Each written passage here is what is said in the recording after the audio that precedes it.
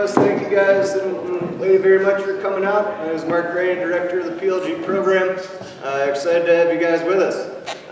These coaches clinics I've always found super valuable, not only in terms of the knowledge that you learn, the relationships that you build, but just the enthusiasm that I find personally generated from coming to these. We get some new ideas, we get some new thoughts on how to coach, how to teach, and bring new ideas to our program. You look at a common feature among great leaders, and it's generally that they're always interested in learning more, always curious, always learning. And the fact that you all are out here today tells me that you share that trait. So we got a great group of leaders and a great group of people, and we're just really excited to have you guys and lady in work today. So without further ado, we'll jump right into it. Starting out today, we have two coaches from the University of Michigan. First, Jim Rogalski is in his fourth year at the program, associate head coach, and Scott Bieda, first year coming over from Lafayette after, 6 years? Yep. Both very accomplished players, both very accomplished coaches, long careers. With the wealth of knowledge, doing very big things at the University of Michigan. So without further ado, turn it over to coaches. Thanks, Mark. Thanks to Mark and PLG. What we're going to do here is we're just going to talk a little bit about what we do at Michigan, some offense, defense. I think a lot of it is applicable to all age group. My son is a 2032. So I am also a youth coach, so when I am coaching, I am thinking in terms of that, to build up youth, high school, college, and a lot of times, hopefully you believe me in this, we say the same thing that we say to U10s, like literally the same thing. They process a little differently, so this is an open forum, right? Please stop us, ask questions. We like to have dialogue and interaction, but we're going to start with just kind of talking about what our culture is, some of the rules that we do, and kind of define how we build our process through our culture. Scott's going to start first. Let me introduce yourself. Yep, awesome. Like Mark said, really grateful to be here. I'm Scott Bieda. I played at Rutgers from 2012 to 2016. Then went on and actually got my first coaching job from Coach Ski when I decided to coach at Lafayette as a volunteer assistant. So super grateful for him getting me into the coaching world. Spent 6 years there, helping build the program, and then again, Coach Ski gave me the opportunity of a lifetime to work at the University of Michigan and coach the offense there. It's been a blast, and really excited for the year to come. But just show of hands, do we have any college coaches in the room here? Any high school coaches? And then youth. Okay, so a little high school, a little youth. Awesome. So the title of this, Culture is Our Strategy. So I'm not really going to talk a lot about offensively as far as like a 1-4-1, 1-3-2, 2-2-2. This is going to be more about the points of pride, about the fundamentals, the things that we kind of pride ourselves on. Rather, whatever set we're in, these are the things that I cut film of, we talk about, our drills, our practice. It's just the dialogue that we use with each other every single day. So on this first slide right here, go one more. So the offensive points of pride, you can just click it so that all 8 of them come up. So these are the things: communication, stick work, space, pace, singles, ignite, grind, and unseen. You don't got to write this down. I'm going to walk you through each one as far as what are the talking points when you talk about communication? Everyone talks about communication, but what are the things that you pride yourself on? Same thing with stick work, space, pace. Singles is just the mentality. Ignite, dodging the score. Grind, off-ball play. And then something I like to call unseens. Something that you as a program take pride in that doesn't really show up on a stat chart as far as a goal or assist, but stuff that really makes an offense flow. So the first one is communication. Okay, in communication, you can click that next slide. Okay, we talk about having a conversation on the field. A really good acronym is LED. Okay, I use that with our guys all the time. Loud, early, and decisive. Okay, having a conversation on a field as far as making it cool to talk. We get a lot of freshmen that are silent on that first 2 weeks. And getting them to understand that it's okay to talk on offense. Everyone talks on defense. Very normal. On the offensive end, for some reason, right, not a lot of guys like to talk. Getting them used to having a conversation on the field. Organizing through elite communication. in every drill that we do, I demand that the guys use a one more call. It's a little thing, but it goes a long way. In any shooting drill, they got to say one more and the guy's last name or first name every single time. I also talk a lot about nonverbal. Nonverbal cues are super important as far as pointing, directing traffic, getting someone to come give you a pick. Okay, I believe that 90% of the communication is usually nonverbal. And then the last acronym that I love, BYOE. This is something that I just believe when you have more energy and the confidence rises as far as the volume on the field offensively, you can feel the efficiency and the more that your players understand the chemistry that they have. So BYOE stands for bring your own energy. We bring our own energy to everything we do, whether it's a shooting drill. I believe that you can tell what kind of practice that you're having based off of how you hear it before you see it. And that's something that I talk about the guys with all the time. Okay, the next one is stick work. I believe it's the heart of the game of lacrosse. It's pretty much everything. Go to that next slide.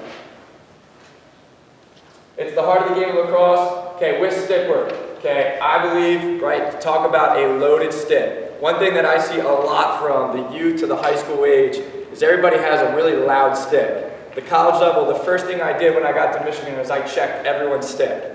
Okay, we have a lot of shooting sticks, not a lot of passing sticks. Okay, and I had to actually outline for our guys that on average, every possession in college lacrosse, okay, you pass the ball about 6.7 times. You shoot the ball 1.4. Okay, so getting them to understand what matters more, shooting or passing. Most of the time, your best passers are usually your best shooters. Okay, so understanding what does it mean to have a great stick. We talk about having a loaded stick and being in triple threat position all the time. Triple threat position is your stick by your ear, loaded stick, having it right here, and having a soft top hand. One thing that I would just suggest for all you guys, a great way to get a soft top hand is a wall ball test. We do a wall ball test pretty much in the fall. Once a week we test the guys on. It's something that they can get better at. It's 60 seconds. How many reps can you get in your right hand? And then, okay, 60 seconds. How many reps can you get in your left hand? They realize really quickly you want to try to get to 80. I would say for youth, 60, 55 would be awesome. High school, right around 65, 70 would be awesome. College, we get guys that go from 80 to 90. I've even had a guy get 100. You're about 3 or 4 yards away from the wall, and you're literally quick sticking it the entire time. If you cradle or if you slap at the ball, there is no possible way that you will ever get to 80. So it teaches them a lesson. You want to get higher on your score? Stop cradling so much. Catch it deep and snap it right back. We talk about most stick work errors or footwork errors. Okay, a lot of guys, as soon as they throw the ball away, what do? They look at their stick. Start to teach them to look at their feet. And I do that at the college level. I make them look down at their feet because most of the time when they throw the ball away, it's the fact that they're not moving their feet. Clean on the perimeter is just a point of pride for us. We never want to throw the ball away when we're getting the ball around the horn. Okay, moving to it and through it, using your V-cut, you're in control. You can go to the next slide. Okay, the next one. The next point of pride here. Okay, space. This is a great rule, I think, for high school. When in doubt, get out. It is so simple, but when in doubt, get out. And that means get out of someone's way. I think as far as at a college level, okay, we really struggle sometimes when I have all these concepts of exactly where you're supposed to be on the field. They're so worried about, hey, am I in the right spot? They forget about basic concepts of spacing, of get out of the way. Give space to the dodger. So when in doubt, get out, I think is an awesome way just to keep that mindset of spacing, giving space to the dodger. Something we talk a lot about is seeing 3 seconds into the future. Just meaning, if you're off ball, you're starting to think about what is going to happen and where can I put myself in a good position so when I catch the ball, I'm ready to rock and roll. I think a lot of guys are always thinking when they're off ball, hey, I'm trying to cut the score. Sometimes a lot about spacing is setting yourself up on the backside so that you can be a really good dodger. And that brings me on to the next point, the accordion offense. Okay, this is an idea that I have. I talk about it with our guys all the time about going from starting really wide. As the possession goes on, it shrinks. Can you get your offense to widen back out? And I believe it is so critical in offense that if you were to watch a possession, most of the time, about 30 seconds into it, right, I'm sure this happens at the youth level too, right, everybody's on top of each other. And just having almost like a basketball 3-second paint rule, right, where you can't be in the paint for more than 3 seconds, start to recline the ladder. Add that accordion offense where you're able to spread back out so that you can get another good dodge on the second chapter of your offense. So just a point of pride that we talk about all the time. Pace, okay, just playing with pace. Winning the first 10 to 15 seconds, about throwing the ball hard, the bodies and the ball moving at full speed. We do have a 3-second rule. I think this is great for youth kids, just not having one guy dodging and around in a circle as everyone is running around. Have a 3-second rule. You got the ball on your stick for 3 seconds, you got to move it right away. Okay, that guy's got the ball on his stick for 3 seconds, move it right away. The amount of passes that you get off of that and the unselfish play is awesome. That 3-second rule has been awesome for our offense this fall and into this spring. Just an idea of, hey, if you're not doing anything worth value with the ball, get rid of it. Get rid of it, because you're opening something else for someone else. Okay, change it. Some people call it swing it. I call it change it. I believe that your efficiency as an offense goes up by amount of times that you swing the ball from one side of the field to the other. So I actually stat this as a college offense, but how many times does the ball go from one side of the field to the other? If we do that above 3 or 4 times a possession, our efficiency usually goes up about 4 or 5%. So just an idea for your high school and youth players, hey, guys, the ball's over here, okay? It was over here for at least 10 seconds. Let's try to transfer it to the other side. Let's see what we have on this side, and then let's do it again. Okay, just an idea of swinging the ball from side to side. The next one here, next point of pride, singles. I love this one. We just struggled this yesterday. We had a scrimmage against Syracuse. And I can tell you, this is something that no matter what level, hitting singles is a big point of pride. Okay, I believe if you stack a couple singles on top of each other, meaning just hitting an adjacent pass, dodging and moving the ball through X, if you do that 4 or 5 times, eventually that next single is going to feel like a home run. You're going to be able to make that skip pass. You're going to be able to maybe jam it indoors.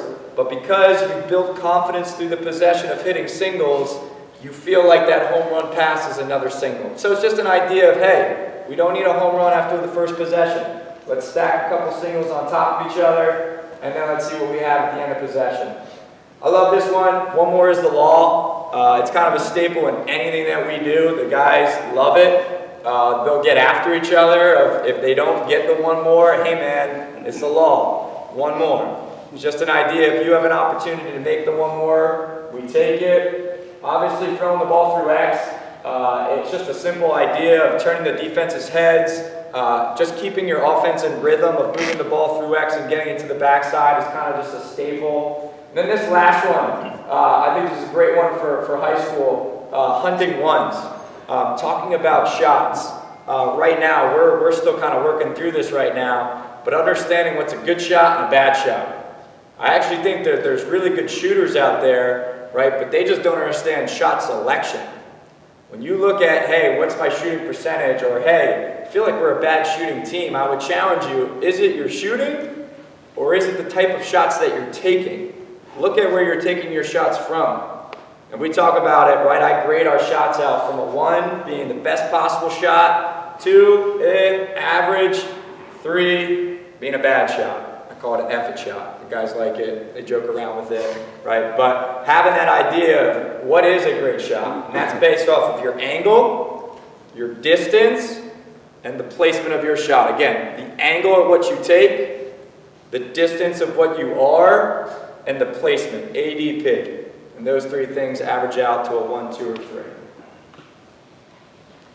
Ignite, this is the idea of dodging the score. I think in any great offense, I talk about, you'll see the next point of pride, there's an ignite and there's a grind. So somebody's got to start the engine and someone's got to keep the gears turning. All 5, 6 of those other guys got to start moving. But if you don't have somebody to start your offense, it's going to be really hard to have some off-ball movement in order to gain generation off of that. So we're talking about igniting. Okay? I call some of those guys our igniters. The guy that starts the offense and giving them that role. Just understanding, GTM is a really good acronym. Getting the middle of the field, FFT, fighting for top side, TTC, turning the corner.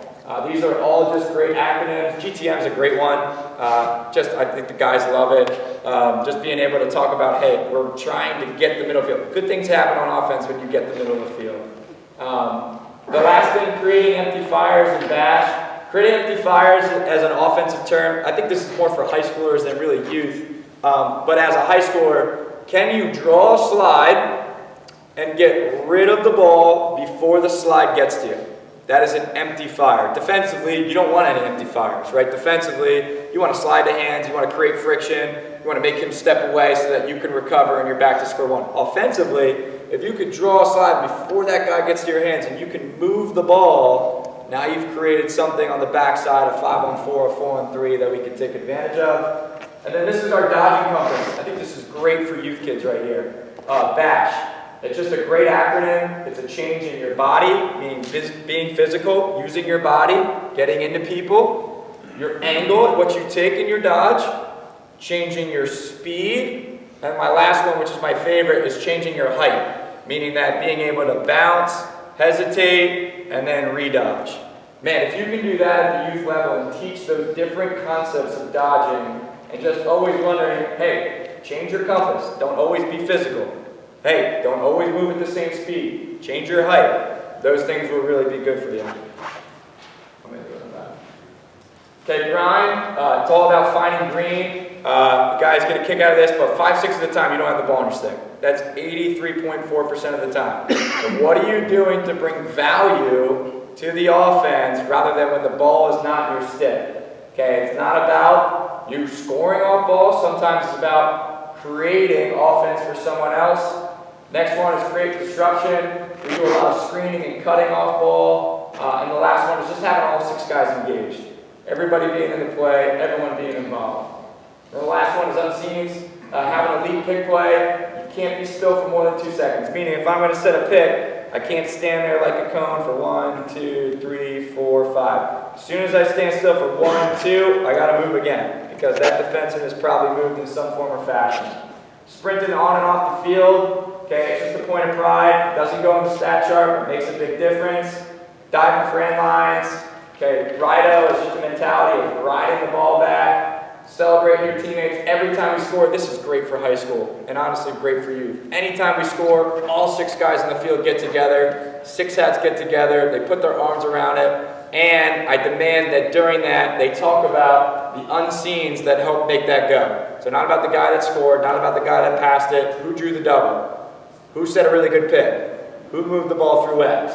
And then the last thing is just a game breaker. Any ground ball on the offensive end, if they regain that possession, call that a game breaker. This is cool for high school. So many times in a shooting drill, you shoot the ball off the post, it dribbles on out. I call that a live ball. I make them pick that up, whether it's a guy not in the drill or the guy in the drill, either make them one more or shoot it and finish it. Just a mindset of, hey, rebound, crash the boards, see if you can get one. 2-man games, this is more for like high school guys, but there's some cool 2-man games. We call it Gonzo, a give and go. Downtown, you pass down, pick down. I'll show you some film in 1 second. Uptown, pass up and then pick up. Wrap is going on the other side of someone, setting a pick, slipping it, getting off a pick. Ghost is kind of like a flyby. I'll show you in a second. And I have 3 locational picks.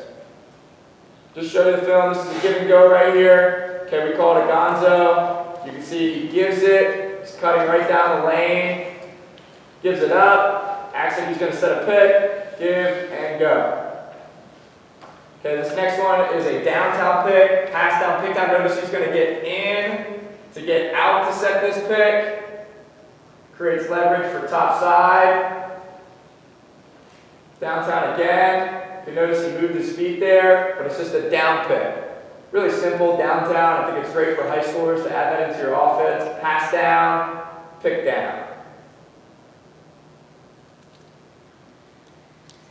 Last downtown here. Rule of thumb in pick play, if they stay with the pick, you stick it. If they switch it, you slip it. Again, if they stay with the pick, they want to maintain matchups, you stick the pick, meaning that you make contact. If they want to switch the pick, you slip it. This is an uptown. Again, you can see now the Dodger is up top, and the pick is coming up.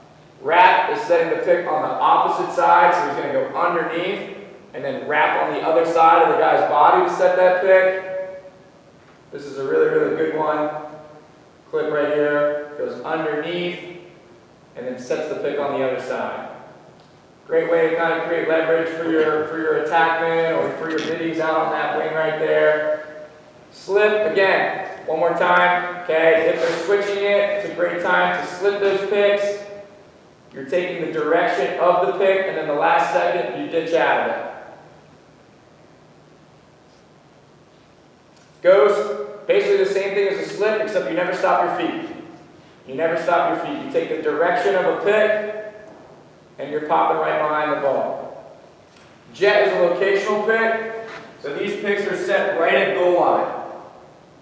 So right at GLE. You're going to see it here again, right at GLE. Creates a lot of disruption for the defense if they don't want to switch it. Razor is an east-west pick, so he's dodging from GLE across through X. An ability to turn the corner there, and then a post pick is coming from a 45-degree angle. So coming from about the corner of the restraining line, bottom of the box, splitting the net in half, and ability to turn the corner. So those are just some picks for you guys. I thought that would kind of be helpful if you guys wanted to add 2-man games into your kind of arsenal. I believe though that all that stuff's well and good. It always comes back to the points of pride. Those fundamental things are stuff that every single day after practice I show clips of. Every time we're in drills, those are the things I'm trying to get them engaged on, because at the end of the day, it's not about strategy. You could run a 1-4-1, but if you don't have great stick work, it's not going to matter. If you're not setting great picks, it's not going to matter. If you're not dodging a score, it's not going to matter. So I think that those are some things that can kind of help you as far as building your guys' system or talking to youth players about what are the things they should be focused on. But I'll let Coach Ski go next on the defensive side. Typical O guy film, right? Defense looks terrible there. But I think what you're seeing is like it's kind of like the next, when we talk about defense, you see all the picks he's doing. The lacrosse game at the highest level, you've seen it in high school, you've seen it in college. It's really evolving to positionless and a lot of picks. We played a game against Binghamton. How many picks was it? 47? 43. We ran 43 picks. Michigan ran 43 picks. So, defensively, this is where we're evolving. So you have to have a good system. We have to be able to play in the gray area with basic rules so we can build off those rules, because I have no idea what he's going to do, because he could literally run 13 different picks. So we started with identity, just together, everything we do together. I've seen, when I first started coaching, somebody told me this is what defense is. If you hit somebody in the face like this, it's just a slap. But if you go like this, it means something. It's a punch. So that's what our defense identity is. Bend, don't break.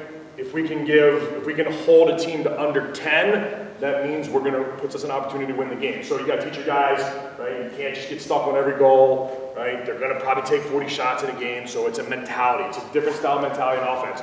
If we win a game, it was the offense. If we lose a game, it was our fault. So we spent a lot of time just on our identity, with that kind of mental piece, bend, don't break, and that's what we're talking about, physical, mental toughness, right? You can't just get stuck in the mud in one situation. Keep it simple. I think that's the biggest thing that we try to do this year is keep it simple. We're big, we're fast, we're strong, we're ugly. Let's use that to our advantage. Let's not play in the gray area, right? Let's make some rules and then the adjustments when we need to. This is where we're from our defenders. You want to win your matchup, you want to be off-ball All-Americans, you're off-ball 5-6 of the time, 80%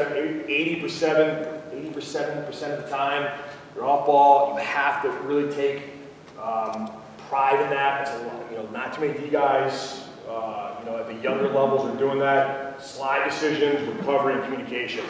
As you're, in youth, you really kind of focus on winning your matchup and kind of that off-ball, starting with the off-ball. Then as you get to a little older, you start talking about slide decisions and the recovery. Then you get to high school, we're going to communicate through that as much as we possibly can. So it's something that starts at the youth level with understanding, and it's slowly built. I say the same thing to my son, in many cases defensively, that I say to our college guys. We grade our guys after games on those things. And I'm going to talk about each one here. Win your matchup, be confrontational. We want to be physical, right? We want to dictate where he's going. Our physical play allows us to make slide reads. We're not physical, we know when to slide. Okay? When we say confrontational, we want to get up there, get our hands on a guy, throw checks as much as possible. Approach angle, set the edge. We want to force everything down the side. Keep, like he said, you know, they want to get to the middle. We want to keep it down the side. Put our goalie in a good position to make saves. And then baseball footwork, I'll show you the footwork in a second. Okay, so just, you know, when we first started talking about these are optimal dodging lines. This is where the O guy wants to do. He wants to get to 7-7, or he wants to get down to the side or the middle of the field. Right, we want to force them to the pylon. So if you notice, like part of those pylons, those orange cones, they're here and here. So defensively, we force a dodger from up here to this pylon. Right, we're giving our goalie an opportunity to make a save. The guy's dodging from behind the cage, and we're forcing to this pylon. Right, we're keeping him away from the areas where he wants to score. So we start talking about that at the college level. I think you can start talking about that at the youth level. Get them to understand, you know, whether it's a 4-on-4, 6, whatever it is, where directionally we're trying to force the ball to allow our goalies to make saves. To put them in a situation where they can be, you know, easier to make saves. So when we're to defend, where the lines cross. Right? We're trying to stop it right here and force them down the side. So now we're going to start talking about when do we slide. Right? If we're not making physical right here, we're going to probably have to slide and help that out. So we're just laying out the visuals and the landmarks, right, to allow us to have rules on how to play defense, when to slide, not to slide, what our goalie can and can't see. Okay, so we're talking about baseball footwork, right? This is behind the cage, right, but this also works up top. So if you imagine you're covering a guy right here, and these are your feet. Right, that's first base, second base, third base. If you open up to second base, if your first step is a drop step to second base, you are giving him the dodge angle that we just went over. So what we talk about defensively is we want to force him lateral. We want our first steps to be towards first base or third base. Now that could be a shuffle, that could be a turn and run, but we practice this on a daily basis. The first piece on how to play defense is setting the edge and having the footwork to keep him down the side or towards pylon to put our defense and our goal in a successful situation. This is just some video on it. Just kind of how we set it up. So you'll see, right, literally, it's a little baseball field. There's home plate. Look from behind here, right? You got home plate, you got first base, you got third base. You do the same thing here, right? That's home plate, that's second base. They're approaching second base, but when they get here, how are they opening up, right? They want to take a step to first base or third base on a sweep, not opening up to the inside and giving that pipe. If that makes sense. Okay, so we're just kind of like giving them now visuals, right? Step to this cone. Right here, the guy at X. The guy at, so the guy at X, when he approaches the ball, you see where the cones are laid out. There's a cone here, there's a cone here, and there's a cone there. When he approaches the ball, we want you to step to this cone. Right? Do not step to second base, step to that cone. So we do our footwork, we're starting right at that box. We have different variations, we do it off of shows and some different things, but this is the basic footwork. Off-ball Americans, ball, U-man triangle. We teach it as pistols.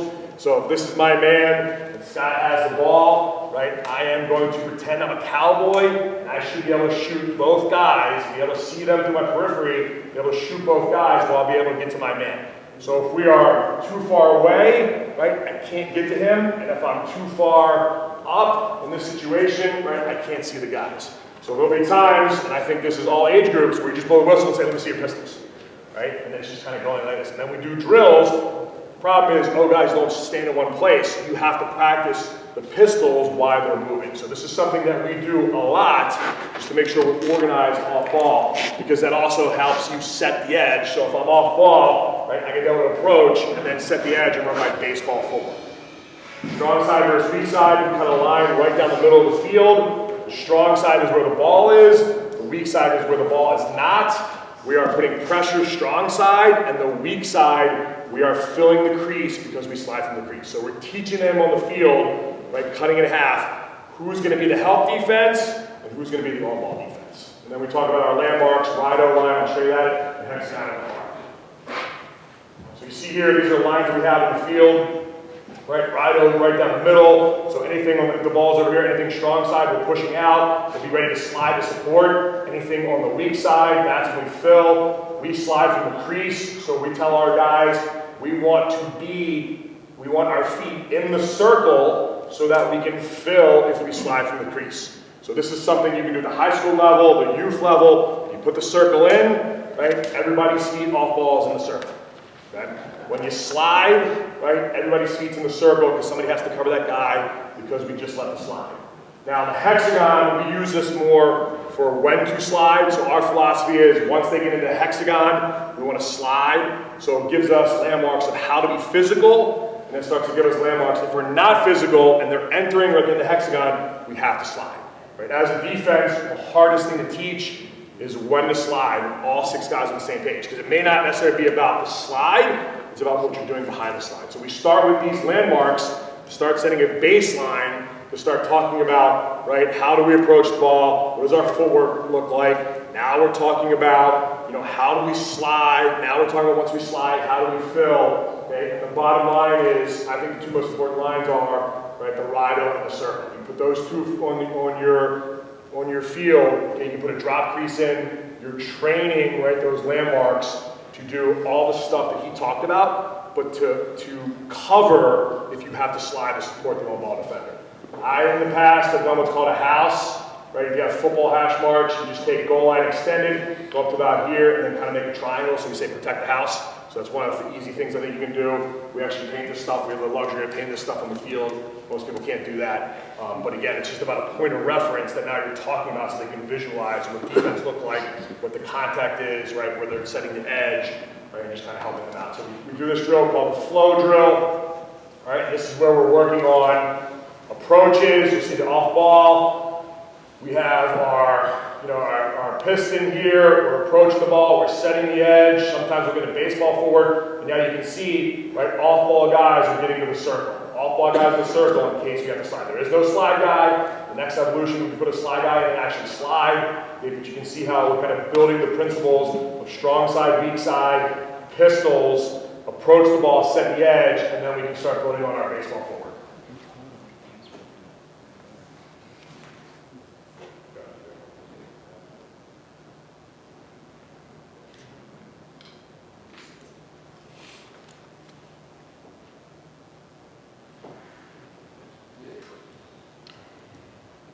Next one is slide decisions. Okay, we talk about slide forward. We want to slide to contain. Too many guys slide and try to make a hit.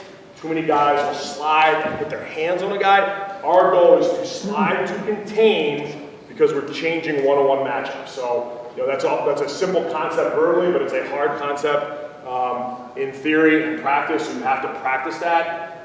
At Michigan, we talk about knowing the handler dodger. I think it's an upper level thing. As you get a defense that's a little more, a little older, a little more seasoned, you can talk, right? We'll slide early to a strong hand. We won't slide to an off hand, right? And that all depends on if you force hands. We don't force hands. We just slide based on their dodger and where they are in the hexagon. And we talk about slide landmarks, hexagon and Bieda. So if they get to the hexagon, they get to 7 and 7, we want to slide. Right? If they're going to, this is just the way we do it, if they're going to their offhand, but they're not in the hexagon, we're not going to slide. So what we're doing is further defining, right, landmarks, right, but then adding another layer on what he's doing with his dodge. So we always say that, know the hand of the dodger, okay, but we're going to slide to keep him out of the hexagon. So that's the thing that trumps everything. Again, it's just a landmark, right? So we'll practice the slide forward. We'll start with, all right, so when we talk about sliding, right, pretty basic. Keep them out of the hexagon. We know which way they're dodging. We know how they're defending. So our goal is to keep them out of these landmarks. You can put cones. 1, 2, put one in the middle, 3, 4, 5. Right? You say keep them out of this area. We've done that before. We have the luxury of the hexagon on the field. Okay, but you can always say protect the cones, protect the house, keep them outside. Right? Defensively, keep them outside. They look like they're getting into it, then you have to slide. Do you do that from lots of different dodge angles, or do you run it like the wings and the corners, or do you kind of change that around as you do it? Or? You talking about just how we do the drill? Yeah. Yeah, I mean, what we do, yes, like we'll start small, right, build up, go from the wing, go from up top, go from behind, and then we try to you know, put everything together kind of thing, or like run out of 4-on-4s and 5-on-4s, but at the very base level, we'll just keep it really simple. Like if the dodge is from here, this is what it looks like. So it's almost like a 1-on-1, called 1-on-1 plus 1. So, you know, you're kind of training that view. You have the +1 because he has to see where the contact is and when to slide, right? So, you know, we'll put that one-on-one in different places and then try and slide and recover to it. So you'll see a drill in a couple seconds. Sliding forward. So we're literally, we just talked about our footwork. We drop down a little bit, just kind of our footwork to make a positive slide angle. So you see like we're just repping out. This is the O guy. Now granted, he's not moving. And that's the problem with the slide angles and why there's so many issues. You can't slide to where he is, you have to slide to where he's going. But we start with just giving them some visuals, right? Have it contain angles. Right, now we'll add the guys so they can start to see that. So now they see what the contain angle is, and then they pick up a one-on-one, then we start the recovery, okay? And then we'll just do this off a clear through as well. Right? Offenses don't stand in one place. You know, what does that footwork look like from a clear through? Right, now we're starting to build our help defense, right? So you see, we started with the footwork, we started with the off ball, now we're floating in the slide. And then the off ball, how does the off ball work based on the slide?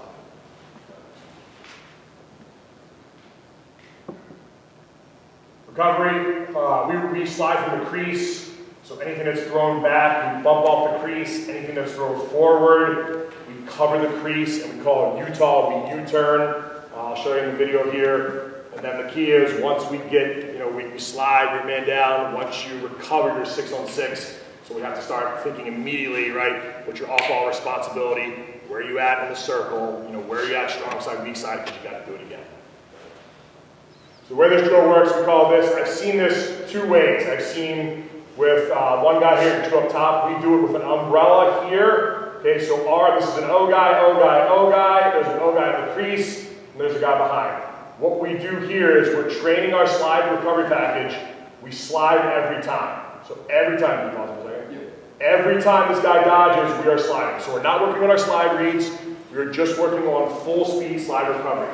So if he slides, the ball goes forward, the middle guy, we call this guy the pop. We have terms for these guys just so it's easier to communicate. This is the pop, this is the eagle. I'm not saying you have to do that, but I think like if you start to training the veteran defenses, you can start saying, hey, pop should fill here, eagle should fill here. So we tell our pop, you're going to be the guy who is filling the crease. Eagle, you have to have your foot in the circle, and you should be communicating the recovery. So that's kind of how we verbalize that. So in this instance, right, this guy is down, the ball goes backwards, he bumps off the crease, if the ball goes forward, he covers the crease, changes men, and we Utah this way. Okay, now this drill, once you slide, you're out, and the guy who had the ball comes in and is the defender, the field defender. He's the eagle. Okay, it's the only way to do it continuously. It's pretty advanced. As your guys figured out the rotation, you see he slid, right? He slid, the ball gets moved, right? Now he's out, and the guy who's on the ball is the new defender. Did everybody see that? Mm-hmm. Okay, and all we're doing is working on continuous, fast-paced recovery, the recognition, the communication, making sure this guy's feet are in the circle, make sure we're getting down the circle. Sometimes we go too far, we don't want to give up the throwback. Okay, but you can see what we're working on. We're kind of building that slide and recovery. So we're trying to bring it all together.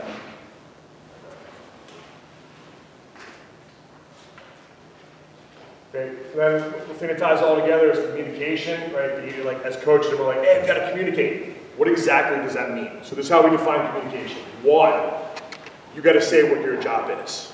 Okay, what is your job? 2, connect the defense. Direct someone. If someone looks like they're lost, right? Direct them or remind them, hey, you're pop, you have the fill. Right? There's always somebody on the weak side. Okay, we start talking about strong side, weak side. There's always somebody on the weak side that sees what's going on. That's the person we want to direct. So the guys on ball are saying their job. The guys off ball, weak side are connecting and directing somebody. And then you have to, then you slide, right? Remain down. Then we have to direct the recovery, the Utah or the bump. Okay, so that's how we define, what type of communication. Then, right, in the process of team defense, okay, what does that mean? So it starts with setting the hot man. We gotta know who's sliding, right? What's your job? I'm the hot man. You have to engage the fill. Who's the pop? We fill with the pop. So whether you tell that person you're the pop or you say I'm the pop, okay, now we have a defense set up, right? All the while, right, we've already trained set the edge, baseball footwork, when are we gonna need to slide, right? You know, where we're out off ball to get these things. Okay, so this is like the next layer, kind of the last layer. Slide decision, right? That's going to talk about the landmarks. That's why we have the hexagon. If he's getting to the hexagon, we have to slide to keep him out of the hexagon. If we're not physical, and he looks like he's going to get to the hexagon, then we slide. So now we're tying everybody in on how we're going to make slide decisions. We're giving them some landmarks and decisions to make the right reads. Okay, and then once you slide and recover, you have a new job, you have to do it again. So what I like about the lightning drill is it happens so fast, you can sit there and train and listen to the communication. Or, right, you're working on the recoveries. Or, you know, you can take it in further and you're going to work on your slide. So all these drills, you can do all these things together. You can change what your focus is from day to day, you know, or you can do them all at the same time, depending on where your defense is. Okay, so how we bring it all together? I'll let you talk about this too. We do a lot of one-on-ones, the one-on-one plus one, where we're training that defensive slide read, 2-on-2s. Right, this is where we get into a lot of the pick play. From a defensive standpoint, we look at pick play. It's not just winning your matchup. There's also, it's team defense. So the guy who's covering the man setting the pick has a lot of responsibilities. And we could go on a whole other presentation of pick play. Maybe we feel like we did a good job of that next year with pick play. And then we focus a lot on 4-on-4 and 5-on-5 free play. Right, and it's not necessarily right no rules for the defense, but it's free play for the offense. I'll let Scott speak about that. But we don't know what they're going to do, so we have to focus on all the rules we just talked about, right?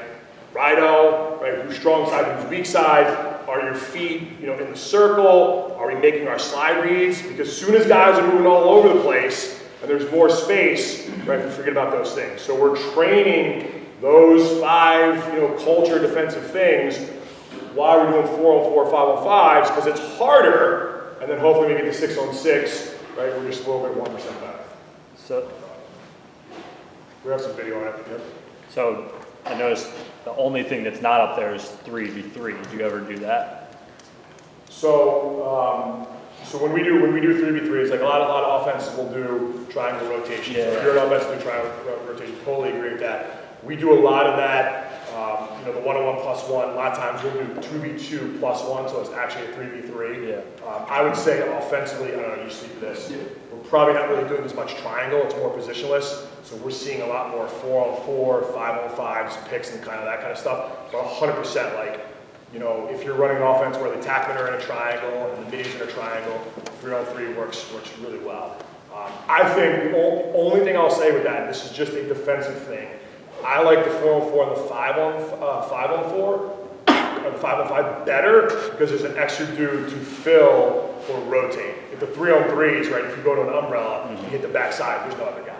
So I personally, right, just from a defensive perspective, if you're, you know, teaching the gray and the rules, you got to have an extra dude in there to like roll adjacent or fill or something just to get, you know, a better look defensively. Yeah, no, I completely agree. So this is the 4v4 drill that we do. So you can see right here the offense. Hold on for a second. You hit on the. So you can see the defense is coming in from the top. We blow the whistle immediately. 4 guys come out. The offense is in a box. And then, like Coach P said, it's no rules, but at the same time, offensively, I'll demand that there has to be at least 1 pick before they can score. Or the next time we do it, I have to demand that they get the ball through X at least once. So basically, as this drill goes on, you'll see.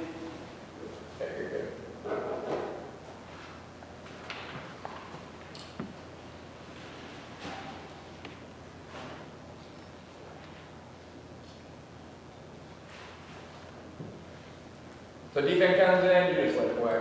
Ball gets thrown in. We go into a little 2-man game here. Okay, we don't get anything. Good time to move the ball through X. Move the ball twice. Got a short stick matchup. You can see that little exchange off ball.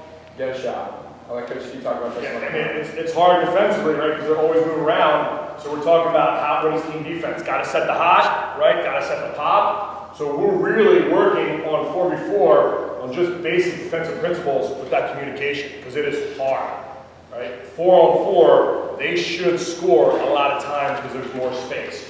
What we're training is the communication, right? The force them forcing them to set the edge, forcing them outside, so we know when to slide, right? Communicate the backside before we slide. We want to know who's filling the circle when we slide from the circle. Really tough drill for the defense, but it's very, very beneficial because it does everything that we do.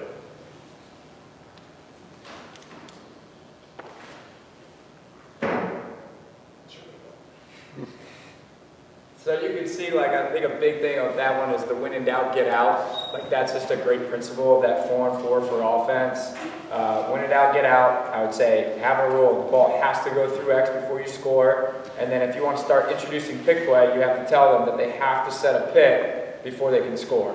And you can change up what you're doing based off of what you're trying to get at, right? So if you know that you want to set a lot of picks that game, okay, you're doing a lot of picks. If you know that you're struggling to get the ball through X, that's what you're demanding for them. So I think it's a great way just to kind of teach that positionless mentality. The 3-second rule is great there. You have to have the ball on your stick for less than 3 seconds, then get rid of it. Just kind of creates that play. Next one, this is 5v5. Exact same thing. Offense now just has a line at X. Defense comes from up top. Same exact idea. They had to get the ball through X here. They swing it up. Little 2-man game on that side. When in doubt, get out. Good opportunity to try to get underneath. Yeah, I think defensively, right, we have a lot of film. We tend to do certain things, and then we struggle, you know, when things go crazy. So I love the 4-on-4, 5-on-5, because we're learning, we're executing our culture, our core values in a time where there's chaos. Right? This is chaotic. Right? This is tough, and this can be done in any age group. There are some times where we get rid of the ball, and we'll use a football. Right? A lot of times we do that with E guys versus E guys, but again, it's just chaos. It's communication. How do you teach communication? You can do it, but if you can't do it under fire, then you're not going to be successful. So what we're training is, just that comfortability. How do you change your pistols, right? You got to change your pistols in the circle so you can communicate the pop, right? Sounds easy, but it's really, really complex. And it starts, we think it starts at the youth age and kind of builds up to the high school and college. Yeah, I would just say last thing on that is off-ball play. Just like he was talking about pistols defensively, you could tell them they can't be in the same spot that they started. So the lines that they started, by the end of it, they all have to be in a different spot. And again, it's just teaching at the youth level, like, don't be in the same spot as you are right now, move off ball. I've heard so many coaches like, you gotta move off ball, but you gotta give them an actual chance, or you gotta give them a direction of where to move to. So hey, that guy and you, exchange. And you have to exchange off ball in that 4v4. So maybe that's a rule that you put in. They were only worried about off ball play. So as something's happening here, you gotta find a buddy and you gotta exchange them. You gotta trade places. Again, you're just teaching off ball play in little ways there. But I'll let Coach Steve kind of close this up here. Before we open up any questions, this is our email, our cell phone numbers. Love to have you guys at practice anytime. Monday, Wednesday, Friday, we practice at 4:30, Tuesday, Thursday at 2:30. Feel free to call us, text us. Usually later in the week is probably easier for us to get back to you. But love to have you at practice and come see us in action and ask more questions. But our line here is always available for anything we can do for it. Any questions on anything we can talk through, kind of hit a bunch in a short period of time. You were talking about pace, so like you guys have a shot clock. Do you think any of that changes for like the high school and youth level since we don't have a shot clock? Yeah, I got to ask that question in a podcast once. It was really interesting because I think, if anything, I see freshmen, because the amount of club lacrosse that kids play, on average, possessions are like 15 seconds still. Yeah. You know what I'm saying? I'm actually on the opposite end. I'm trying to convince our guys that 60 seconds is a lot of time. Yeah. You know what I mean? You're shooting in the first 10 seconds. That's that singles mentality of like, let's work for a great one here. Let's make the defense slide and recover 6 or 7 times, and then maybe on the 7th time they don't bump out, they don't recover the right way, you're going to get something good. So I actually think it's good because I think with all the club play and stuff like that, kids are such in a mentality that they have to score in the first 5 seconds on the first dodge that they do. I find it vice versa, that we're trying to convince freshmen of, hey, let the game come to you, relax a little bit. So I don't really think it's a problem as far as not having one. Do we have access to that slideshow? Yes. Okay. I'll share everything with them. Thank you. Thank you. Yeah, like I said, if anybody needs anything, video, wants to talk to us, pick our brain, feel free to email, text us, anything we can do to help out. Yeah, of course. Yeah, but I will say this too, like, we learn just, I hope you believe me when I say this, we learn just as much from you guys as we do from each other. You know, like, I've coached U10 a little bit, being a U10 coach has helped me become a better college coach, right? And it's just, we're all kind of intertwined, there's a lot of great ideas, things that you can say a different way, and new drills. So I think the collaborative process is really important. And, you know, we love to just have you guys at practice and just, you know, have interaction, because I think it's really important for the game, and I think it's important for the state of Michigan, and obviously for Michigan across. What would you say is the ratio of in-state local recruiting to East Coast recruiting that you do? Yeah, so I mean, listen, we do a lot of in-state recruiting. It makes sense to we want to keep the best players home. Are you just watching games, or are you looking at clinics or summer Yeah, play? so we do a lot. Guys will come to our camp, we'll see them there. We're going to high school games, we're watching club games. You know, our like selfishly, if the state of Michigan lacrosse gets better, we're going to have better recruits. So we want to do a large bit of recruiting in state. We'll always have in-state guys on the roster. We think that's really important. So, you know, the work you guys are doing is helping us. So I appreciate everything you guys do, but it is important to us. Is your summer camp posted yet? Not yet. It'll be July 11, 12, 13, something like that. It'll be up real soon. Next 2 weeks. Yeah. I'll get a hold of your guys' emails and we'll pump out email information. On the offensive side for your two-man games, do you guys focus a lot on like giving space when there's a shorty on ball and then picking on poles to try to get that matchup? Yeah, and then, you know, we have a really exceptional attack right now. So I think it depends on, like, where's your strength at? Is your strength with your attack, or is your strength with your midfield?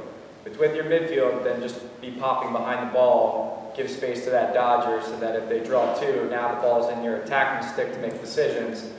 At the University of Michigan right now, we have a pretty good attack.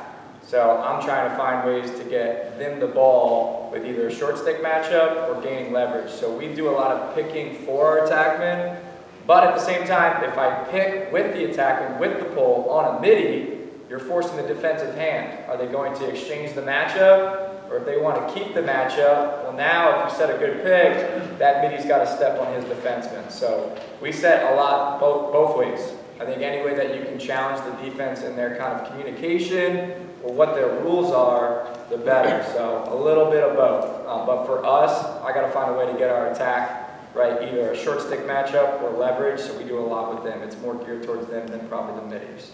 But that's something I think you just read based off of your strengths.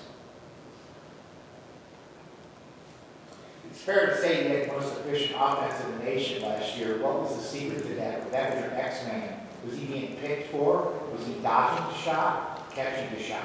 I wasn't there last year, so I think they had a really good offense based off of, I think, their personnel, and honestly, it's a great group of young men. I think what we're kind of building and talking about here is just, I think it goes a lot further than stats, and it has a lot to do with the character of the individuals in the locker room. Yes, the ex-guy, Mikey Bain, he's one of the greatest players that I've ever seen from a character standpoint and a terrific lacrosse player. But I think that your attack, really, if those guys are the generals and the commanders of everything and are constantly communicating, whether or not they're the guys that score the goals and assists, but can direct traffic, organize your offense, kind of be the facilitators, you got a pretty good shot of being a good offense. From a defensive perspective, like you have those role players that ignite and grind guys on offense.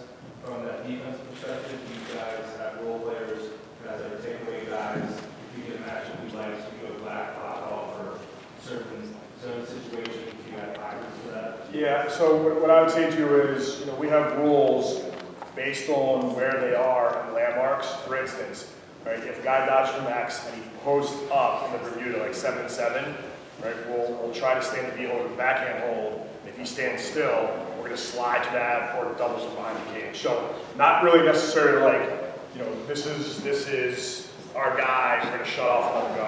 We don't necessarily do that at our level, but that's a good idea at the high school level for sure. Like if you're playing a team that can't pass the ball on the perimeter, go out and press out, shut off the adjacents, let a guy go to work.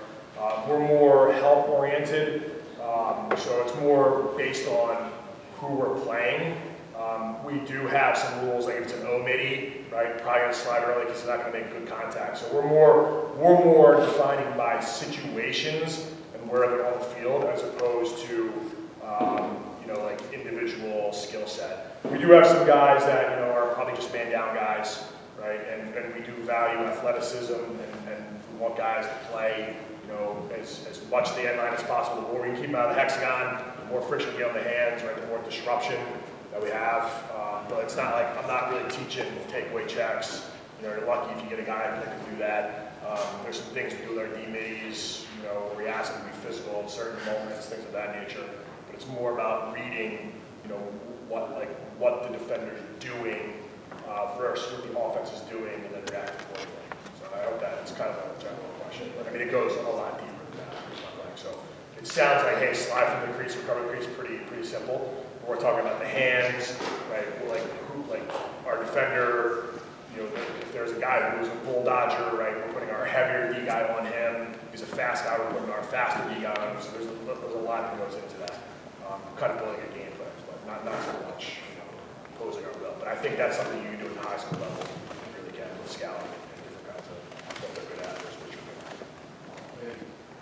I was going to ask a similar question that, at the younger level, the U14, the U10 level, obviously they're not as proficient at passing, so it's easier to play body and disrupt play that way. Would you guys suggest that, you focus on that at that level because you can play the strengths of being able to take an inefficient passer, and gain control of the ball, or do you focus more on positioning and breakdown and those things? Even though you might be able to just kind of bulldog somebody over and take the ball away. Where would you guys kind of focus on that, I guess? So I think you still teach the system, right? But you can, adjustments in different guys. So my son plays for Dexter, so the Dexter guys are going to hate when I hear the almost against me. Like, I told my son, just go out and hit the guy and get right. I don't really care. Right. I do the same thing. That's what I said. Right? And then I'm going to hopefully he'll fix it, right? He'll teach him to work, things like that. But I got him all the time. So we're talking about the footwork we're talking about. So, I think you have to teach off-ball play first, right? At the youth level, it's a freaking mess, right? So I think you got to teach, get into the circle, then match up. So, things that I would do is, you have O guys, maybe you get jerseys 1, 2, 3, 4, 5, 6. Then you have the D guys with a corresponding number, and you say you got to follow number 1, right? Because they change men constantly and they kind of go around. So they're working on their pistols, kind of keep an idea where that guy is. Even 4 and 4, right? Even 2 and 2, but they're still getting in the circle. So I would teach that first, and then take the physicality second, right? Because but you know how it goes, like, at the U10 level, you're physical, the guy gets by him, and then, he runs into somebody, what I mean? So, it's hard, it's tough. My opinion is, and this is my opinion, from my son's standpoint, I'm always speaking as a dad, right? I'm not necessarily worried about him winning a U10 game. I'm more worried about him playing the game the right way, going to his left hand, being a good teammate, making the right reads, kind of the stuff that he talked about, because he's not a B guy, he's an O guy, but it's points of pride. And so I think you can never go wrong if you're talking points of pride and then you're teaching physicality. So we do this thing in Michigan we call Fight Club, right? And we're teaching physicality. What we do is we put pool noodles on sticks. We have these Gilman gear pad things, and we're just beating the crap out of each other. So you have to train that at some point because you got to teach your feet while you're moving. Like being physical is not punching your hands. That's fake dumbness. It's moving your feet while you're driving. So, you kind of have to train them to be physical first, within the framework before that, you can start talking about the baseball footwork. Just think about it, if the dude's being physical, my son has no concept of baseball footwork, he's 10, whatever, 9. But that's the next step is you gotta be careful how you're teaching that because you don't want to get out of the realm of what your structure, and so in our case it's baseball footwork. So we're trying to teach them how to be physical while we're playing baseball. If that makes sense. So I think it's like kind of both.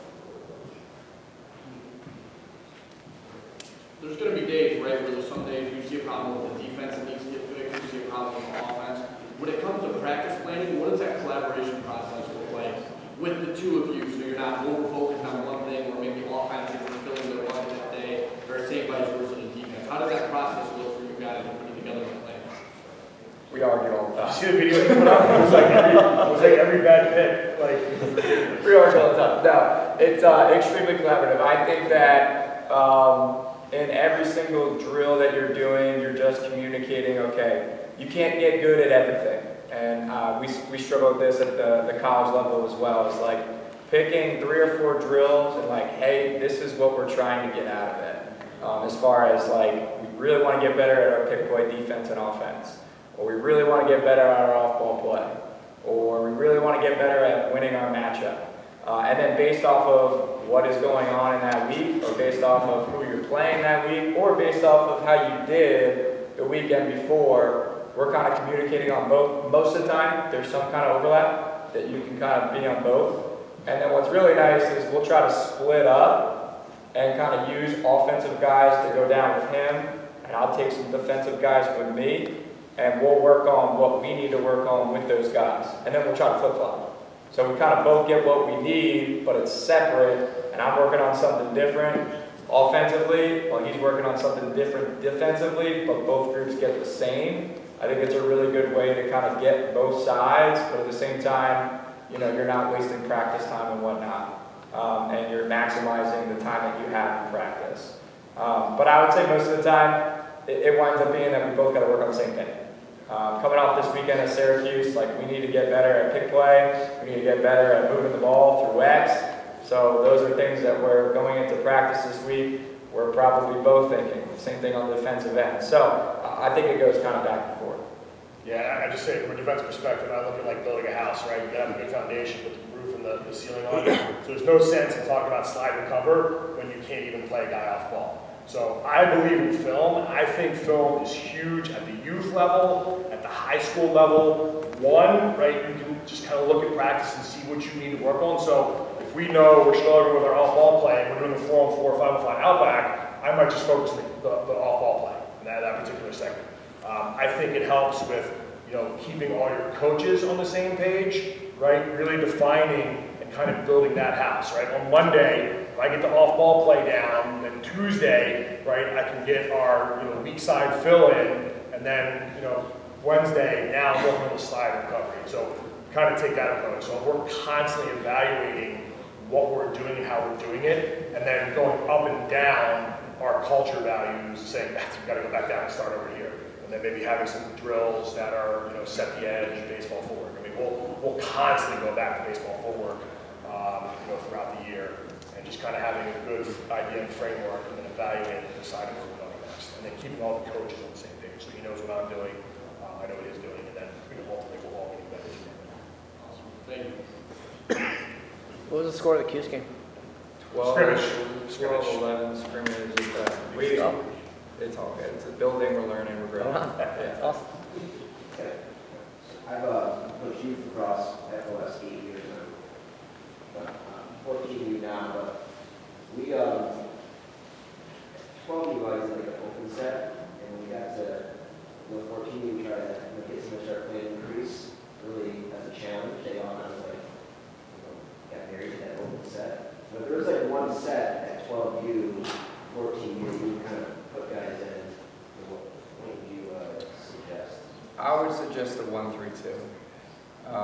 And meaning counting from the back. So there's one guy at X, there's 2 guys kind of out on the wing, 1 guy in the crease, and then 2 guys up top.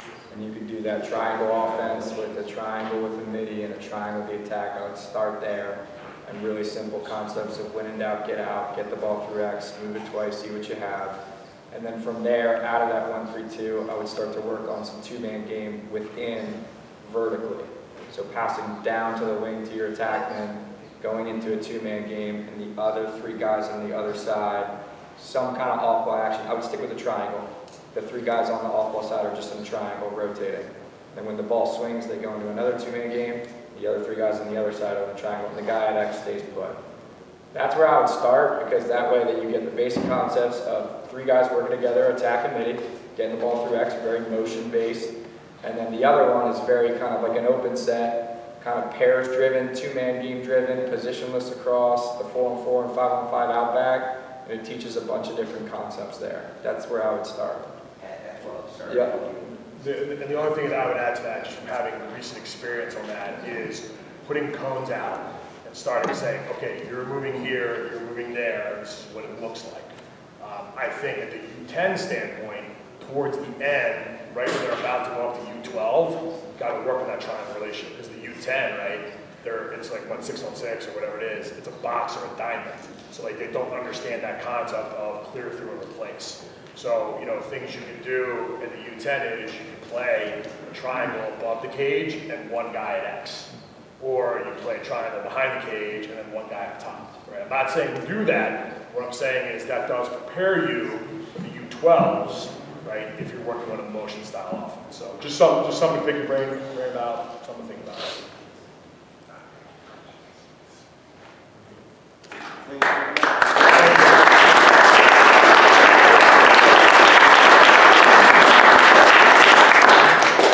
What do you guys say about like 2 or 3 minute break, grab a coffee, grab a snack, and we'll get right back into it. Stretch your legs.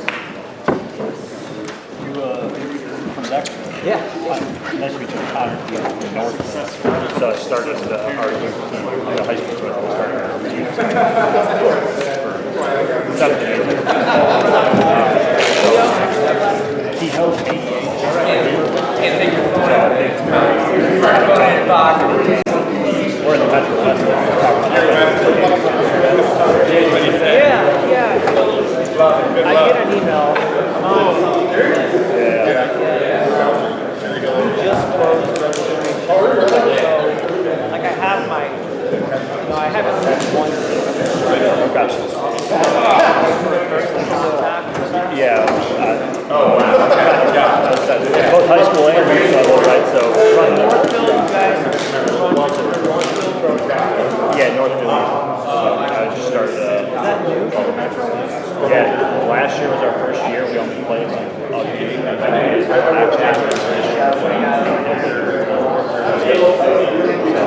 all the way up? No, just 7 I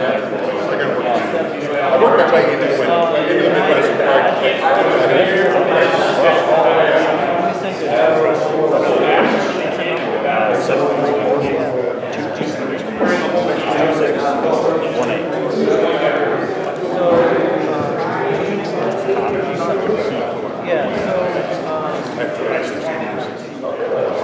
What we're going to be doing is mostly going to be doing housing. And then probably travel stuff off, probably travel as well. So my default team travel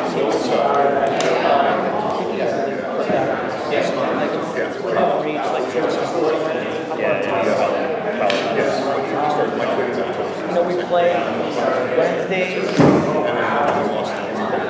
probably get a weekend. And typically Sundays, whatever.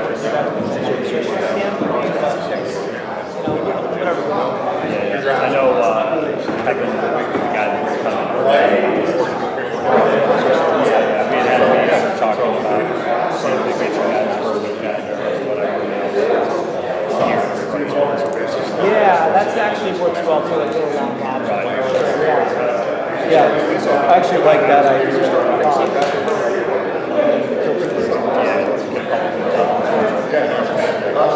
How's it been going?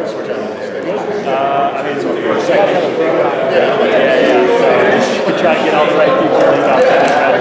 So, we had a youth team a couple years ago, and so, obviously, the high school coach selflessly wanted to start a new one. So, I opened the registration about a month ago. Yeah, so that's a lot. But I'm trying to do the youth a little bit more behind the scenes than this was. Oh, yeah. But, yeah, I mean, I probably got about 15 kids that need to pull hard. Okay. So trying to get numbers up. Yeah. That was awesome, dude. Like, you wouldn't like speed. Like, I wanted to stop and get 5 minutes. So like, all right, let's unpack that one. I mean, I also just like the way you guys are like using words that like kids, like alliteration, like, when in doubt, get out. Like kids understand. Like we do hook and look a lot, right? So you scoop the ground ball, you hook and you look for a pass. Like they know that. Yeah, right. We do the same thing. We do it's the same. Yeah. Same. How obviously the hexagon is going to change for you 10, 12. I wouldn't even How far? I wouldn't even do it. I would do the circle. Yeah. I would do the circle and the rider line is easy to understand. Like a big fake.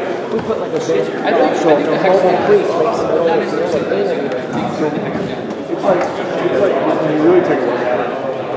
It's like 5. Yeah. Right. It's really Yeah. That's the points of it, right? it's probably really tough. Yeah. We got to do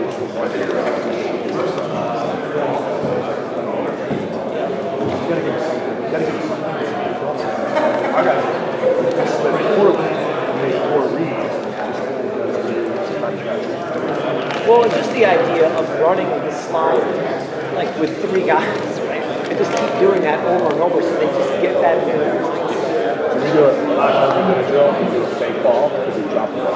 Like if you do it something else, it goes slow. Yeah. So like that's what you want to do. Like, that was really fast. Like, that's pretty easy. Like, finally they got it. It starts slow. I was like 2010. It's more than that.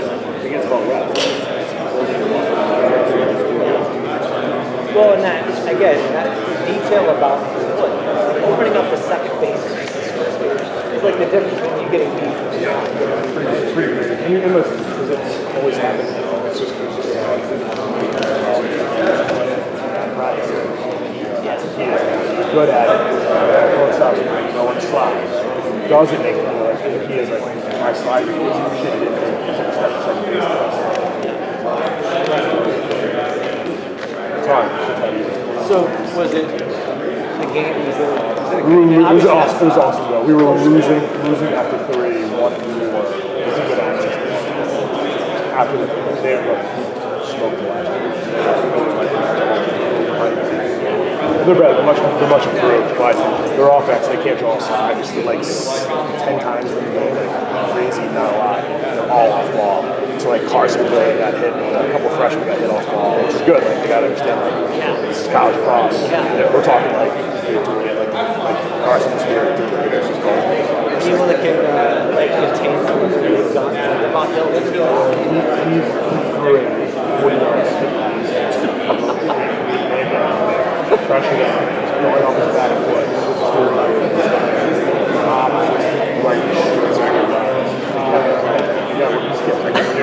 Nobody fucking driver. I was like, all right.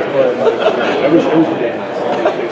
He actually scored. The dude faked it and fed the crease. And I was like, motherfucker. They're very, I think they're very savvy. I think they're going to win games, but they're going to struggle with Notre Dame. Because Notre Dame's going to press all over the field. They're not going to because they can't run by us. They can't run by anybody. Post up, that's about it. This Canadian kid was actually from us who went there. Can't run by anybody. So they inverted a lot, and they got nothing. Wow, that's good. It was good. We gave up some freshman goals. And the dome, the new dome, is it? We played the football.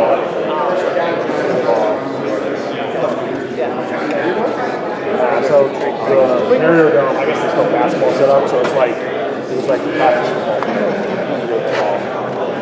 It's like on the other side. It was good. It was a good go. So should we go back to Hobart next week? Back to New York. Central New York.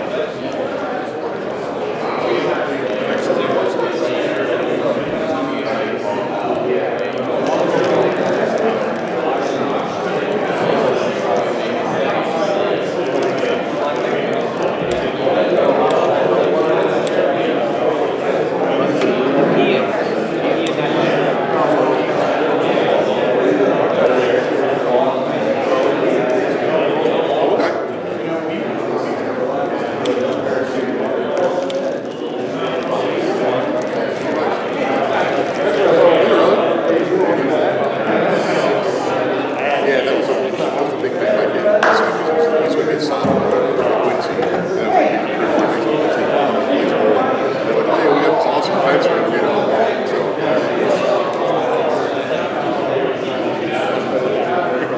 that's good too.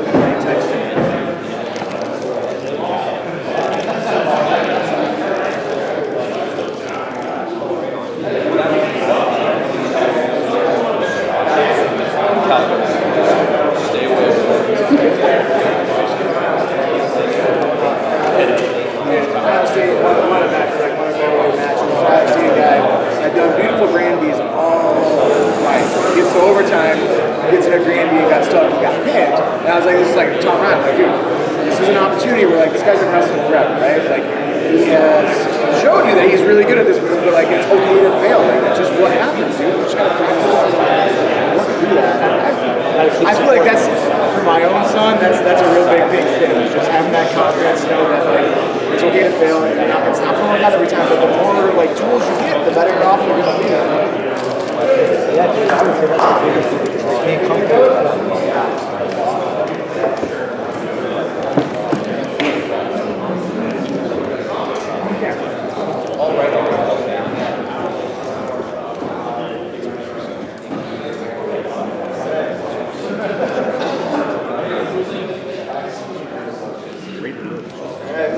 Ready to go? Perfect.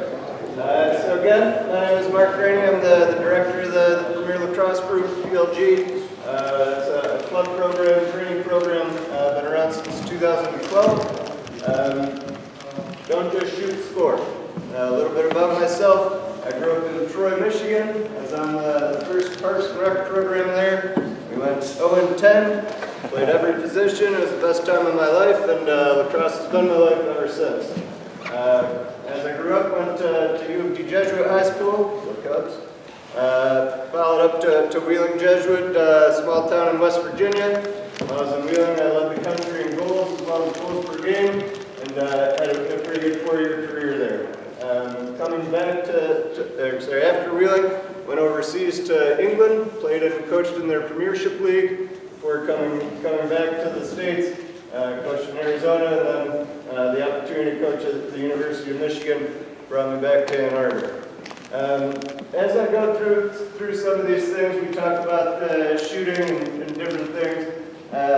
Just really want to emphasize and remind that developing elite scorers, developing guys that score, right? We've seen guys that can shoot the ball. We've seen guys that can, 100 miles an hour, but you kind of worry more about the windows in the parking lot than you do about the net. So there's a big difference between shooting versus scoring. And to become a great scorer and a great shooter just takes a lot of practice. A lot more practice than is feasible to squeeze into a practice session or a season's worth of practice sessions. So as we talk about these concepts, these are things that we teach, right? But at the end of the day, we have to really motivate those guys and educate our players to know that just coming to practice isn't enough, right? Everybody goes to practice. A lot of people do club sports and play there. But the guys and girls that go on to great careers and score a lot of goals are the ones that are out there doing that work when no one else is watching. I was fortunate. I had a lot of great coaches throughout my career. I've played for and coached for. Had a lot of great practices. Honestly, I don't remember a ton of my practices, but I remember that time in front of my parents' chimney. Right? And I remember, like I said, I started in 7th grade, and by the time I graduated high school, my parents needed to replace the chimney because those bricks were that broken. And that's not braggadocious. That's saying that's just what it takes to develop those skills. We talk about getting reps. We talk about different things in practice that we can do to add more reps. But at the end of the day, if we're trying to get those players that score goals for your team and go on to do big things, it takes a lot of that individual work, individual attention to grow.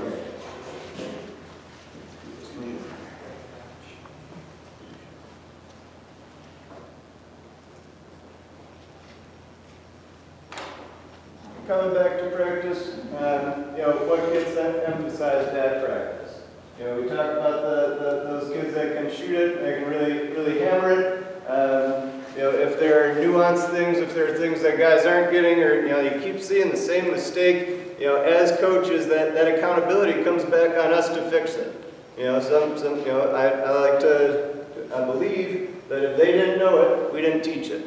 And if they keep doing the wrong thing, we still didn't teach it. So whether it's having the right message or whether it's teaching the right things, as coaches, we want to give this information to them and we want to practice it so we can have some moments of repetition and some moments of feedback. But at the end of the day, we want to have that accountability on ourselves to teach it. And first, a lot of it comes down to mechanics. We have a lot of different coaches in here. We have a lot of different grades and ages. The mechanics of a small player are going to be slightly different than an older player. And as you get to different levels of shooter, you're going to have shooters that have different styles, different techniques. They can do different things. Everybody's slightly different, but there are definitely some main principles that we really want to lock in for our shooters. And then, coming back to that guy that can really launch it, we don't want to just say, oh, wow, that was a cannon, but, like I said, watch out for the car. We want to think, is it the right time for that shot? Coming back to Coach's point about those guys taking a shot 5 seconds into a possession, is that a good shot? Even if it's a hard shot, is it at the right time? Secondly, is it well placed? Are we being accurate? Is it finishing where we want it to go? And then lastly, are we able to finish with confidence? Some guys, they get that mindset where I need to shoot this ball, I'm going to shoot it no matter what, and all of a sudden they're falling away from behind goal line extended and they're still throwing it at the cage. So are we able to get a good, hard, consistent, confident shot going at the cage area? And like I said, some key fundamentals that we want to remember as we address this. First and foremost, I think one of the biggest things that I see, especially for youth players, is that top hand. Okay? A lot of guys, whether they're coming over from baseball, they're used to this, or from hockey, they're used to this, right? Lacrosse is played with that thumb on the side and the fingertips wrapped over the top. Okay? And this allows the most control, right? It allows the most accuracy and allows you to do everything with the stick. Right? You can kind of hear it. If you put that in the fist, you spin that stick around, you can tell that stick's kind of loose, it's not really tight. We do those fingertips, I've got control of that stick. If I put it in that fist and just going from straight audible, you guys kind of hear that, right? Putting that thumb into in the side of the fingers over the top, right? You can just hear that difference in velocity and airspeed of that stick, all as a result of that top hand, right? And that's not even getting into the extra mechanics of things. Secondly, coming into kind of the difference, some guys, they take that really big windup from 3 yards away and throw it as hard as they can. Not exactly the time and place for that shot. So the difference when we're inside, we think and value more about that stick protection, that quick release. We do that by choking up, keeping that stick within our frame. I like to say between the shoulders a little bit. Then once we come outside, that's when we're getting a little bit more of that extension and a little more of that leverage to help us get the necessary power. Two things that I like to, main thing that I like to remember is thinking about those boxing hands, right? The way a lot of kids that hold that stick, they cradle down here and then they're getting, panic trying to throw it, right? If we think about having those boxer hands just up to the side, that's going to put that stick in the right position. It's going to point that butt end. It's going to help me be deceptive. And like we've talked about in that triple threat position, right? From here I can pass. From here I can shoot. From here I can tuck and dodge. Right? So having those elbows up is a really big key, especially for younger players that we want to develop in them. Just making it that natural tendency. This is how I'm going to carry that stick. This is how I'm going to get those hands up when I'm shooting. This is how I'm going to pass. Those elbows up are such a big factor, and we'll talk about that more as we get into the biomechanics of it a little bit.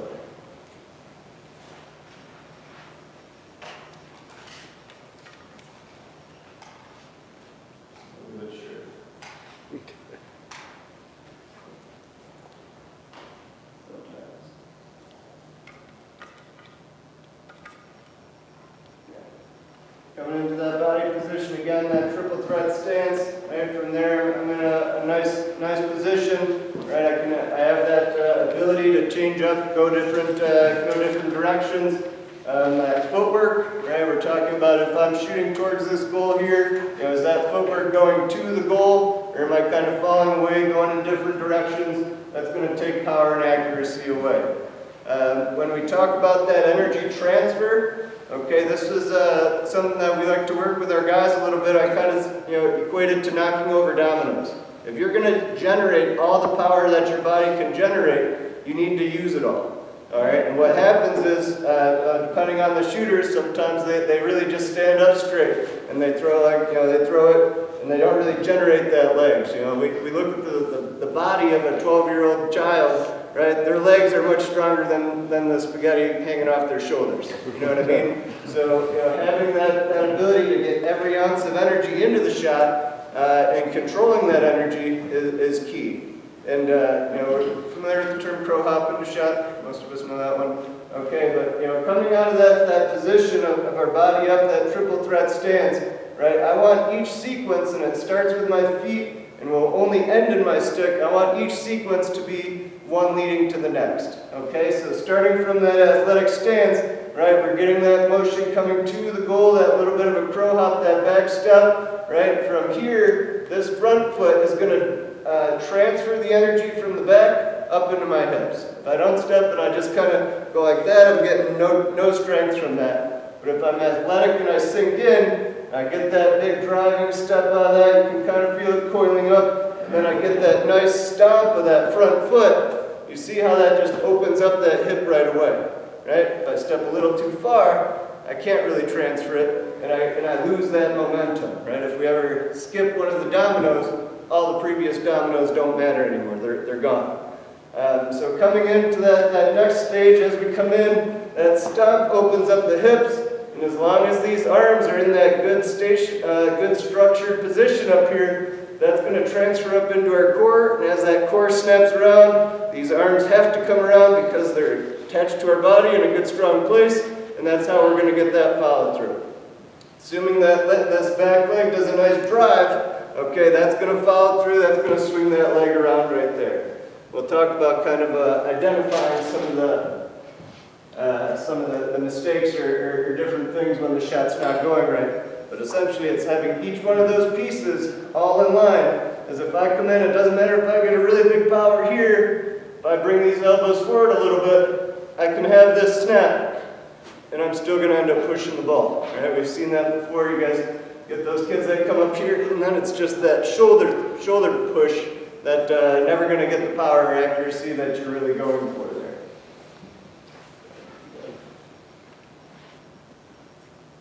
Okay. One thing to remember is the pass makes the shot. All right. We're not going to score off of a pass if it's down at our knees. Valuing that feed, valuing that good ball right into that shooting position is going to be the difference for us in our ability to score. Right? Part of that's how I present. If I'm that guy that's like this, where do I feed it to? If I'm the guy that's like this, I'm open, where do we feed it to? So as a shooter, we want to think about, having that stick in a nice target, allowing that feeder to know where I want that ball, and being in a position that as that ball's in the air, I have the ability to start moving, start doing that footwork, so that as it's in, it's out just as quickly. Coming into some of those other things, that snatch catch, a lot of times you see guys try to reach out and pull it back, and they're winding that stick all around. It's just not efficient, right? When we talk about being a great scorer, it's about the efficiency that we can get that ball in and out of our stick. Feed it to where the shooter's going. How many times we see those guys trying to handle a bad pass, we're not looking at the goal, we're not able to finish with that same effectiveness. A couple of things that I like to emphasize with guys to practice. First is the yo-yo. Right? So everybody done a yo-yo before. It's kind of that flow to it. Think about basketball, whatever relates to your kids. I'll just put this ball in there, choke up about 3/4, right? And we want to be able to bounce that ball just underneath us, right? And this is that top hand pushing that ball down. It's that top hand receiving it in. Okay, younger guys will probably drop it, kind of turn it and catch it like that. But when we have that reception, when that top hand can receive that ball in, right, and you can finish it all the way into that position, right, that's really developing that strong top hand, and it's really developing that ability to receive in and send out in quick motion. Does that make sense? Right, this is something that a lot of those kids, a lot of kids, I don't have a wall, I don't have different things. You don't need very much to work on this, right? So I like to do that. I like to do pancake passing, which is really focusing on that top hand. Bottom hand just kind of goes flat. This way we're going to focus on that top hand release, right? And really that, this pass, this throw should be that emphasis. Now 1, 2, 3 shooting is a little bit of a drill, where if we have somebody to toss up, or even if you have lines just throwing it back and forth, right, that notion that I can have my footwork progress halfway done, 3/4 of the way done before I receive the ball. If we're talking about a cross-crease feed, goalie's moving across the cage, right, and my efficiencies to the point where I'm catching, cradling, thinking about it, stepping in, doing that, goalie's already set up and he's ready. But if I'm getting that pass across and I show that target right here, and that target, the stickhead's not going to move from this spot, but everything else is, I'm going to be stepping in, I'm going to have that soft hand here, and it's going to be coming out almost as soon as it comes into that stick. And it's important that we remember to keep that target stationary if that's where we expect the ball. A lot of guys, they kind of take that that flattish cut like that, and it just makes it hard to feed into that stick. So, you can toss it up, have that player start right here, toss it up and have that extension and that step, so it's dropping into the stick, and then, we're launching on out of there.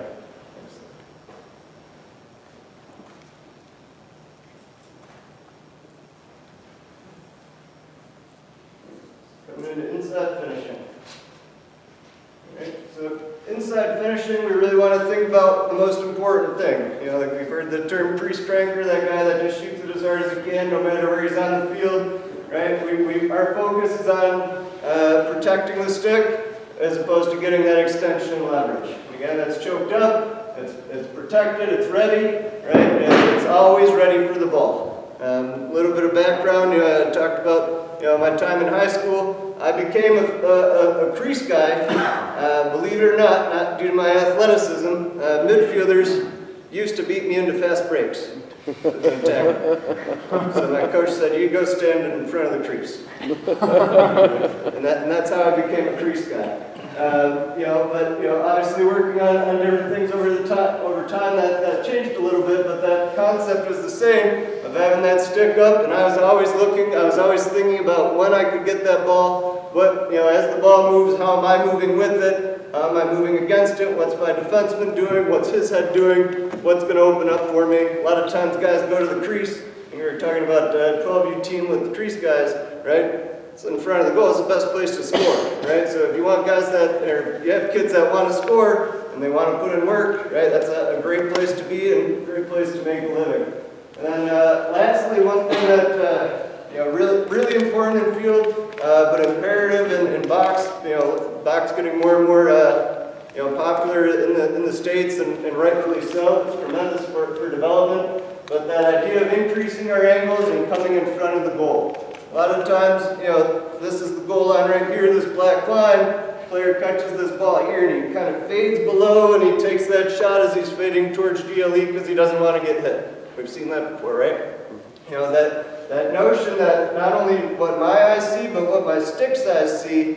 A lot of, back in the day, it was just two little dots up there, and I always thought of that as like, cobra head, this is my stick, ready to bite. But that notion that not only is I come in front of the crease, right, but that stick has the ability to see even more, is going to help increase our shooting mind, because sometimes we're coming in front of the goal to increase that angle, sometimes we're going to be shooting around a player, and at the end of the day, it's not what I see, it's what this stick sees, because that's where the ball's coming out. Does that make sense? All right, so time and route. It's kind of a funny term, I think, because we don't always have much of either. And when we teach time and route shooting, kind of see a lot on Instagram or whatever, the guy that takes like a 35-yard step doing this and then he throws it as hard as he can, right? That's not realistic and it doesn't really translate to goals. What we want to build is that quieter, efficient stick, right? And adding a little bit of deception, adding some of this energy transfer and sequence that we talk about. We don't want to look like Bugs Bunny as we catch that ball every time. It's just taking too long there. So, when we say an efficient stick, again, that comes back to that top hand. If I'm a real bottom hand heavy guy, there, you see this a lot, where that top hand just kind of opens up and that bottom hand spins it. If we keep that control in that top hand, just the way the joints, put together, it doesn't have that same mobility, right? And if we emphasize that top hand control, this stick is going to be quiet. The goalie's not going to be able to see it, and I'm always going to be shooting from a consistent position. The same way you don't see Tiger Woods, go like this every time he, hits a golf ball, or you don't see Tom Brady do one of these before he throws it. We want that in and out, and it translates pretty much to any sport there is. And second, coming back to that idea of the legs, making sure we get that good transfer of energy, that sequence of our footwork, makes all the difference. And just lastly, always good to practice this out of a pass. A lot of drills are just watching people. It's that guy. Everybody's got a ball. They're waiting for their turn. They're cradling, and I'm up. And they just kind of step up and hook it. We want to have that practice of catching that pass, receiving it in, and getting that shot out as quickly and as fluidly as possible. Anytime it's just kind of like thinking about it, and then throwing it. We want to replicate game situations. And hopefully we don't have players that sit on the ball, cradle, and then just throw it as hard as they can. All right, on the run, this is I find it's a tricky thing to teach youth players, just because it's a lot of movements the body's not used to. You think about what lacrosse is and what we're asking kids to do. No other sport is there that kind of that twisting, that snapping, while running. It's a lot of unique movements, and for some kids it's kind of tough to learn. I like to tell them just cut the body in half. We've talked about that top half. We've established some of those key points there. Just tell your feet keep running. You'll figure it out. They'll find that natural step. Some guys just shoot off this foot or that foot. Just keep running. Make sure you keep those top half fundamentals correct, and the bottom will take care of itself, and good things will happen. You want to run those arms into a shooting position. Coming back to that idea of the guy that's running and he cradles it back and then he throws it hard, right? To be a little more fluid, to have a little bit more control. If I'm coming out of a split, right, that stick's right here, I'm thinking about those next two steps as that stick is just going up into that shooting position. I didn't have to torque that back, I didn't have to rip it around, right, but it's just here, I'm taking that step, and it's able to get out from that rather quick movement, from a protected spot, from a consistent spot, and then, like any sport, having that consistent stroke. We talk about the repetitions. Having the repetitions within that consistent stroke is the key to developing that next level accuracy, that next level execution. On a sidearm perspective, coming out of a shot on the run, fundamental guy, overhand, I like those on the run. Okay, as soon as we start coming sidearm, all right, instead of coming here, that overhand stroke, right, we're finishing towards the goal. We always want our momentum going towards the goal. A lot of times that guy, that sweeping sidearm, we do that, it puts us onto our back foot more than the front foot, right? And anytime we're falling away from the goal, anytime our momentum isn't at the goal, we're losing power and accuracy to that side, and we're also losing that consistency, because practice all we want, right? That back-footed sidearm shot is probably not the highest percentage shot that we can get our guys to take.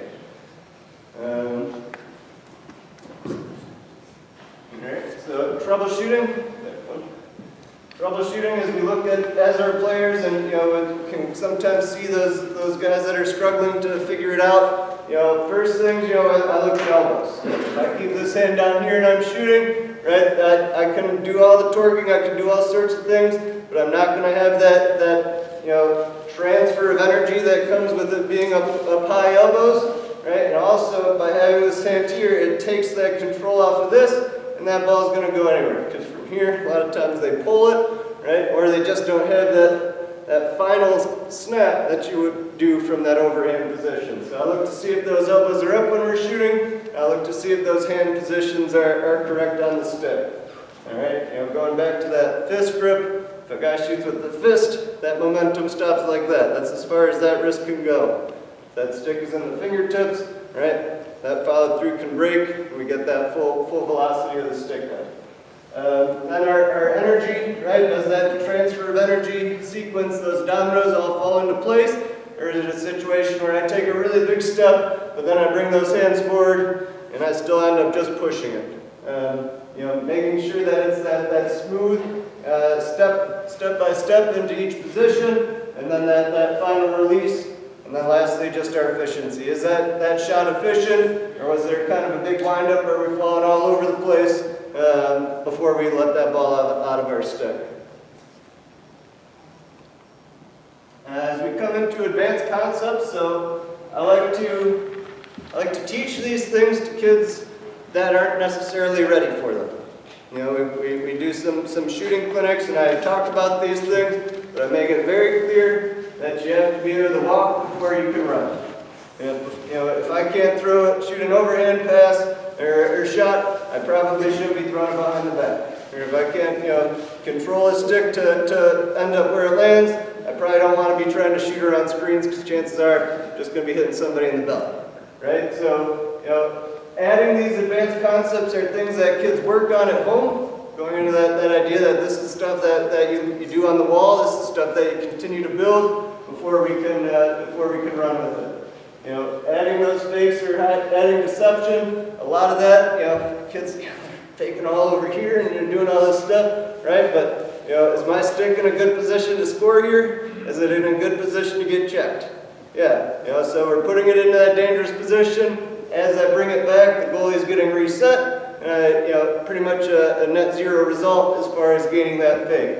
Instead, if I come up with that stick hidden, right, I can shoot shoot to anywhere in the goal with these hands up here, and I can throw just as much with that little top hand fake of that turning the stick, not really extending it past the plane of my body, right, and a good head and shoulder fake. So, a little one of these is going to freeze that goalie to there a lot more, than a fake and pull back. Does that make sense?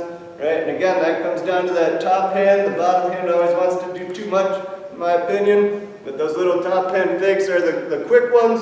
Those are the ones that are going to get that goalie to freeze, but I'm also ready and I can also put it in that other corner. Right? We never want to fake to a spot and then shoot it right at that spot. Always trying to finish opposite. Again, with that head and shoulders, there's a lot of nuance to that. If I'm a goalie, they're taught to watch the ball, but they're also watching the body. Even as the goalies get better and better, they've seen more shots. They kind of, know that if that guy's dropping that shoulder like this, a lot of times that's that bouncer. They see that guy coming like this. A lot of times they know that that's going up top. So knowing that, you can kind of use that against them, and it becomes a bit of a chess game, to the point where you can take that and you can put one into the low corner, and you just kind of get that goalie not so sure of themselves anymore, and not so sure of the reads that they're making on you. So when you can build that hesitation into your shooting, then you're just going to be eating them up.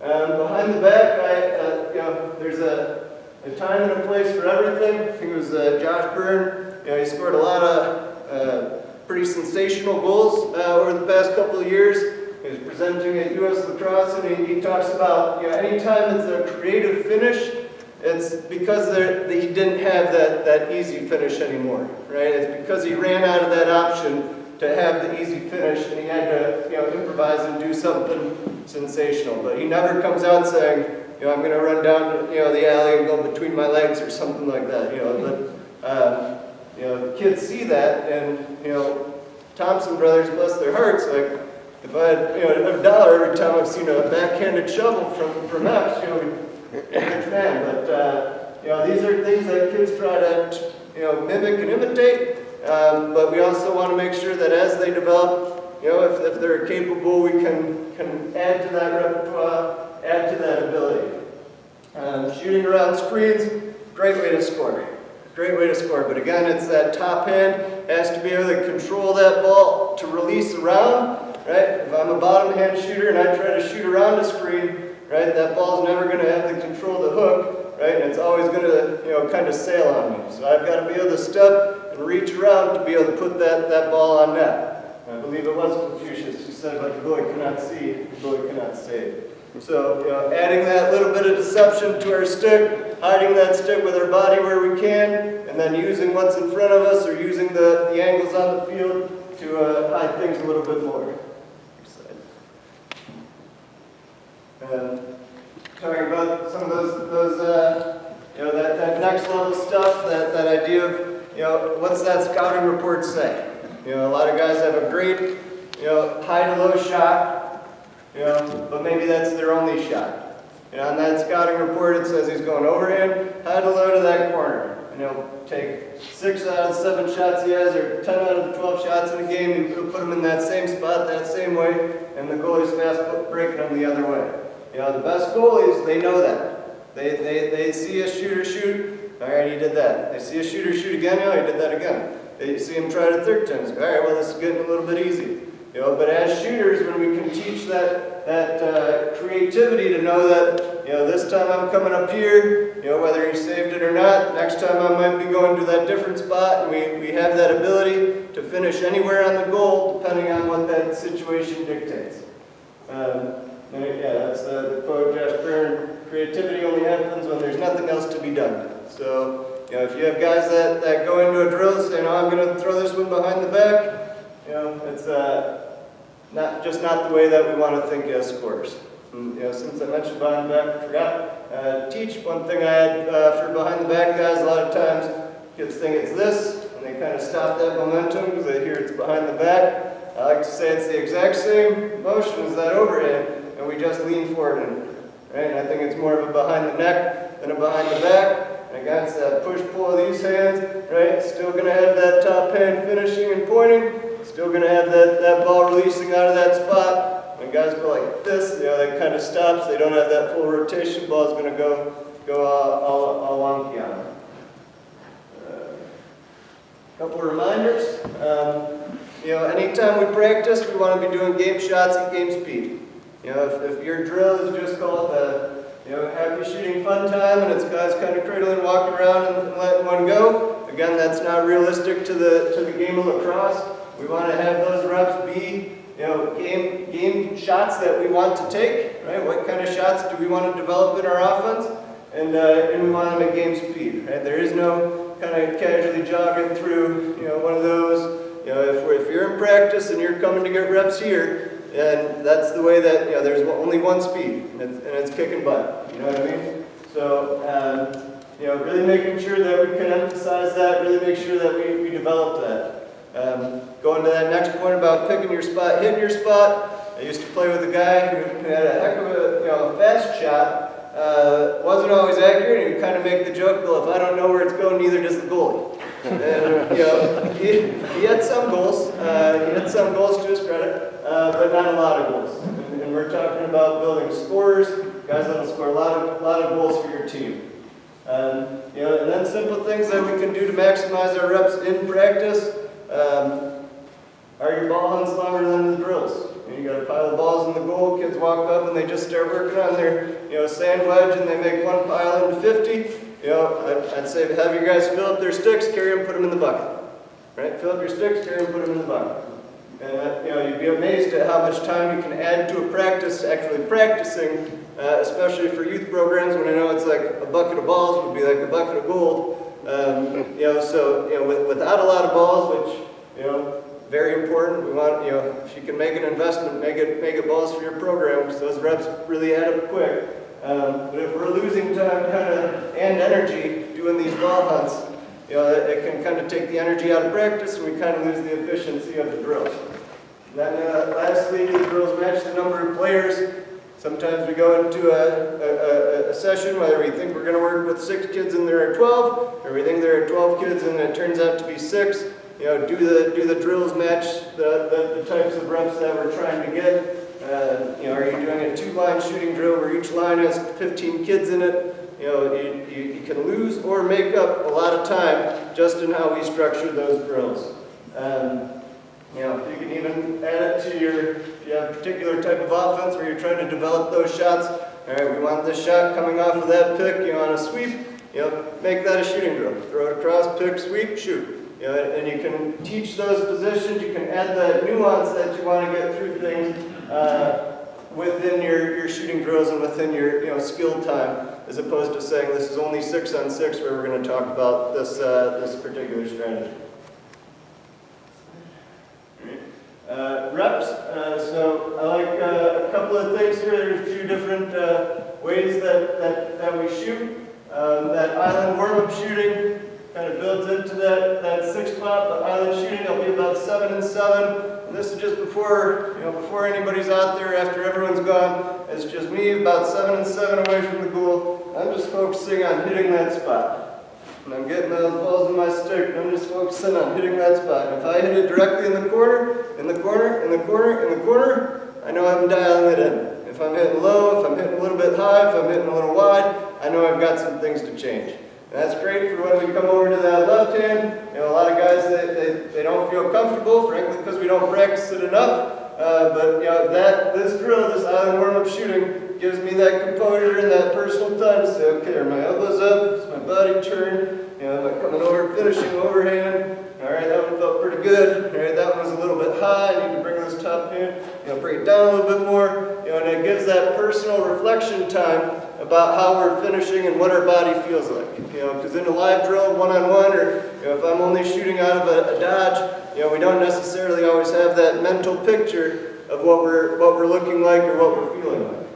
The routine, this is something I've done many times, but it includes those 2 warm-ups right here. That's just picking up a ball. Sometimes I'll toss it up, sometimes I'll just have it in my stick and work on it. And it's coming up into the crease.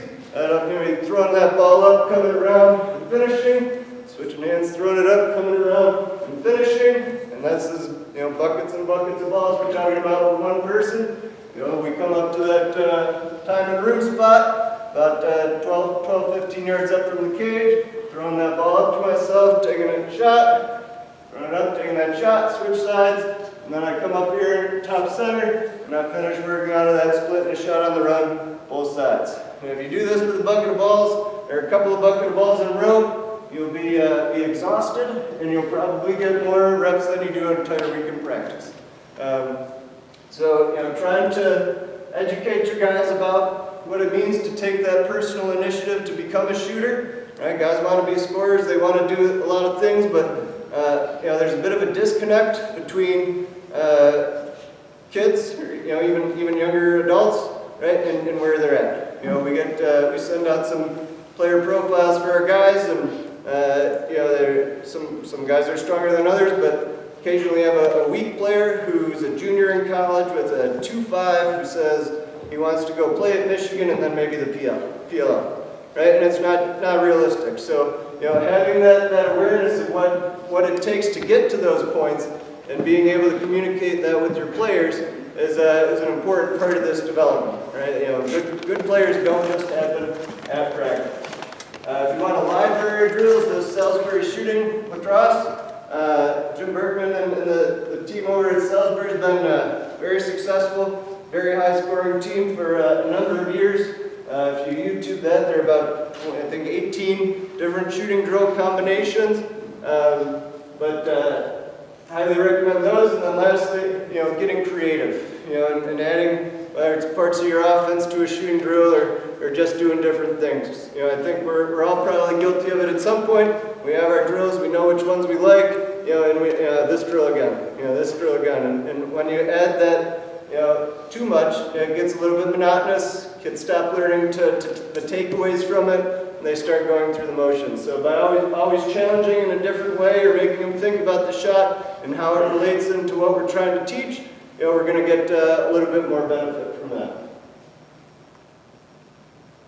And lastly, one thing I always like about the coaches clinics, a lot of times coaches have good books that they recommend. These two are books that I highly recommend. First is called Legacy. It's a book about the New Zealand All Blacks, very successful international rugby team, and just kind of the way they carry themselves, how they work as a program, and sort of their unbreakable rules about how they want to build individuals. And then lastly is the 4 agreements, which is, I guess I'll give you a quick summary of it. First is, be impeccable with your word, right? We want to teach honest people. We want to build those kids to be good people. We want to not take things personally.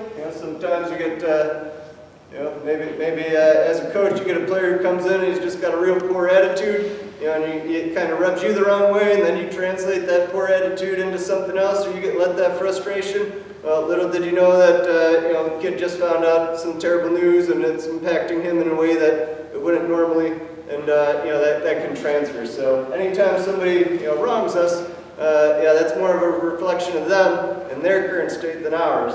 And by knowing that we're handling our 4 agreements, we can be in a more successful, happy place.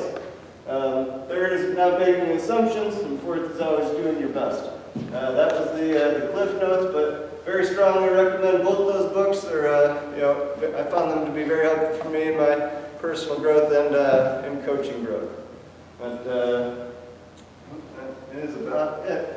Here's my information if any of you guys want to shoot me a message, but certainly open for questions right now if any of you guys have. I got one. Yeah. I understand that you use film in a lot of your clinics. What's the benefit of that, using film and maybe working with the player, showing him that setup? Yep, we definitely do. Having that, the iPad right there to say, okay, that was a drill. This is what you look like.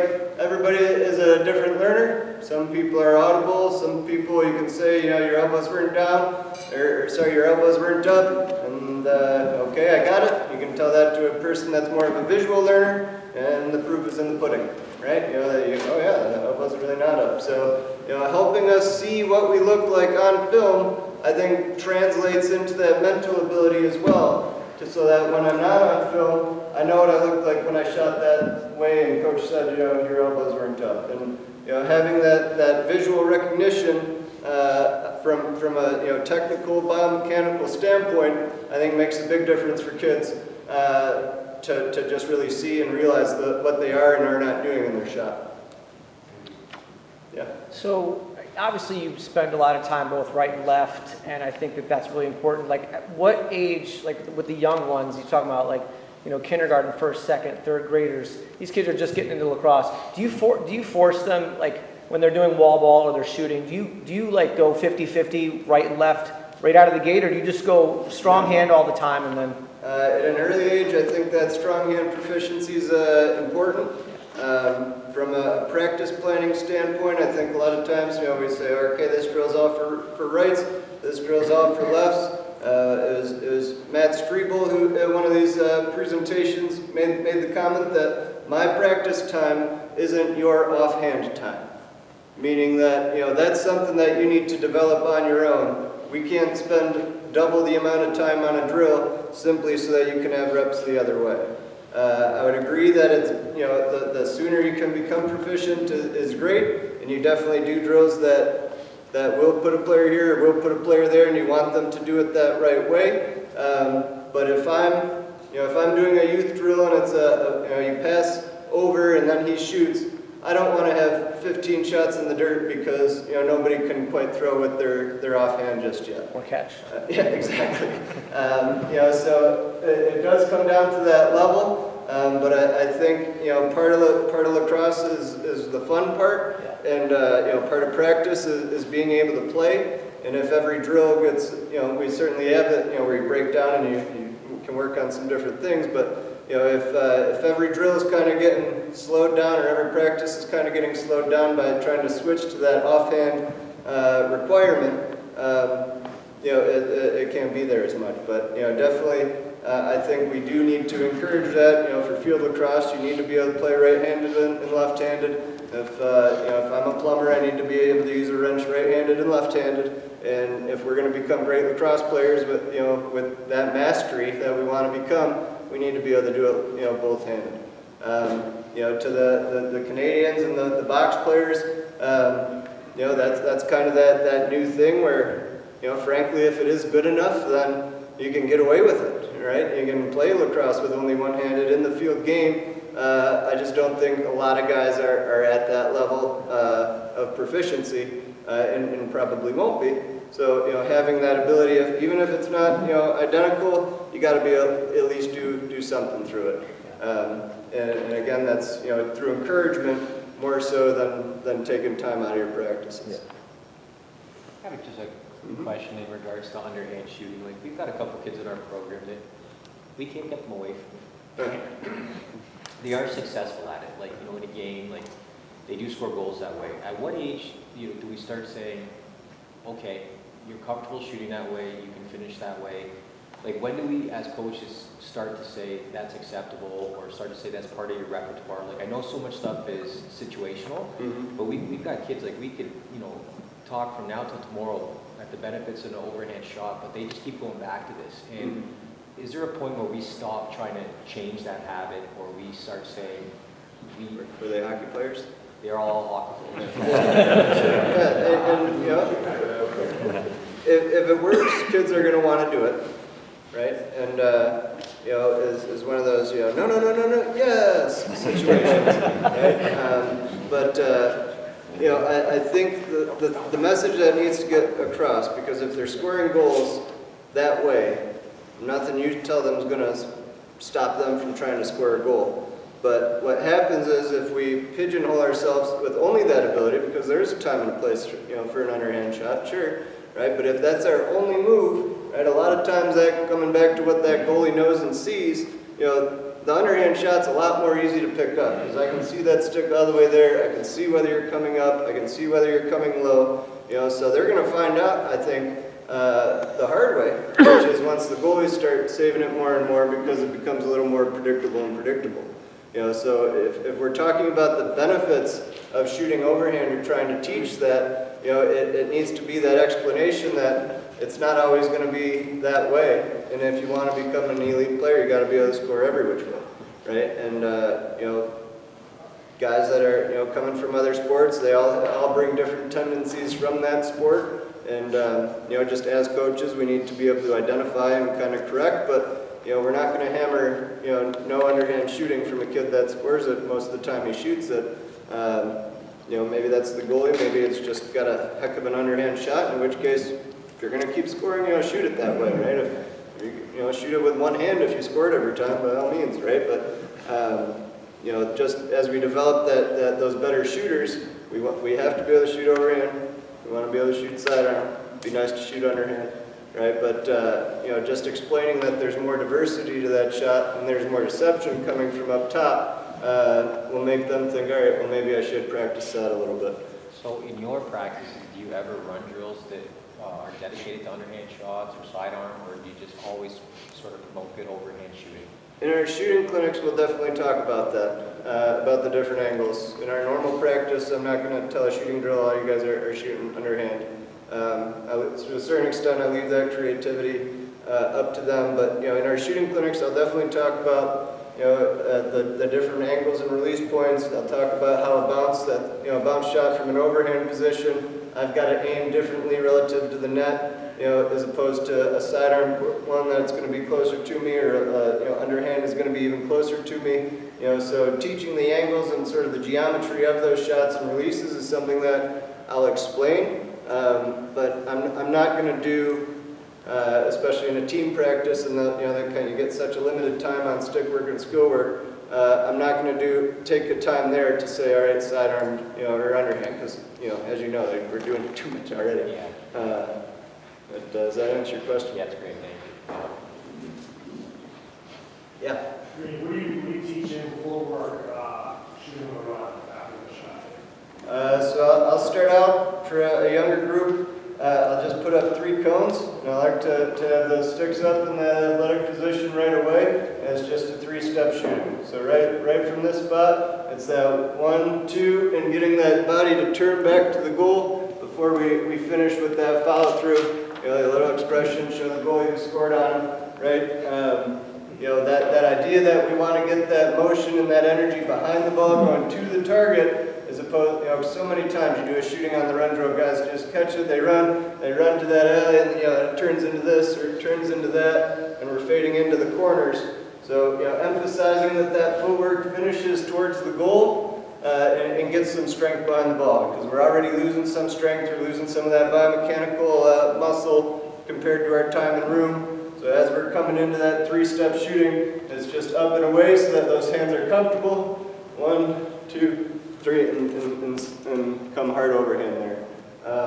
And again, I think that from that overhand, or from on the run, that overhand is so key because it takes that momentum back to the goal, right? As opposed to coming and get, like even 3/4, right? It transfers that energy to your back foot as you release it, right? Which, and any time we're falling away from the goal, like I said, any time we're not finishing to the goal, we're losing power and accuracy and adding things that we have to account for and calibrate. Instead of coming this way and being able to draw it like that, right? Now I'm moving this way, I've got to put that ball at this angle into that corner. It just becomes such a tall order, frankly, to be able to do accurately and consistently that, I really like to emphasize getting that back leg swung over so that we can get everything behind the net. So those 3 cones aren't in a straight line, the last Nope, ones? they're in a slight little bend because rarely are we running in that perfectly straight line to get a shot right there. And the emphasis is that knowing that we're going to have some slight variations to where we're going, it's that last step where I need to get that coming back to the goal there. And that little visual reminder helps kids remember that they have to have that little curl in their footwork. They have to be getting that last little step coming at the cage instead of just saying, oh, cones, I'm going to run in a straight line and go down. Do you work with shooting with all the kids? So obviously in the field we have more defenders and offense. In the box you play both sides of the field. Do you focus on teaching them all shooting drills, or do you take your shooters and your defense and separate that out? In our practices, we tend to, as a club, we have about 10 touches, practices in the summer, so not a lot of time for everybody. I'll say with the advancement and creation of the PLL, I'm amazed at how many long poles want to shoot all of a sudden. And to their credit, it's fun. They want to score 2. I get it. If I was working with all short sticks, I would probably have everybody doing some of that. If I'm going to be working with a full team, long poles and shorts, I just think there are more important things that those defensemen need to be doing, namely their footwork, before they worry about what they're going to do if they happen to pick up a ground ball and sprint down the field and decide not to pass it into the fast break. So if they want to practice it, by all means, here's your bucket of balls, stay after practice, we can work on some things, but I would have more important things for long poles to do than shooting. If you have some of those athletic long stick midfielders who sometimes can create that, or you want them in those positions, maybe bring them over for a handful of them, but team defense and positioning and footwork, those go so much further than the 2 or 3 goal shots that you might take in a season and half a point that comes out of it, right? So it's just about coming back to efficient with our stick work. We want to be efficient with our practices and what is going to be asked of that specific skill group, and how can we get them the most reps and the most effective practice. I'm not going to put goalies into a shooting drill like this because they slow it down. And you're going to hurt your goal. There's no benefit to them to just getting pelted. And that's a little bit different from box because you guys are at least protected. But those field goalies, how terrible do you feel for them when not enough coaches for a goalie coach? So it's all right, Billy, hop in net while we do this drill, and then it's getting cranked over here, getting cranked over there, and they're not even getting set, and they're just starting to turn around and spin around because they're just getting nailed. So I like to have drills specific to the position, and I like to try to replicate what's going to be asked of them in a game from those drills. Anything else? Yeah. Regarding the goalie, shooting, how important it is. I think our players, we don't put our goalie in that a lot of practice. But they don't have a lot of experience shooting on a goalie, right? In terms of developing the score, like how important is it to maybe use tennis ball or just to get kids used to shooting on a goalie? If you can do smaller group stuff, I think that's great. Or if you have a goalie that's willing to come earlier, stay with time or work with a goalie coach, or if you have a really strong shooter, maybe doing, saying, all right, you're out of this drill, you're going to go, work on these types of shots for the goalies, because that's going to teach the shooter some things, and it's also going to help the goalie. We just don't want to be having 12 guys waiting for a turn for a shot to get reloaded for him to come back. There are shots in practice once you do your drills, your small-sided stuff, your sixes, your scrimmaging, right? Kids get reps on the goalie. Not as much, but again, that comes back to that individual, if I'm a shooter, I'm asking the goalie, hey, you want to stay after practice? Hey, you want to get some extra shots? I want to work on this. Goalie can say, yeah, I want to work on, can you put some bouncers on me? You have that kind of work. If you don't have a coach to do that specifically. Again, goalie is like a make or break every single game you play if you got a great goalie or a fish. So, from a shooter's perspective, making sure that you dedicate adequate time to that position, so it's not just like, let's throw balls at him, but have him get the training that he needs so that he's developing those same things, that he's becoming more efficient, and that he feels the same confidence from his reps that the shooters do from theirs, without detracting from either session when you combine it. So, you know what I mean? Anybody else? Thank you.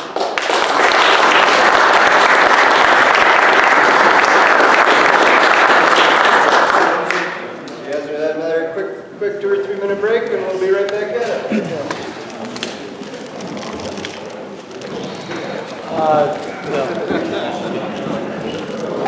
I don't see how, I guess there could be some practices where we could get better. Or could I send this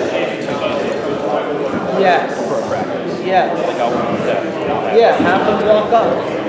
Like it's only a couple hundred yards, 200 yards. Made to walk up the path. It's safe. You don't have to send them to goals. Yeah. Because I got a couple things I don't want to do. Like, let me hit up Lemon about that ahead of time, so we can prep it. I don't think he would be absolutely open to that, because it's kind of killing a lot of birds. He can be up there. I can also do it the other way around. So maybe you can also, some practices send my 12 and 14s next to you. We need to get a couple more goals. We're only going to get 2 down. Obviously, we'll bring 4 goals down. But we need to get 2 or 3 more big goals. Well, right now, no.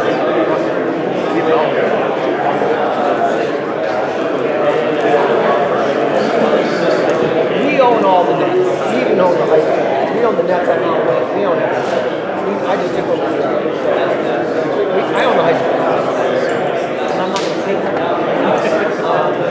So it's just a matter of reallocating some of those nets. We've probably got 8 or 9 nets up in the 20 turns. We only need them 8 or 9 up there, and it's the whole festival. You don't got trucks. Right, so what we need to do is get a couple nets from the high school, bring them down to you guys at base. So we at least have 4 down. So we've already got 5 at Mill Creek. And then if we do make our numbers, then there's a good chance we can buy a couple extra. So I'm about to, I think the days in my tree houses. Yeah. I think that's gone. So I'm going to take the sunset part and stream that.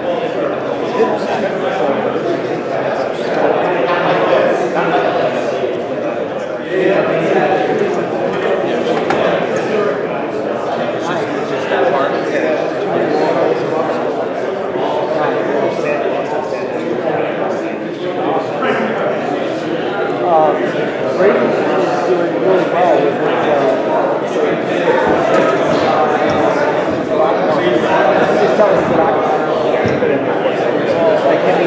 I feel watching him today, just so, he's here. It's like, it's happening so quick now. It's like, we just gotta make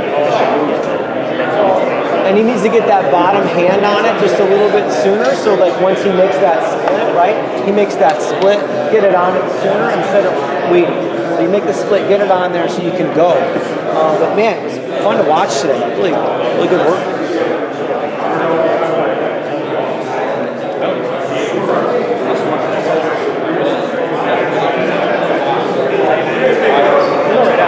Oh, yeah. No, I know.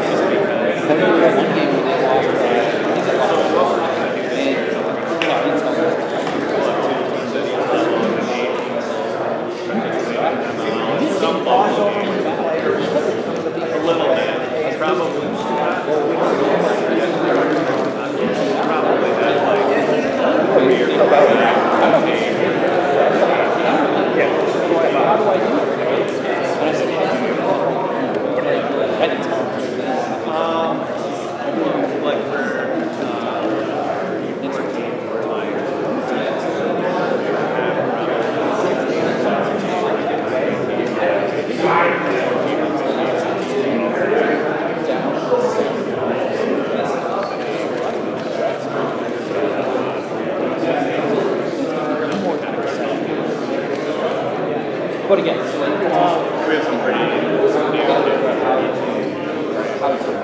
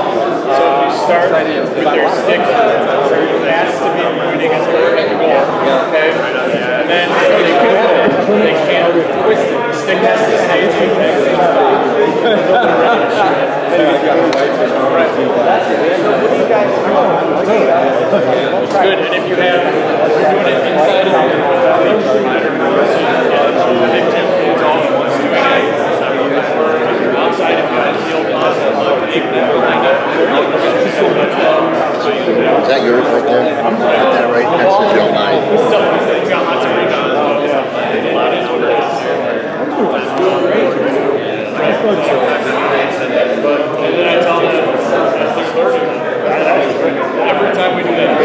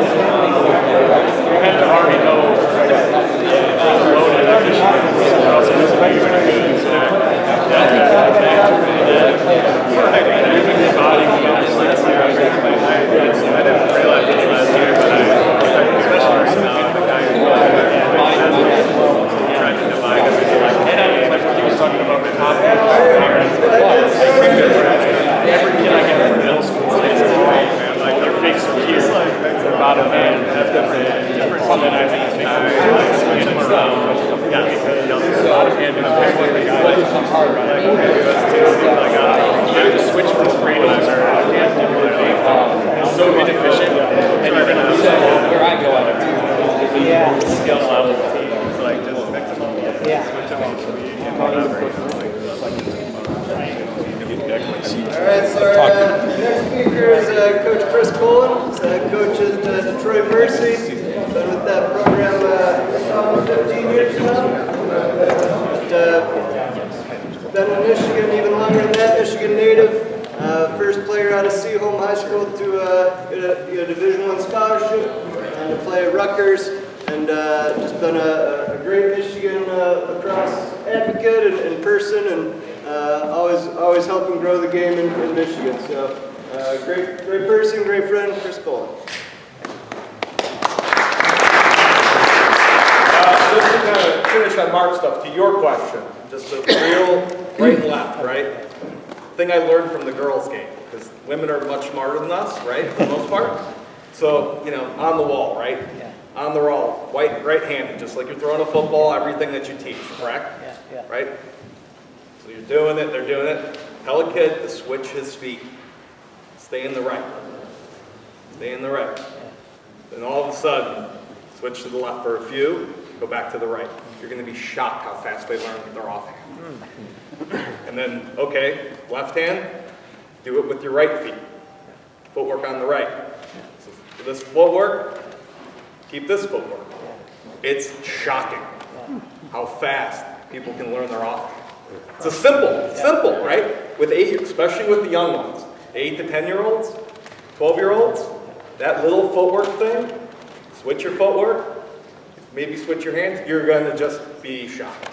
Yeah, it's counterintuitive at first, because you always say if you're throwing with your right, step with your left. But this is a static against the wall. Right. But it's, especially this one, it's amazing. They just, the brain is only doing instead of doing everything, hips, everything. It's part of it, yeah. It's wild. It's smart. Pretty wild. Yeah. So that's a little tidbit on that for development and stuff that I am shocked how fast it works, even with the college kids that don't have both hands.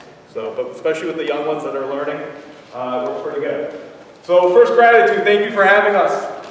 Jim, thank you for having us. There's not a better lacrosse CEO, really, probably in the Midwest, right? I think as high school coaches, you could probably learn a lot from how you run youth all the way to the high school to develop a program, right? There's nobody doing it better. So thank you for being here. Thanks for doing that. Rich Kimball's here. You guys forgot more lacrosse than I know. He's done everything from college, youth, everything, and he's stuck with it. He's been through the highest highs and the lowest lows with the program, and he sticks with lacrosse, and he has a learner's mind. Thank you for being here. It's important. And Coach Jolly's here. How about that? So that's pretty cool for me. I get a little bit nervous because Coach Jolly's here. So thank you for your attention. You guys are putting a lot into this, right? And coaching has gotten tougher and tougher and tougher, right? Like it's not appreciated like it used to be. And coaches are really a pirate organization that everyone's trying to beat each other and everyone's trying to one-up everybody and stuff like that. And I'll tell you, it's great emotionally to have a friend. So you're not going to have many friends. You're going to have a lot of acquaintances, a lot of pirate relationships and things like that. I'm lucky enough to have John Paul. I don't know where he is. But I'm so lucky to have him as a friend. I can tell you at my darkest times, he somehow knows how to call me and even sometimes show up on the sideline and just to help me out. So I recommend as you go through coaching, try to find at least one or two guys that you really trust and that you can have as a friend, not just an acquaintance or a cohort type thing, but have somebody that kind of knows you, can help you out. I don't think I would have made it this long without a friendship like that. So that's an important thing. Okay, so transition. This is the fun stuff, right? This is like the oohs and ahs in lacrosse, right? This is the stuff that you hear the crowd, starting to, roar a little bit, and then the big oh if they score or oh if they don't score, right? So it's the fun stuff, and I'll tell you, you know, I say it all the time in lacrosse, the hardest to learn is the least complicated. It's, you know, I love music, guys. It's like my real passion, and I love music, and I love musicians that, you know, the technical knowledge is off the charts, but then when it comes down to it, it's just, they forget it all, and it's the simple stuff, right? So transition is very simple, but to get to be really good at it, you have to rep it, and you have to know all the complicated stuff. You have to do the basic fundamentals, all the stuff, stick work stuff, individual stuff, wall ball, guys working together, knowing each other, all that kind of stuff. So you can switch it. Okay, so this is just what we're going to go through. Defending is the most important, that's why we're going to start with that. And typically it's the thing that you weren't thinking of, right? Everybody thinks fast break, tic-tac-toe, score, right? That's when you think transition. But defending it is so important. It can make or break a whole season, right? If you're good at it or not good at it. And you can see the rest of it, okay. Your best defense is a smart offense. So what are you trying to do here from the highest level? You know, fast breaks and transition can be your worst enemy, right? If you turn the ball over a bunch, right, like in kids, we all know kids, right? They score one time, and then they drop the ball 12 times. They remember the one time they caught, you know, they scored, and not the 10 times they threw the ball away. So as coaches, we have to really figure out that sweet spot of what's pushing, you know, transition, and when you should back off and get into early offense and offense, right? So you have to be smart. You have to have your smartest kids. You have to continually talk to them about what, pushing the ball, pushing transition, and when to hold back, right? It's such a sweet spot. And I can tell you, Detroit for a long time with Canadian kids, it's really hard. I think we led the country 1 year in turnovers. And it was all, you know, they would just zing it at each other, and sure, we'd score 14 goals, but we'd turn the ball over 100 times, and it was wild. So you got to be pretty smart about it. Defending transition. We have two, you know, you want to say there's a transition situation, first thing it's simple, everyone that's on the field better get back. And I can tell you whether it's, you know, a summer lacrosse game, a high school game that you watch, or, you know, a guy who owns a league and was playing with the number 99 on and looks at a guy who catches the ball over there and then runs to the box, and you're like, what the fuck are you doing? You know, as I did a couple more than I'd like to admit, everyone has to know the situation, know when it's appropriate to get back, and play a little bit of defense with offensive mids. Your offensive midfielders don't want to do that, right? They want to play offense, and then they want to get to the box. That's something you got to ingrain culturally. Getting back is so important to them. They're not going to be able to play offense. If you turn the ball over, you better get back. And then we have a safe call.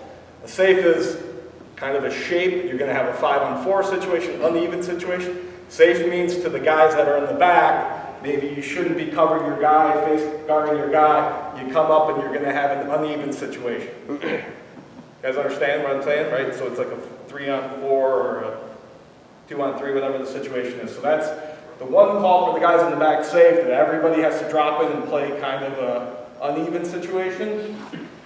Get back is for those midfielders that don't want to do it. And boy, we all know they don't want to do it, but we have to make them do it. Okay, slide backwards. This is, right? It's a very simple situation, and if you guys know Dwayne Hicks, like we get in fights about this all the time. He thinks things should be thrown down early. I don't think it should be, and we've argued about that for 20 years. It's just a rotation up. So the top circle is the defender. He's the point defender. He's going to come up and cover the guy carrying the ball. You can see our little, you guys look like drawings. We're very high tech at UP. And then we're rotating around into kind of a on ball, up and over. And then if we can get back down to that low pipe, we try to if somebody comes in. Very simple rotation. Spacing is important. And what you're trying to do on defense is you're trying to figure out if you've got a big, you know, a long pole carrying down that might not have any stick skills. Your defense need to know the situation, know who's carry. If it's the offensive guy who has 100 goals on the season, you better slide to him. So you're going to figure out that situation, whether you should be holding or sliding. Right? And this is the chess match that it is. Defense wants to create the ball getting thrown away and a bad pass. Offensive guys want to probably catch and shoot and score, or catch, pass and shoot and score, or pass and shoot and score, right? So your job is to hold or slide. And that's the beauty of it, right? That's what's hard about it, is trying to figure out in between what the situation is. And when those situations are right, and sometimes you do them right, sometimes you do them wrong. But that's the beauty of it. Okay, offensively. We have two, the guys in red are our offense. Guys, you can see the triangle on defense. Ball's coming down. You can do two right-handed and a left. Point attackers up top. You can do it on the other side if you have two lefties, if you're lucky for that. Do either side, and L is the best thing. You want to make sure that the spacing is appropriate. Spacing is so important on this, and again, this pass from the midfielder to the point attacking, that's your most important thing, and this attacking right here has to quarterback. It's not the guy carrying the ball, but the guy on the point.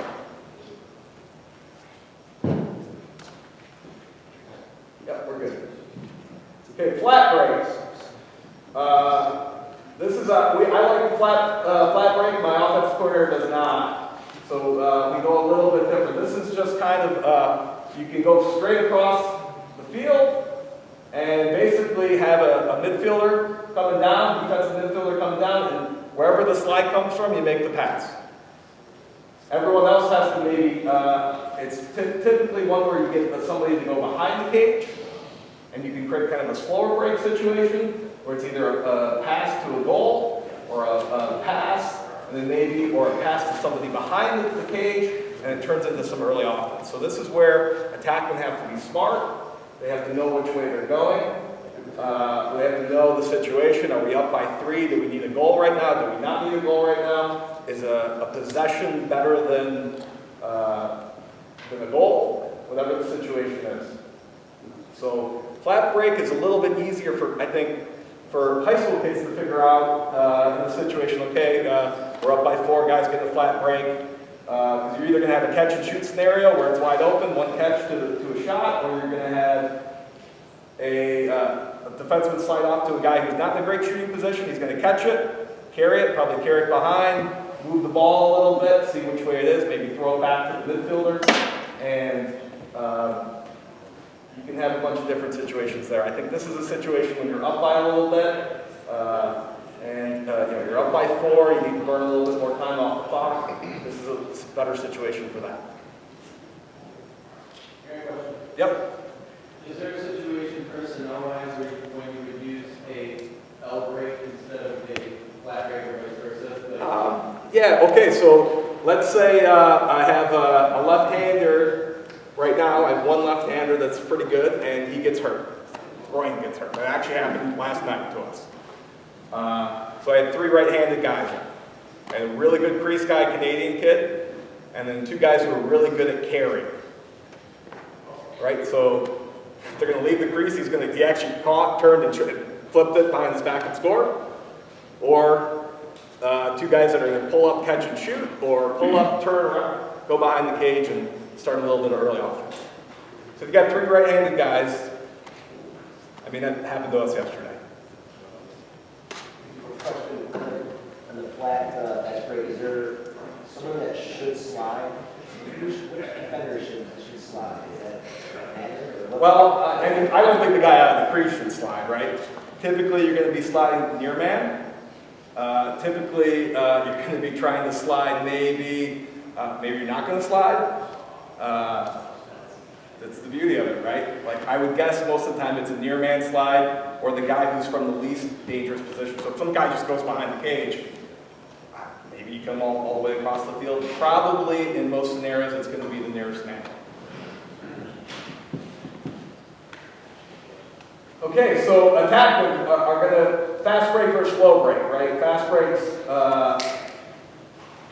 you know, if it's going to be a catch, boom, boom, score, or if it's going to be a catch, maybe a pass, around, maybe a little bit back, then the attackmen are going to determine that. We typically try to have one guy determine that on the field. We try to communicate it to the situation. If you have a really good senior type kid who can do that and kind of a coach on the field, that would be ideal. Most of the time we don't have that. But always is the first look is the score, most of the time, 90% of the time. If you're going to catch, if you're going to get a slide catch and you have 1, 2, 3 to shoot and score, right? Shoot the score every time you can. At least I think the game is not meant to be held and passed for the most part. Always, the point attackman should be, especially in the L break, flat break, whatever, point attackman. I think a smart thing to do at the high school level is to designate that person. So you kind of have that one guy who's going to say fast, slow. If the situation gets screwed up, he's the one that's going to run and go get the ball. Right?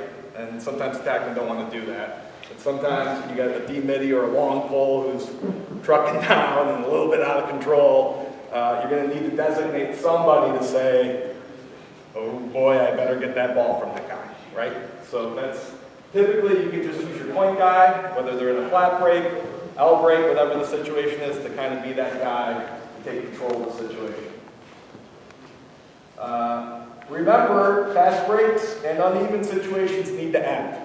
And this is the hard thing for you guys in practice, it's a hard thing for us in practice, because you're running an uneven situation, there's bang, bang, bang, great defensive rotation, and then they want to keep playing, and then if they score, they think they're doing the right thing, but by the time somebody comes in, the moment's over. It's a moment in time, right?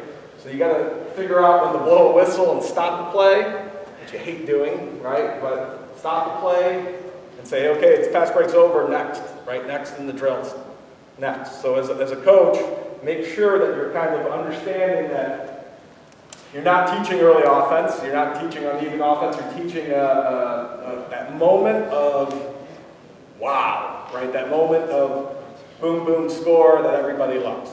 And when it's over, it's over. And we like to always, I think this game, we like to always give the offense a little bit too much. Don't give them too much in this. Stop them. If they don't score on the fast break, and you're doing fast breaks, stop and communicate, okay, fast break is over. Now you guys need to think about early offense, and that's different than the fast break. You guys got me on that one? It's kind of it's a tough one to get, but it'll help you out immensely in a game. Okay, slow break. Typically, the traditional slow break, you're having some guys run off to the box. Let's say it goes back to, it goes to the point. He could carry it, he could pass it, he could go behind the cage. We typically, you'll see it if you come to one of our games, they'll go behind the cage and make a pass, and then we'll be able to scan. But defenseman turn, we'll get it to either side, and typically at some point you either have a guy crashing, the guy that carried it in, or the first sub. You have a situation for before early offense, transition, and that's where it ends for us. If you see initially a pass to the point and then a pass behind, we consider that a fast break. So the best person to look for is the person that passed you the ball. So catch to the point, and typically they're rotating and a bunch of weird stuff is going to happen, and that guy that you threw it to is your first look back. So in the basic stuff, to your attackman, if he catches it and he can't go low, maybe take a step back, hold it for a second, and get it right back to the midfielder carrying it down. Typically on slow breaks, I think it's a win for you to get to 6-on-6. You know, we all want to have the emotional fast break situation. But a slow break, and if you can call a slow break, if you can get to a 6-on-6, it's a win for you. I think if you call slow break out and it's not 100% going to be a goal, 80% going to be a goal. You should make sure that you settle is a good term, maybe. I think settle is a good term. Settle for the 6-on-6 and play offense, because a turnover is going to be a problem. Okay, here's a quick little one-hitter play, right? So the ball goes to the point. Guy who carries the ball sets a pick. Guy comes off the pick, catches, shoots, scores. You'd be shocked how much that works. Very simple pass down, take down. So it throws it to the point, goes and sets a pick. Guy comes around the pick, catches and shoots. Wide open. Okay, here's the important. Okay, now that's basic stuff. Here's some drills. This is the important stuff for you guys that you guys can take back to your team. Go. 3/4 transition. You can just go up there. All right, so you can set up on the middle of the field. You can set up. This is great conditioning. If you want to move it up a little bit, fine.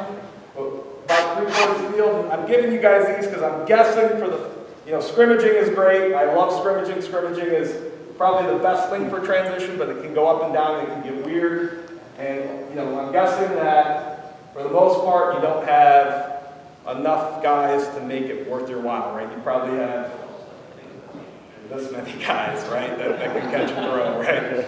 So even with us, with class and situations like this, sometimes we have to do these drills because we don't have enough to get into a scrimmage situation. So, okay, so 3/4 transition. You've got your tackle defense set up. All right, so you've got, I typically have a coach here. You've got D-middies playing offense, right? Anybody who's going to run the transition. Offensive middies coming back in to help, right? Those are your help people. And you tell one person, hold. Blow the whistle, throw it in. The guy that holds counts 1, 1,000, 2, 1,000, and then it creates that situation.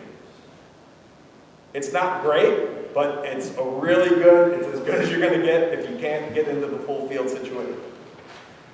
So you can move these guys all over the field, you can pass it in, you can throw, you can give it to an offensive guy and just tell him to take 5 steps up and go. You can roll it in and have a guy wait.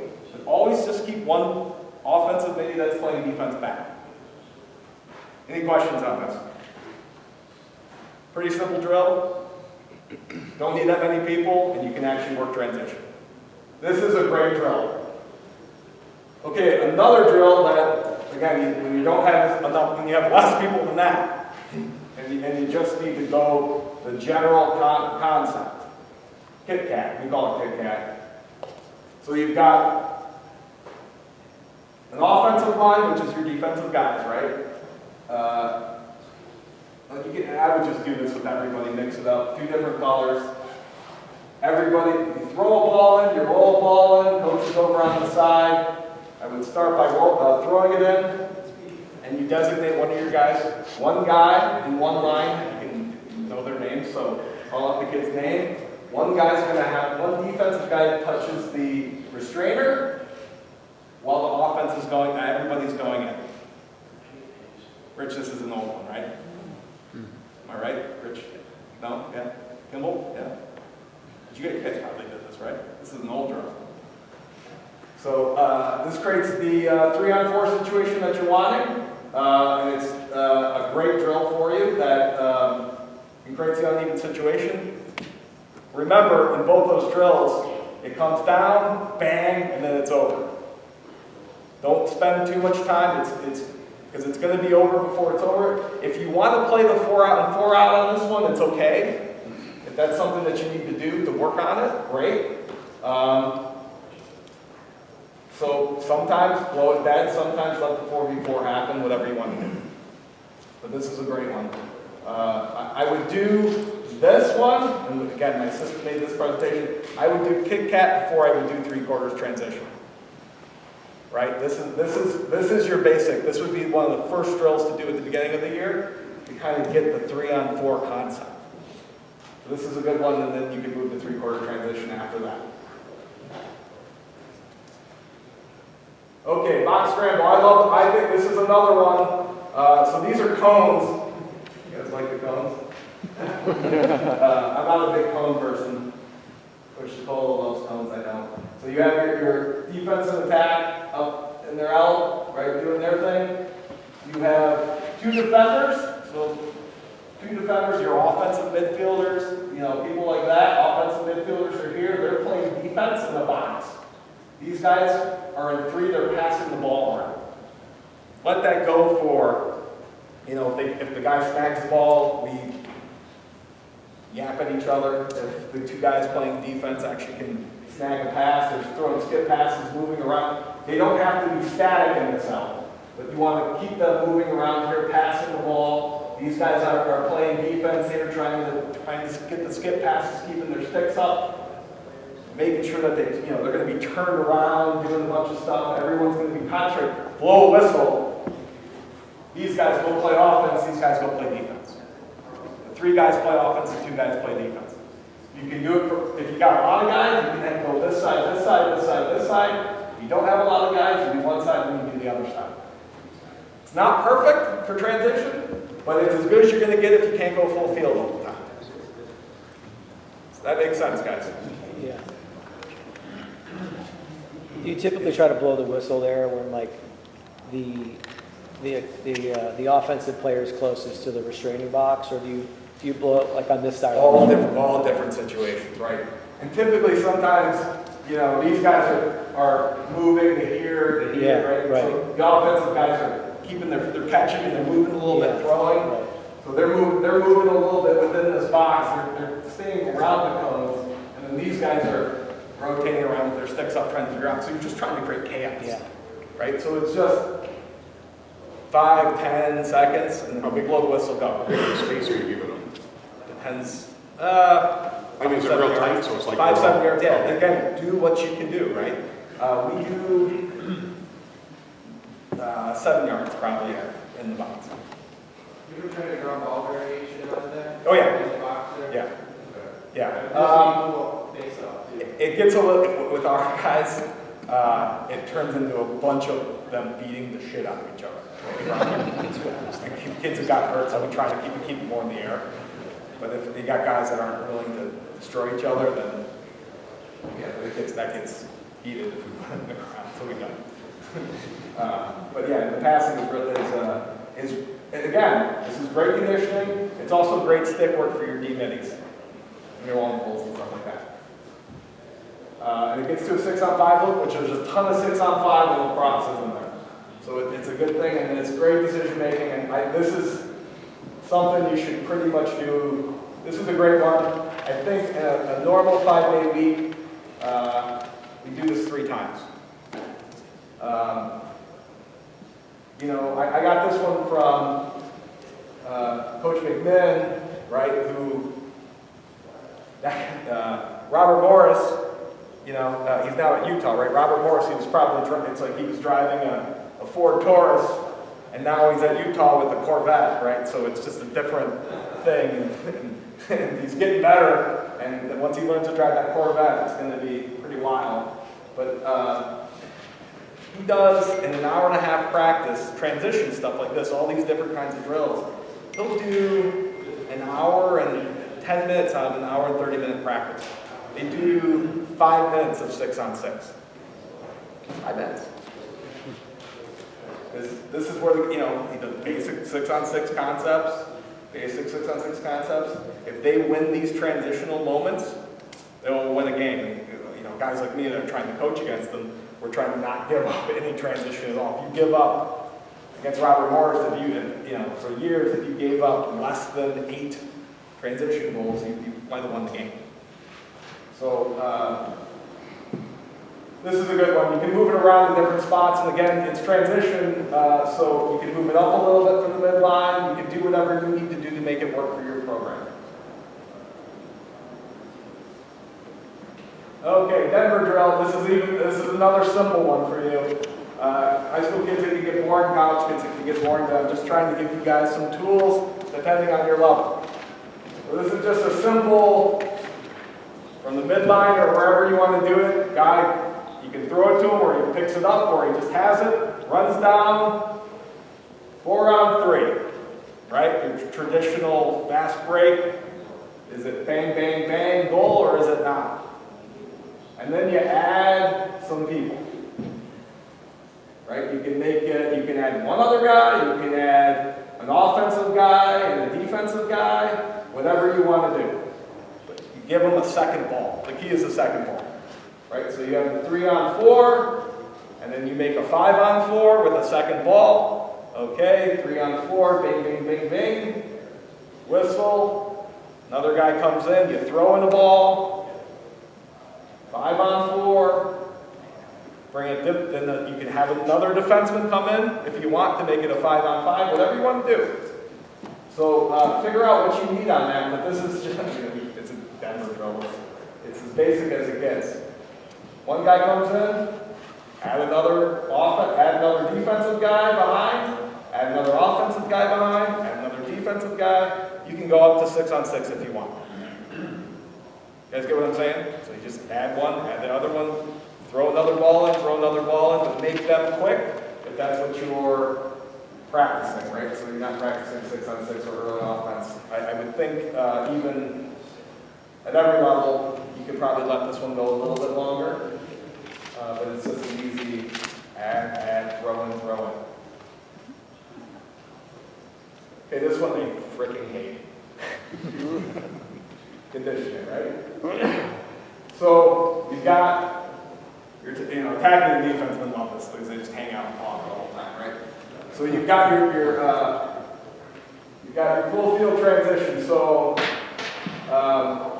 you hold one guy, or you have a guy. You play a 3 on 3 situation down there if you want to have fun a little bit, like a little 3-by situation. 3 on 3, somebody shoots, somebody throws the ball away, or you blow a whistle and you designate a guy. One guy's got to run around the back of the crease, while the other guys are all dropping in to play defense.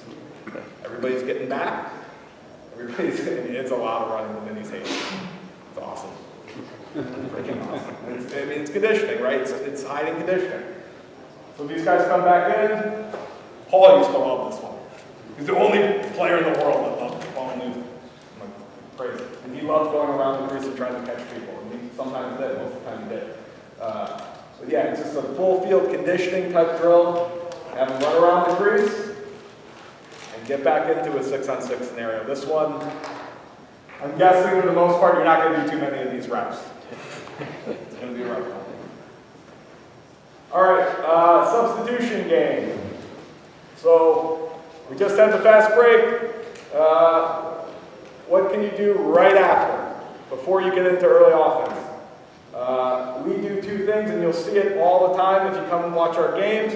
You set, we typically, D-Midi comes down, he passes it down, no goal. You hear tired. And what he's looking to do as we're substituting middies is we're trying to trap that offensive, hopefully that offensive midi that came back on the field, right? Because those guys hate playing defense. They're typically tired, and they don't want to be there, right? So typically that guy's got to go and turn and look to set a pick to the offensive guy that's, the one guy that came off, set a pick, and you either set a pick and run to the midline or run to the box. You guys get what I'm saying? So that we can create typically a little bit of space, and then that's your early offense. Your early offense or still transition. But you'll see that a lot in, you'll see this a ton in the college game, and you'll see this a ton in the PLL. You'll see it, Brother Rice does a pretty good job of it. They do this, and I hope you guys all do this too. Who's setting the pick on that? Who's setting the pick? The guy who came down and carried it, so the D-Midi. So he runs down, he goes down, he's looking to set a pick, so he's either going to look to the midline, midline, the guy that's coming in to set a pick. The guy who's setting the pick is the offensive midfielder that's coming in. Said that backwards. So he's coming in, he sets the pick, D-midi comes off, hopefully this guy stays with the pick. Either do it at the box or at the midline. So if you've got your guy, you got your defenseman off, and you got a guy in at the midline, you set that pick, you're in good shape.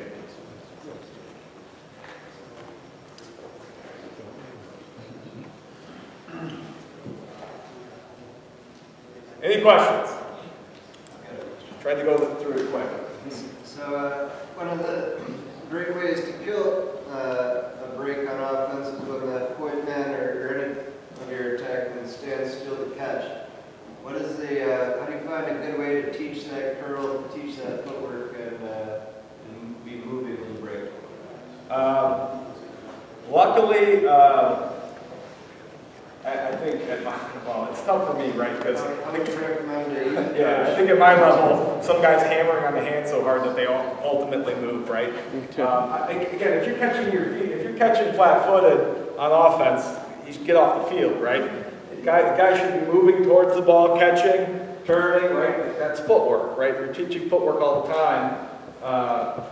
If you're not moving, I'm sorry, it doesn't happen, right? I don't think flat-footedness is anything. You want to always move because you got to keep your defenseman moving. You want to move away, move towards, move in, move out. If your attackmen aren't moving, they should be playing lacrosse. And I mean, it's that simple. Effing move. So recommendations for I've spent hours getting my guys to pick a side, and second days of the game, it is running about. Like, it's just right down the middle? Right down the middle. And then the little ball, and it's funny because we spent hours, we preached for years into the jungle. I'm just curious for teaching that to high school. The word spacing has to come out of your mouth 1,000 times, right? And if you have, do you have one smart kid? Okay, you see the attackman. So if this guy's right in the middle of the field, this is where you have to say, okay, I'm going to move out of the way. Give me some space. Give me some, get some space for the guy. And maybe you're not going to get the catch and shoot every time. You don't have to stay in and out, right? That's why I was trying to give the two different scenarios to you guys. Move away. If the defenseman doesn't move away, he goes to the ball. Guess what? Catch, shoot.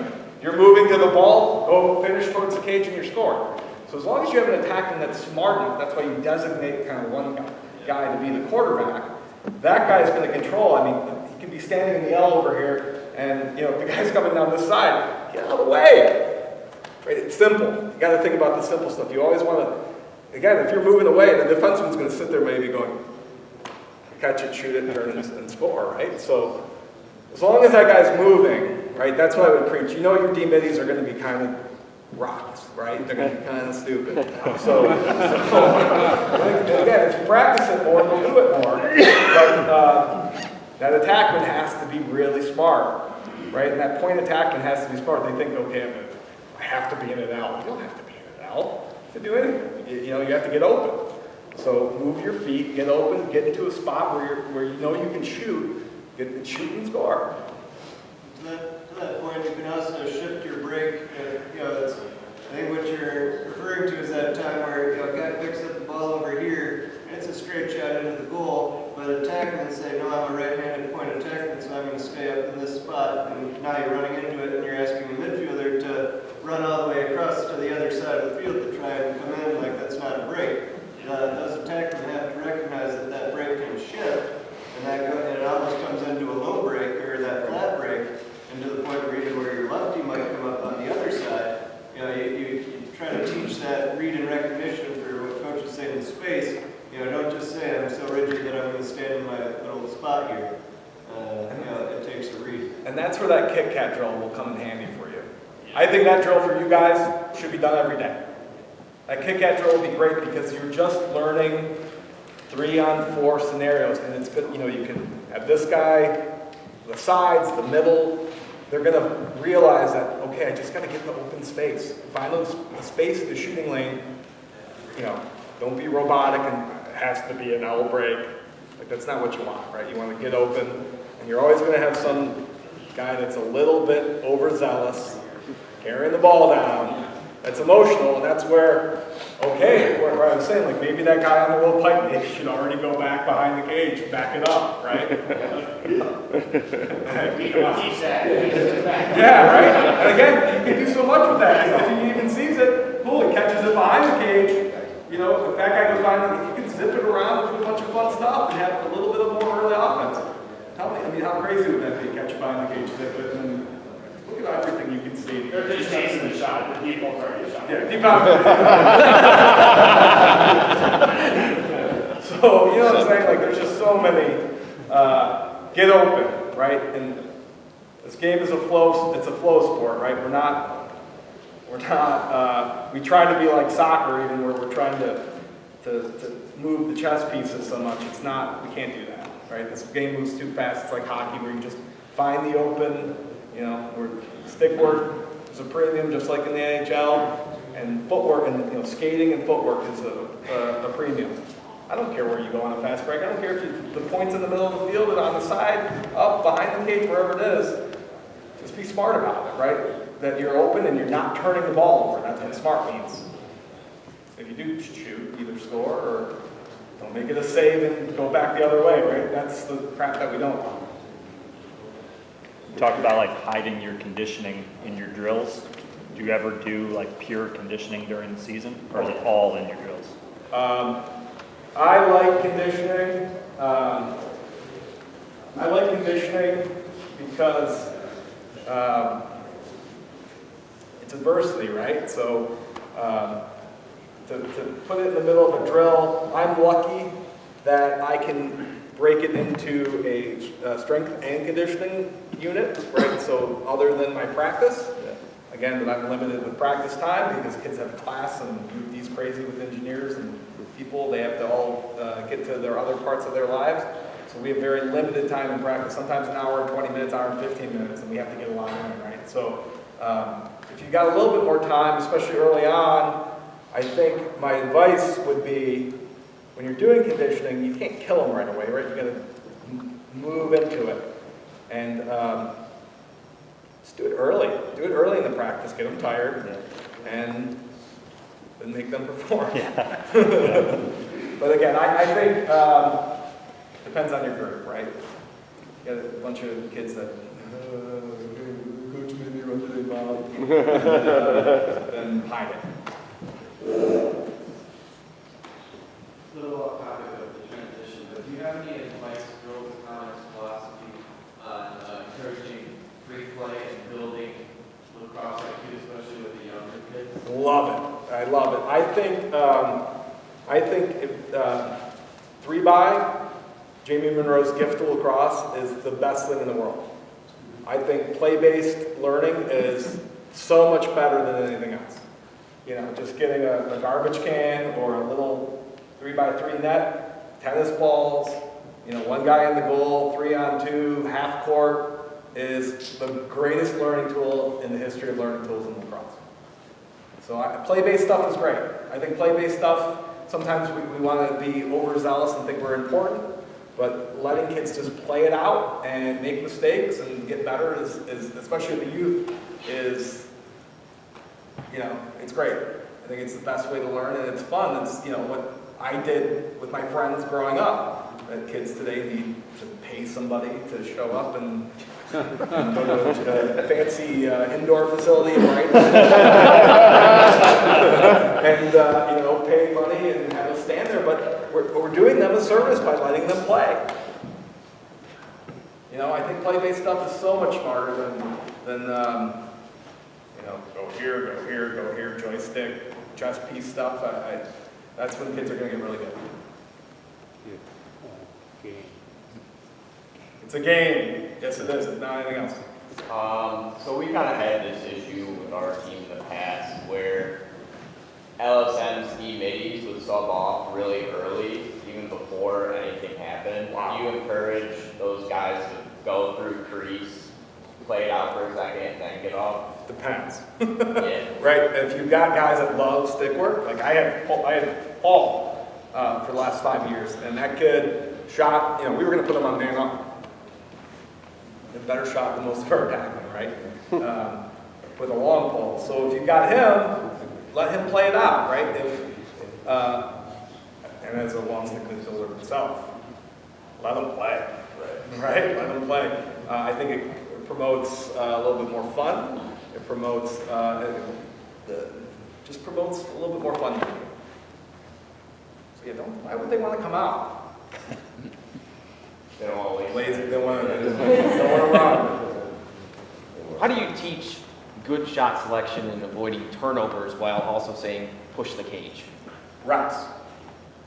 Reps, and that's why I'm saying where in these drills, you got to be smart as a coach to know when to blow the whistle, right? You don't let them play out early offense. And correct, right? So correct, and you know, it's a fine line between stopping it too early or too late, and you got to kind of figure out your group in that situation. And again, I'm lucky enough to have film, right? So we have where we film practice, and we can, okay, you guys, this is what you did right, this is what you did wrong, and send it to kids to send it online and go over it with them in the middle of the night after they're done with class. But yeah, it's reps. These drills will teach you, shot selection and who can do it and who can't do it. And kids have to be honest with themselves. Am I a long pole that can shoot, or am I a guy should be giving it right up?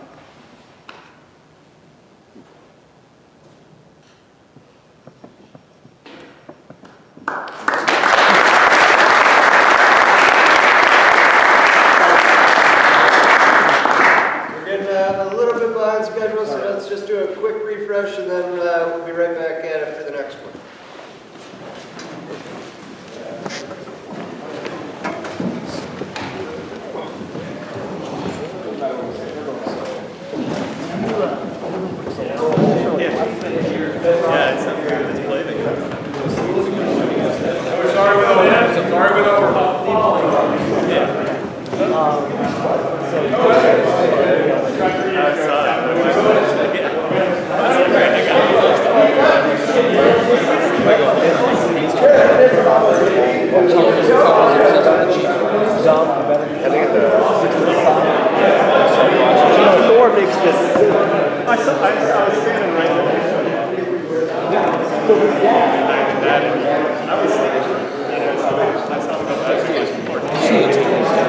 We're not going to fall.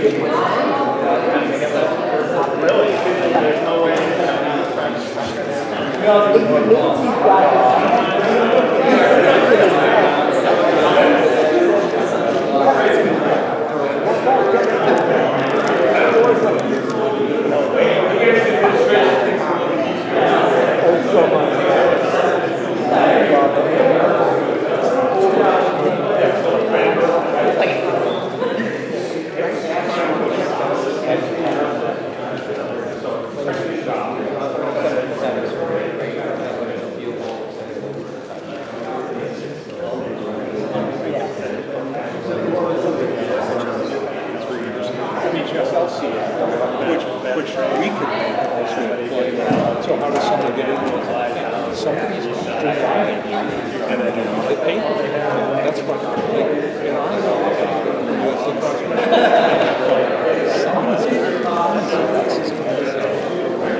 Is that still running? Do we get a video of this? I heard Jay say that. It looks like it's still running. That's what I was just making sure of. Yeah, so we'll have the video up and share it and everything.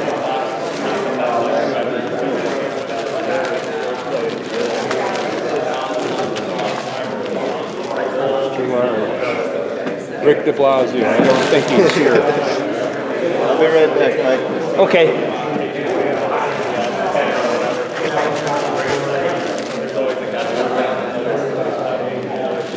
Very neat. Don't see him.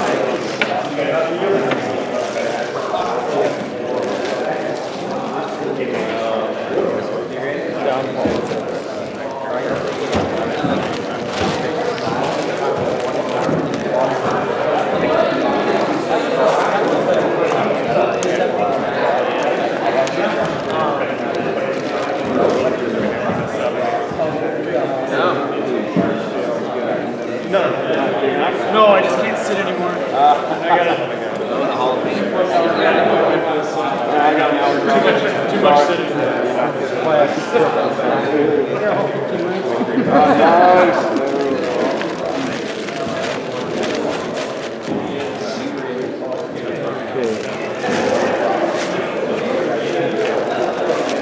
So how long did it take?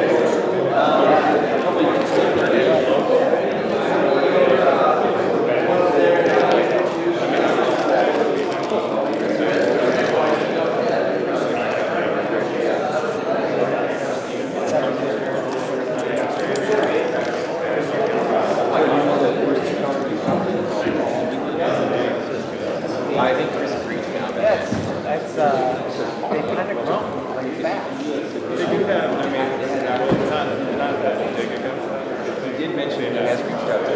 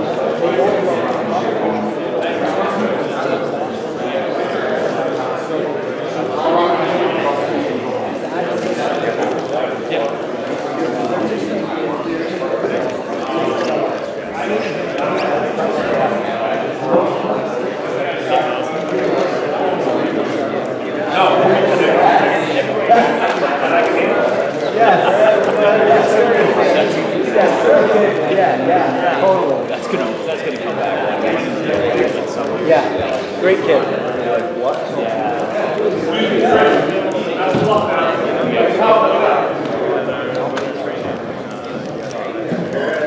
ahead and get started.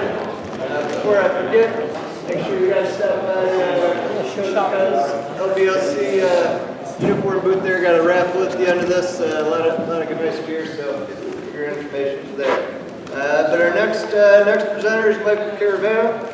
Michael was a four-time All-American at Virginia. Led the team in scoring 3 years and assists in all 4 years.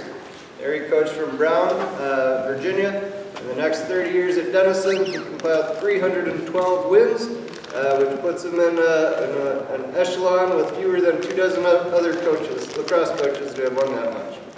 His teams have never had a losing season. He's in the Charlottesville Hall of Fame, the Ohio Hall of Fame, the Long Island Hall of Fame. He now runs Razor Consulting. On a personal note, I don't know guys that have been to the national convention or some of those bigger conventions, but when you go out there and you're just a guy from Michigan, and people ask you where you played, and you say Wheeling, and they say where's that? And you say it's in Wheeling. It's easy to get big time, and I've known Mike for a long time from those conventions and from the very first day. He never, by all rights, he should have big timed me, but he never did. Always very curious, always very welcoming, always very encouraging, always willing to help out, and just really appreciate his time and dedication to the sport and to help bring that next generation of coaches into the circles and build that coaching community like he's done. So, Michael Carvana. Thanks, guys. Always good to be here.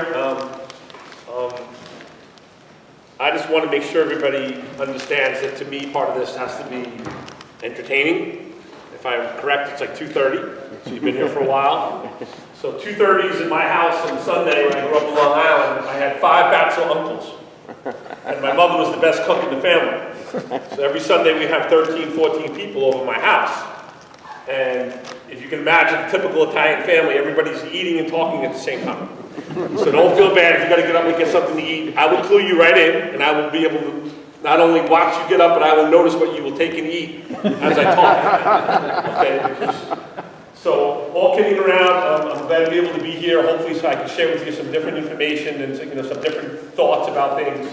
But I was just talking to John, and we were just saying, one of my goals always in doing these things is real simple. And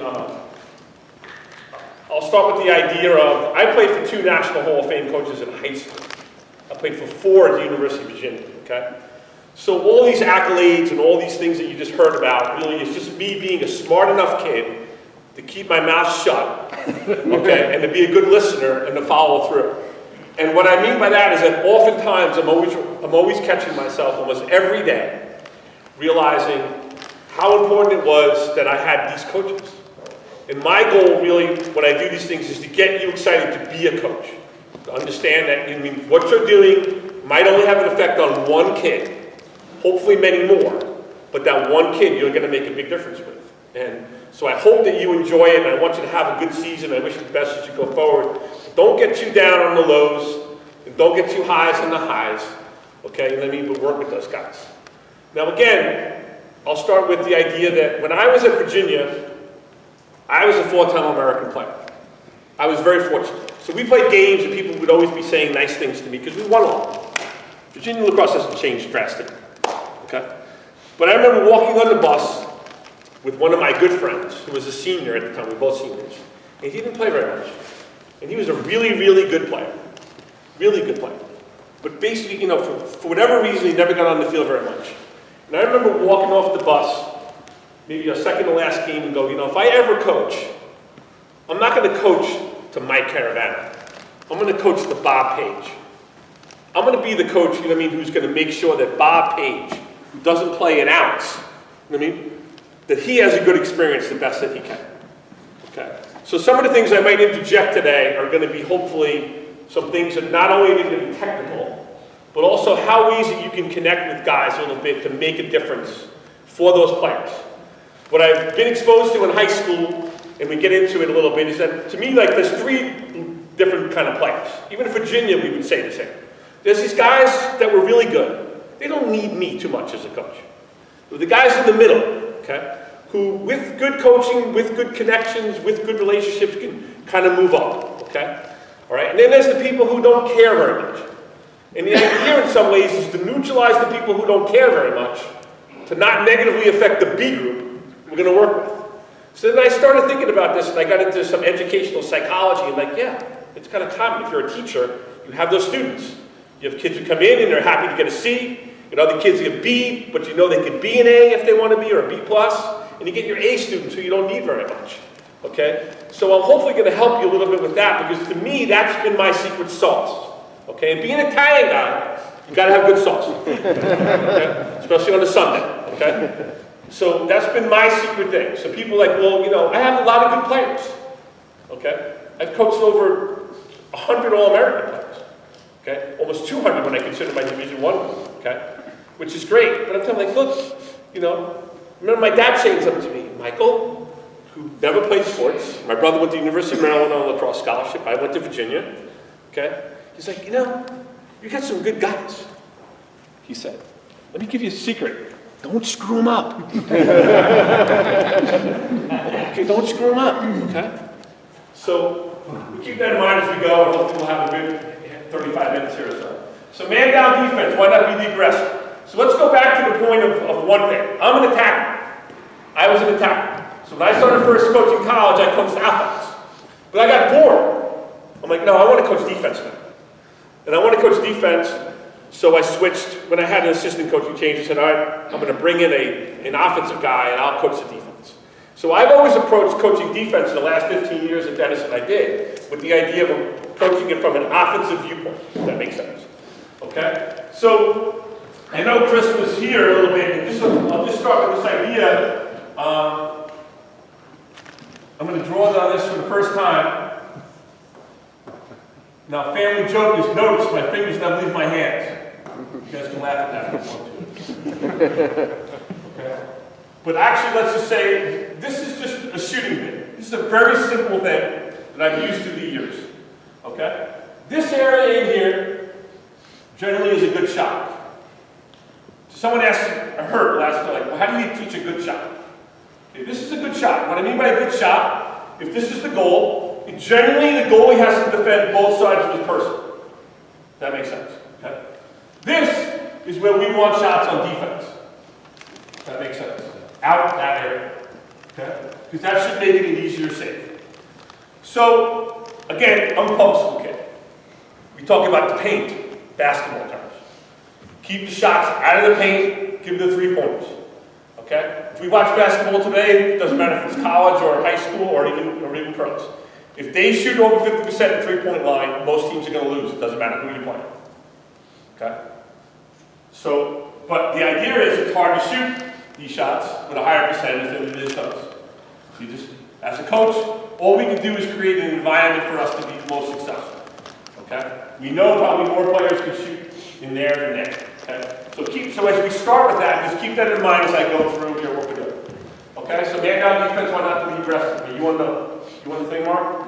Great. Okay, so various options in man down defense. Regular or safe. Where you play a soft rotation with limited extension from the goal, with the 4-man rotation locking around the crease. Very basic, simple things, right? Kind of a circle and a spoke in the middle. Okay, we don't go too far, okay? How do we erase this? How do you do that? Erasure?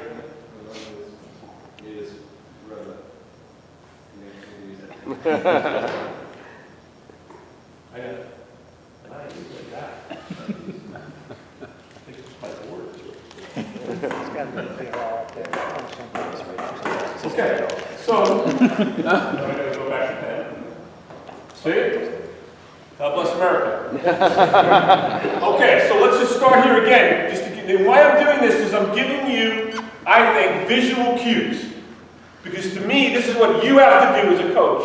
Because when you have a timeout, or your period ends, or halftime, good teachers create visual cues. So that players, when you talk to them, they can recollect exactly what you want to do. So if we're playing a soft defense, we're kind of going to say, and I'm going to use this because I'm, again, a public school kid. Let's just put here red. We're going to do this like this.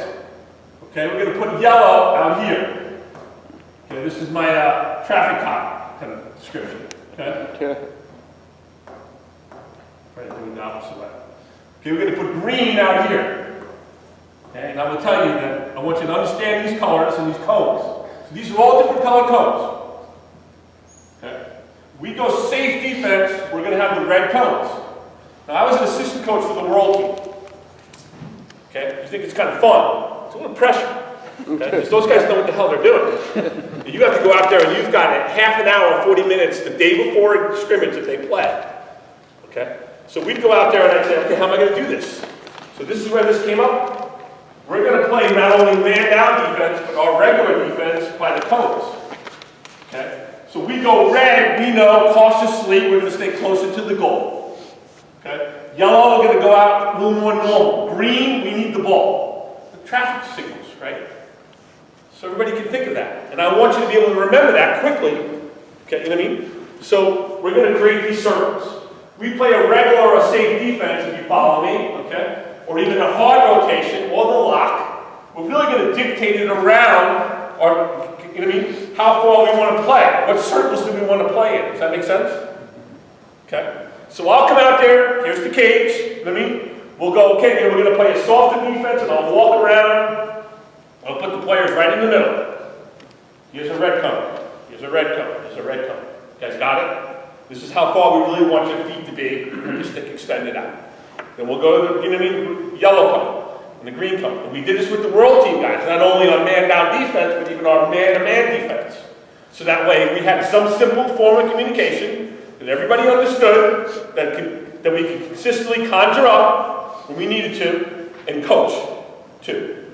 Okay? So that's, now look at this. This is pretty bad. And I went to the University of Virginia. Look at these letters. And I showed my wife. She went there too. I was on scholarship. She wasn't. She reminds me all the time how lucky I was. Okay, so a hard rotation. With a 5-man rotation where all 5 players extend out from the cage in roughly a 15 to 18-yard radius. So we're kind of on that green area. Everybody follow me? Okay, now we're going to the green cones. Options are numerous to how this begins. This is the key thing. Do we start out in a hard rotation right away? Okay? And I would go, again, public school kid, we're going to go H3. What does that mean? We're going to go hard rotation on the 3rd pass. SAT. Okay. Now here in the Midwest, it's ACT. Okay? All right? We go H4. Okay? All right? So we would just, you know, that would be our cue. Okay? We can go H1 if we want to. Okay, first we go to first whistle, ball goes out of bounds. We're yelling in. Okay, H2, bang. Not right away, we want to hide it. Okay? After a predetermined number of passes. Okay? Lock off. Lock is when we choose to lock off a player or an area. Now this to me is a high school gold mine. Okay? Alright? A high school gold mine is a lock. Where if all of a sudden you know, lock off one of their best players, it usually throws a wrench in the plans. Now, my last 8 years at Denison, we did a study. And I shared this with Lars Tiffany, who's the Virginia coach who I know a long time. And basically, if in a minute penalty in college lacrosse, there's like a 65% success rate that the team will score. Where the 30-second penalty is like 15% or 14%. It's very different. So I said to Lars, we got to start teaching our guys to hold instead of slashing. Okay? Because we can defend the hold, especially with a lock, especially with a lock 3. If everybody follow me?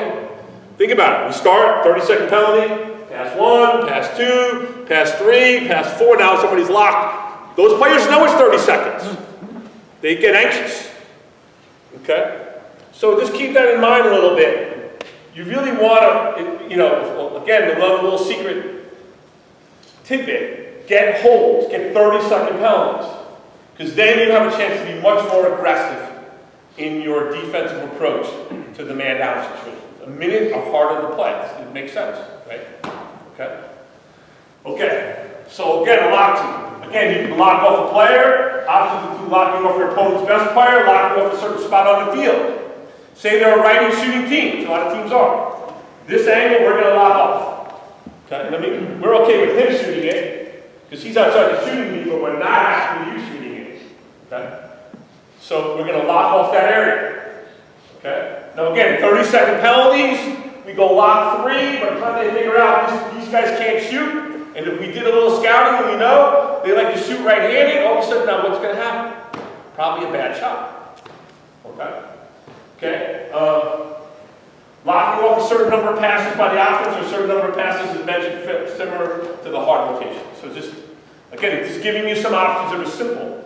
Again, okay? This game we're going to go, guys, we're going to play yellow man down, okay? And we're going to go lock 3. Everybody got it? This game, okay, we're okay with that. We can go from that on Tuesday to Friday. But here's our big tidbit on Friday. We're going to play lock on the right wing.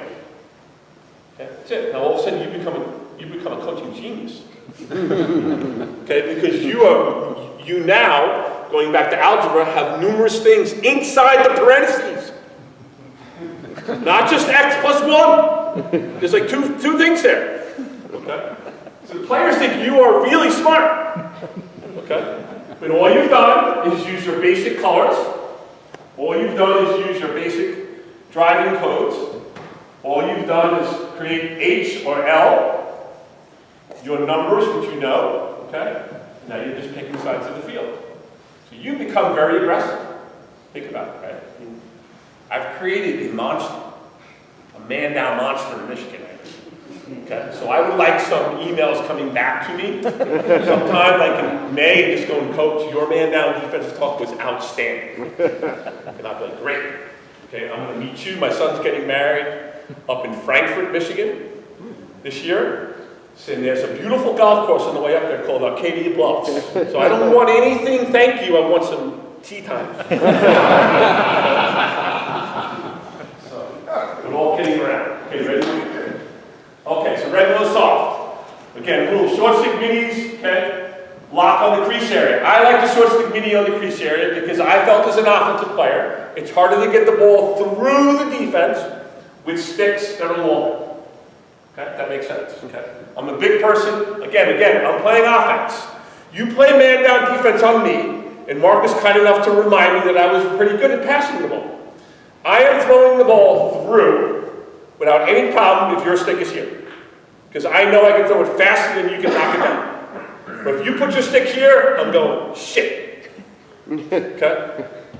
I don't want to take the chance, man up, you know what I mean? To have that ball be nicked or through. So we always want to keep our guys stick up, and we always play two-handed. One hand and a stick. You know what I mean? You're not sliding anybody, you're playing, you're defending area. I want to be as big as I can. Look, I'm a short guy, okay? I consider myself handsome, but most people would say I'm average. Okay? If you met my wife, I've overachieved as most college attackmen do. Okay? Which is good. Okay? But look how bigger I am, I mean, covering this area than this. Right? So I can be this much bigger, that's where I'm going to play. Okay? So I like the long poles on the perimeter. Again, you know what I mean? Playing, kind of defending with one hand. Making themselves this much bigger. This player with my body, this player with my stick. Okay, lead far player over from the ball, always. Okay, with the idea that hopefully our sticks are there to be able to, to not have that lane there. Full long poles in the perimeter, stay within the 12-yard radius of the crease with the only man on the ball poking out. So basically you'd be out here, okay? And I would love to have that guy's player, okay, on his stick. We were just talking to, again, I was at Virginia's practice a couple of weeks ago, and I was talking to Connor Schellenberg, and he was like, Coach, you're a fourth-time All-American. I'm like, yeah, Connor, what's the big deal? Like, you're twice as good as I am. No big deal. And I said, look, he said, well, what can you help me with? I said, I don't know if I can help you with anything. I said, all I know is that where I was able to be good at was that I could play past my defender. Okay? I could carry the ball, you know what I mean? Have my head up and look past him. He was not a factor to me. He was never going to take the ball away from me. Because my skills were tight, and I knew, if he went for it, I'd be able to deke it, whatever it may be. I can play past him. I said, that is the one thing you have.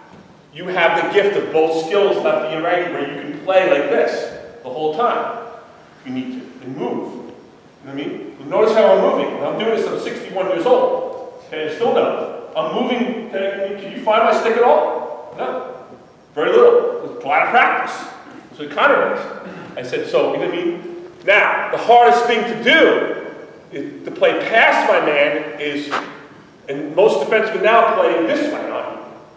So I'm looking right past you. Okay? One of the old school things that I still think is, again, as an offensive player, the last thing I want him to do is to play my hand. You follow me? If he plays his hand right now, I got to worry about him. I can't play past him. So a man-down defense, if I'm going to go out and extend a little bit, then please extend it. Okay? Now again, I'm not in college anymore, so I can say different things, okay? My high school coach would say, you need a good stick boner out here. And I remember saying to him in the bar, because this was back in 1979, after, he said, Coach, how do you call a stick boner? He goes, because the boner should be down by your waist. Okay? If it's down by your waist, it's at his waist. Not up high, it's at his hands. Right? You hold your hand, your bottom hand is where you know what I mean? Where you can deflect it. Right? So I couldn't use that. when I was coaching college, because I would be worried about things, okay? Just like, again, I'm from Long Island, so it might come out. F-U-C-K in Long Island is a verb, adverb, noun, okay? Don't take it personally. It's just part of your communication skills, okay? I remember saying something to my wife, and she's like, I said, honey, this is not personal at all. You're taking it personally, just because you hear a bad word. It's not the way it is in Long Island. You gotta get over that, otherwise this is not gonna last. Okay, so 4 long poles in the perimeter. So again, just so if you're gonna spike that guy out, all I'm trying to say to you is, if you can get that, take a poke, if you get that player for a second or two to worry about you, he can't play through you, even if a player is open. Okay, go ahead, Mark.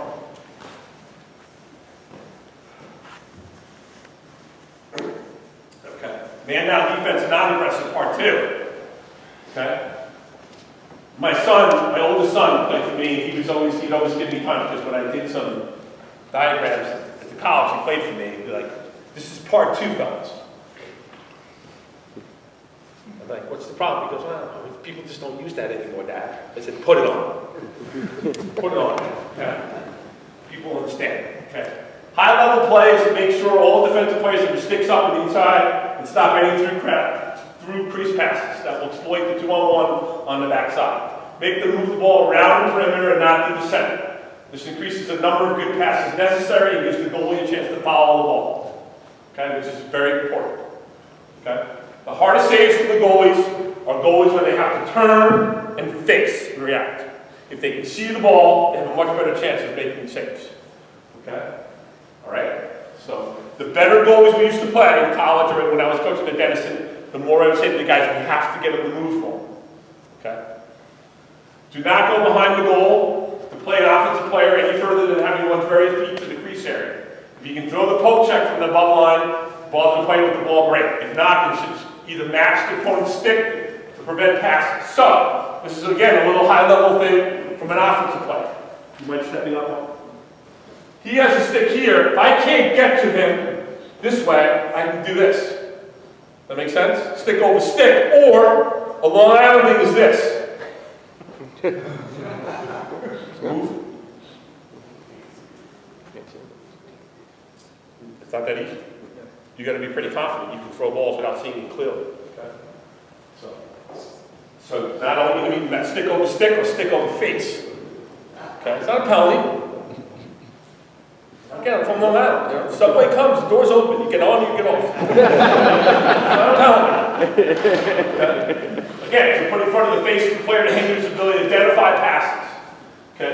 This Redwood defense should be considered at least a 10-second part of the man-down defense after the more aggressive. This is a key thing. So let's say that we haven't been a penalty, and we go to a hard rotation or a lock, something like that, right? Ball goes out of bounds. We might not be able to have the same level of energy we had before.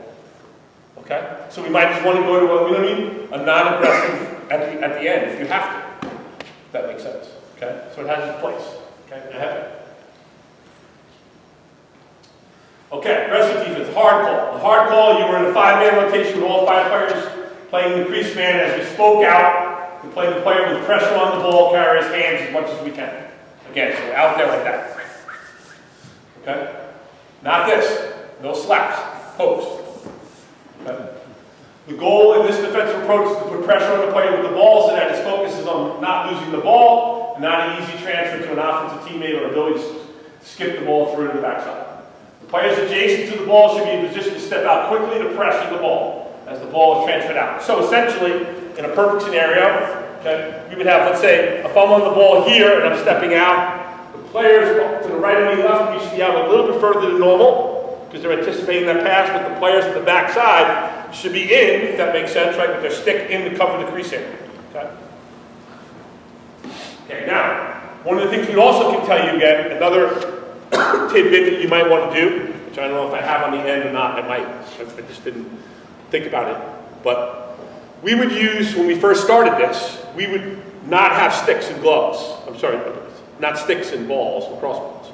We would do this with a miniature football. So that, so the offensive, so we can keep all the man-down defensive guys down there, which is changing sets, if you follow me. But they'd be able to throw the ball, you know what I mean? And it would be able, it's a little slower. There's more success. I don't know what age group you guys have. Sometimes they have good players, but sometimes they drop the ball and it all it's too slow. If we throw the football, we can go, you know what I mean? We go, okay, let's go slower. We throw it and we got to react. Where's your stick? Where's your stick on the backside? Where's your body on the backside? Where are you? Make sense? We can pick it up to speed, but be more successful. And the players get more confidence. Okay? So we would do that with a football and then go to a cross ball, if that makes sense. It's catching it. Okay? All right. The goal in this defensive approach in the hard rotation is to put pressure on the ball. The players adjacent should be step position in quickly to pressure the ball and transfer the ball in the man and in the zone. Okay, ready? We can go on to part 2. My son put it in the right. There you go, part 2. See that? Part 2? So you guys are laughing, so I'm trying to keep you awake. Again, I'm an education major. I understand people fall asleep. The defensive players should be extended, okay, out with their sticks out in the player's hands. Okay. This is especially good form of aggressive action when a team is play-driven. So if you know they like to run plays, right? You go to hard rotation now, it throws things off because players are going to various spots. They're used to going there casually, if it makes sense, and slowly. We're coming out and now rushing you, makes sense. Okay? So the analogy that I was taught in high school is, we want you to stop driving on the streets in town and get on the highway. Okay? Think how nervous you are when you first get on the highway. Okay? And when are you most nervous is when you're merging. Right? When all of a sudden things change, when you got to go from slow to fast. Okay? There's a reason why my high school coaches were Hall of Fame coaches. Okay? Okay, special options include starting in a regular defense and jumping into a certain number of passes, which is a really good thing. So again, it can change, H2, H3, H5. Okay, jumping into as the ball goes behind the cage. So the ball goes behind, all of a sudden we yell out H3. So from there, we're going H3. Okay, again, and we can do this if we want to simulate it with a football. The ball gets behind, all of a sudden, yell at H3. Everybody's got to yell it out H3 for the third pass from there. Whatever it is, come back, go. Okay. Good jumping into with less than 20 seconds left in the penalty. So you're playing a regular softer defense, and now all of a sudden you're going to a hard rotation. Okay? Now, if the ball goes out of bounds, or shot is deflected pass, can be used versus a less experienced team to have an advantage or a disadvantage situation. Okay? So if they're not very skilled, then why am I going to let them shoot it? I don't want them to shoot it. I'm a Long Island kid. I don't want to beat you 10-0 when I can beat you 15-0. Okay? So I tell my sons-in-law, like, look, you suck, that's your problem. You got to get better. It's not my problem. Okay. I grew up with an older brother, and until I was 16, he used to play basketball, one-on-one basketball.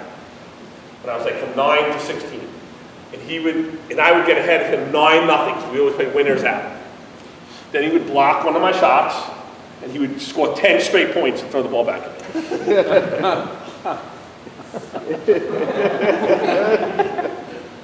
Thank God I did it, because it gave me a competitive edge when I went to Virginia, Greg Campbell. I remember telling my teammates, like, look, I remember Coach saying something like, he's not going to do it, then I'm going to do it. Because I'm going to play. I didn't come here not to play. I didn't come here to lose after 9-0. I came here to beat you 10-0. So, all right, we'll keep going. This is, you put this one on, which one? There's no part 3 on that. I tell myself.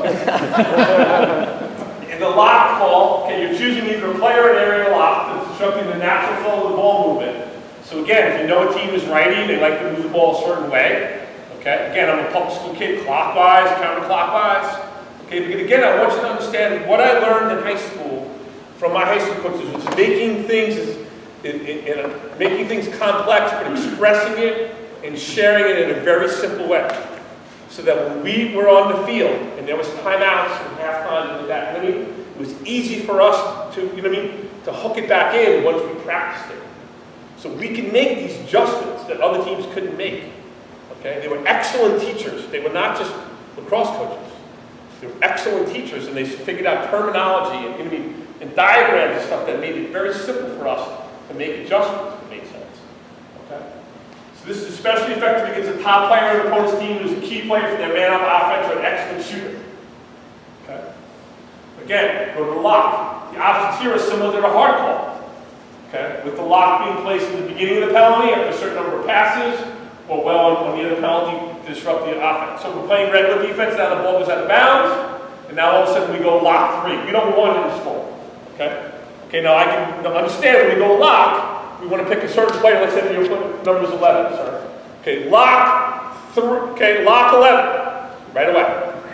Well, we can go lock 3, 11, which means on the third pass, we're going to lock. Okay? Now kids can do this. I mean, this is a very nice school here. If these kids can't do this, this is a problem. They're paying too much in taxes.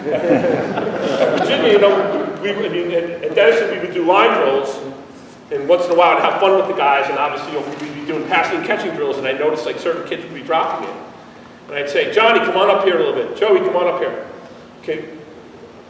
Did you go to public school or private school? They're like, oh, coach, I went to private school. I'm like, fellas, understand in about 20 years from now, make sure you get your money's worth for sending kids to private school, right? Right now, you two guys can call your folks up and get a refund. Okay? Because you should be much better at this than the public school guys, right? And my coach, I'm like, I'm just telling you, the public school guy, you know, the parents save some money. You know, maybe you need to focus a little bit more, okay? Your parents are, you know, investing in you a lot more. I said. You can't, I don't know if you can say that anymore anyways. I can't remember because I'm older. Okay, so drills. One of the things I've always gotten at this clinic is, all right, it's great, Mike, this is good, okay? But having coached in high school and middle school, I know you need drills, okay? So set up a 4v3 rotation around the crease area with no one on the crease, with a football used in place, again, as a lacrosse ball, by the offensive players to show the rotations, with forward players playing in the crease in a slower manner to build confidence in the personnel who they play with, okay? So let's say we were to do that here, okay? We can always put, let's just say, a blue cone in the center, which would be if we're off, again, away from the ball, I mean, we want to get our stick to the blue cone. Just to work on it again. It's kind of fun. And the guys love doing it because they love doing it with an alternative ball. You know stuff, Nerf football, or, you know what I mean? They love it. Tennis ball with their gloves on, because they make fun of each other because they can't catch it.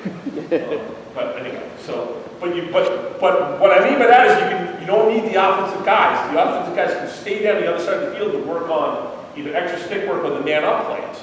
You can use your other defensive guys, who, you know what I mean, who are playing offense now, so they're seeing what's going on. They're engaged in your foot block. Okay? Make them rotate with sticks extending out to the help. Okay, and off ball sticks up. Again, so we're working on, again, we're going out, coming out, make sure your stick's extended. Good stick boner, and you can laugh. Okay? When I had a high school reunion 40 years ago, and one of the things that came up was, Coach, you remember when Coach was talking to us about the stick boner? I'm like, absolutely. You remember what it is? Yes. You don't say, put it down by your crotch. Okay? Now, the point I'm making is, you know, like, here you are, you come back in this way. Everybody follow me? This is very subtle. This is very, again, because that ball moves from him to him. If my stick is down, you want to make that pass, you will. If my stick is up, it's going to deter you. We're switching hands all the time. This is my little hidden thing, being an offensive guy. You're defending space, man down. You're not defending people. Okay? If we go back to the shooting beat, I'm defending the space the best way and the quickest that I can. It always comes back to that. Okay? Build up the 5 versus 4 with the same drill. So you're doing the same thing. You're just getting guys to play defense, and you're getting guys to play offense. Okay? All right? Build up to 6v5. Okay? Again, still with the cone, you know what I mean, with the football, whatever it may be. This is cone setting up the yard parameters, going back to what we talked about. Green, red, and yellow. Okay? Soft rotation, you see it, hard rotation. Play 6 versus 5 with the lock, and then show how the 5 versus 4 rotation is behind it. So do you understand what I'm saying, right? So if we go lock, now we're really just going 5 versus 4, fellas. We've done this. We just went over it. Not a big deal. Okay? By practicing the 5 and 4, until you're practicing what you call the lock. Okay, man down clearing, which is, again, very important thing, right? So we play good defense, we get the ball, what are we going to do? We don't clear it, okay? So one of the biggest things, if you guys don't mind me sharing the information with, which I'm sure you don't mind, is one of the major things if you watch college lacrosse the next month, will be the teams that clear the ball best early in the season are the ones that are most successful. Okay? Lacrosse is not a complicated game. If the ball is in your possession, all the rules favor you. Okay? All of them. Even the referees are your friend. How many times have we yelled at the referee when the player had the ball in his hand? Very rarely. Okay? Maybe they missed the call, but it would be 1 out of 10. Okay? So we want to get the ball in a 6. So we want to clear it. Clearing is the most important thing the first month of the season, especially at the high school level. Okay? Spending time, you're catching, throwing, and scooping. What I'm going to tell you is try to incorporate it into how you want to clear. Okay? You know what I mean? So that there's similar actions, if it makes sense. Okay? So we want to clear it. So we play the good man down, but we've got to clear the ball. How are we going to do that? Okay? So again, practice this in the skeleton form. I like to do it in the skeleton when I mean like no players playing defense on us. What position we're going to be in. Okay? Reassure the man down players in proper positions to be in. Again, I like to use cones. So if we're playing man down and we're an orange team, you know what I mean? We're going to use orange cones today. An orange cone there, orange cone there. You know what I mean? Blue cone here, maybe in the middle, at the top of the box, which we want a short stick midi to come. You know what I mean? Orange cone there, just so they know. Okay, I don't want them to be confused. I don't want you to be, this is the orange cone is here, okay? I want you to go to this corner. This is their corner. Like, no. The corner's over here, okay? I'm going to put you by the cone and get to the cone. Michael, you're the baby of 4 children. Can you not get to the cone? Okay? Your brother can get to the cone. Your sister can get to the cone. This is my high school coaches. You can't get to the cone? I need to talk with them. Okay? But seriously. But what's going to happen is, your first scrimmage, what's going to happen? They're not going to get to the cone. They're not. But as a good teacher, what are you going to say to them? Hey, you guys remember the cones? You know what I mean? I'm showing it on the board. See how close we are here? Remember, we need to be spread out. Remember the cones when I first did it? Yes. You won't have a problem again. This is what I mean about me trying to help you be a really good teacher. Okay? That's what we want. We're going to make mistakes. You're going to drop balls. You're going to throw things away. It's the play after you make a mistake that's the most important play in the process. Okay? Have all your long poles run to the spots. 2 up near the top corners of the field. 2 midfielders, better stick handlers on either side of the goal. Okay, so you want to keep your 2 lowers. It doesn't matter if it's a long pole or not. To me, I think you want your best long stick handlers closest to the goal. The goalie, so if he has the ball and it comes to them, they can make better decisions in execution. So even if it's a long stick midi, it doesn't matter to me. On man down, I want our best stick handlers on the field, not running off and not being getting punched. Okay? So again, this is the key thing. A short stick midi, where he's in the center generally, he wants to run like he's breaking out. Hard, okay? But then he wants to turn back. Now, again, you want it standing up, sir? Okay. This is normal, okay? I'm going to run here and then I'm going to run back. I want to run back, but here's a little secret. I don't want to run back with my stick to the side. I want to run back with my stick in front of me. Because if it's to the side and he chases me, he can check me. If it's in front of me, he's going to hit me. The other thing is I'm going to run at him, and when I run to him, I'm going to step on his feet. Right there. It's not a penalty. It's just a Long Island thing. Okay? I'm stepping on his feet because most people's reaction is going to be to stop and lift their foot up. That's going to create enough separation to me so that my teammate thinks I'm open enough. And you guys are laughing. Laugh all you want. Until the score's tied, and you're in overtime, and your kid gets the ball and clears it, and he comes back and you go, Coach, that stepping on the feet thing worked great.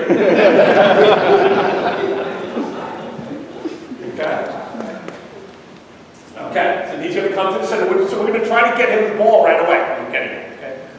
We're creating space, 5 on a dime, okay? Where he can come and get the ball, and hopefully he can turn now into space and then run, if that makes sense. Whoever is with me on that side goes up, but obviously, if there's me and a player there, only 2 or 3 of us can go, okay? So, again, tips. Long Island Smarts is to step on the feet. Okay? If an attacker is closely guarded by the goalie while he's in the crease, the goalie can also attempt to throw the ball through the player's stick. People don't understand that. If I hold my stick up in front of the goalie and I throw through, it's a penalty on the attacker. It's a free clear. He has to try to knock the ball down, which is hold in front of him. He's impeding my motion. The rules favor the team that has the ball in their stick. Okay, so don't be afraid to tell your guy to run up to him, just throw it. Now, I would tell you, being from the Midwest 30 years, you might want to remind the official before the game that that's interference. Watch. Not wrong. Okay, thank you. There's two of us are thinking that we were in college and we assume everybody knows that. Okay. Practices with the soft shot by the coaches, even when going to have a double whistle to indicate the offensive player, just take a soft shot. So what I'm saying is we're playing pressure man down defense. We have our offensive players in, but I blow the whistle twice. That means wherever that player is, he just throws the ball to goal. Okay? That's one way. The next one could be, that I throw the ball, I blow the whistle twice, I throw the ball to the side, and the nearest player picks it up. I let the offensive guy stay back, and he picks it up, and now he clears it from scrimmage. Does that make sense? From an unsettled situation. Okay? So they're kind of contract. But what we're mostly trying to do is create confidence in where we should be, how we should move collectively, right? And how we should be in positions to clear it. Okay?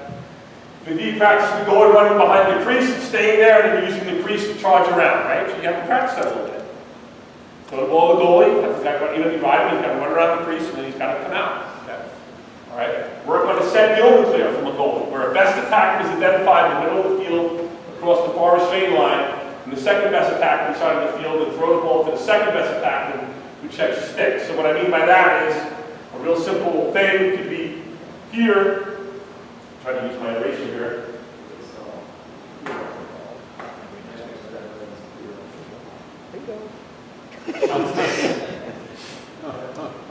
So we're here, here's the midline, here's the far goal. Okay. We can have the building clear where we have this, where this is attacking again. Don't start your attack in here. This is no. Don't start him here. No. He's got no way to run. Here, you want to create space. Space favors a good athlete. Okay? So generally your best attacker tends to be a good athlete. Okay? All right. So we're going to erase this now. That's not going to work.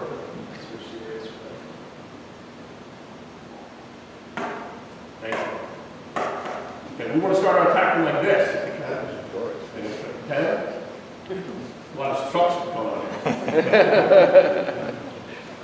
Okay, so let's say we give him the ball, right? So he throws the ball down this way, the midline. He's going to basically go up and lift his player. Number 3 is going to come out there. Does that make sense? Don't even try to catch this. It's already set up. Now, I gave you a secret. Okay. What do you think A3 wants to do on his guy before he runs? Step on his foot. Exactly. So he's going to get it. He's going to check sticks. The ball's going to come this way, and he's going to go get the ball. It can be either way, depends on where your best attacker is. If your best attacker is lefty, you can go that way. Okay. But if at the end of the period, let's just say, you know what I mean? When you're clearing it, you have a call for it, right? You know what I mean? Those attackers know what we're doing. The guys that are clear know where to throw it, if you follow me, right? And they know how to play it. Okay? Now, what we figured out at Denison was, very candidly is that we actually made our best attacker this play. Because we were like, we can figure out, we can get anybody to do the first play. We need someone who's going to be an athlete enough, you know what I mean, to scoop the ball, you know what I mean, and get it, and run away. So, and you think your best attacker is going to have any trouble stepping on that defensive feet? No. And the better the defenseman is, the more happy he's going to be. Okay? So we're going to go to clear, okay? Smart plays, okay? Long Island smart play, okay? Practice this as you get closer to games, okay? In full field setting, if that makes sense. So now you're going full field. So we're going to go here, we're going to work on this group, this way, set up the clears, set up the man up, right? Clear, there you go. Okay, turn left. Questions? Okay. Anybody have any questions? Yes, sir.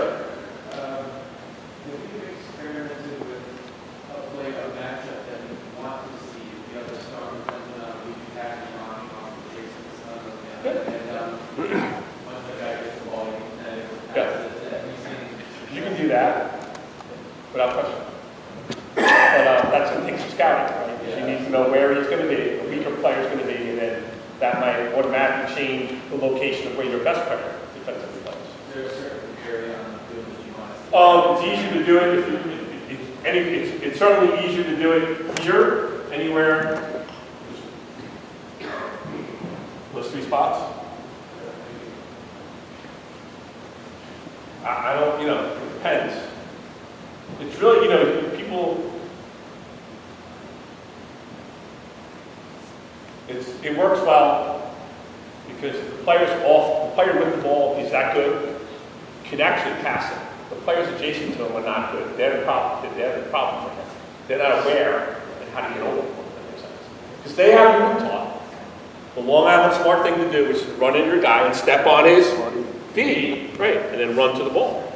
Okay? So that's good. Yeah, you have a question? Please, somebody's got to have another question. How much oregano is in my sauce? Even situation? Yeah. Why not? One of the favorite rides at the high school level around here is everybody lock up the player. Right.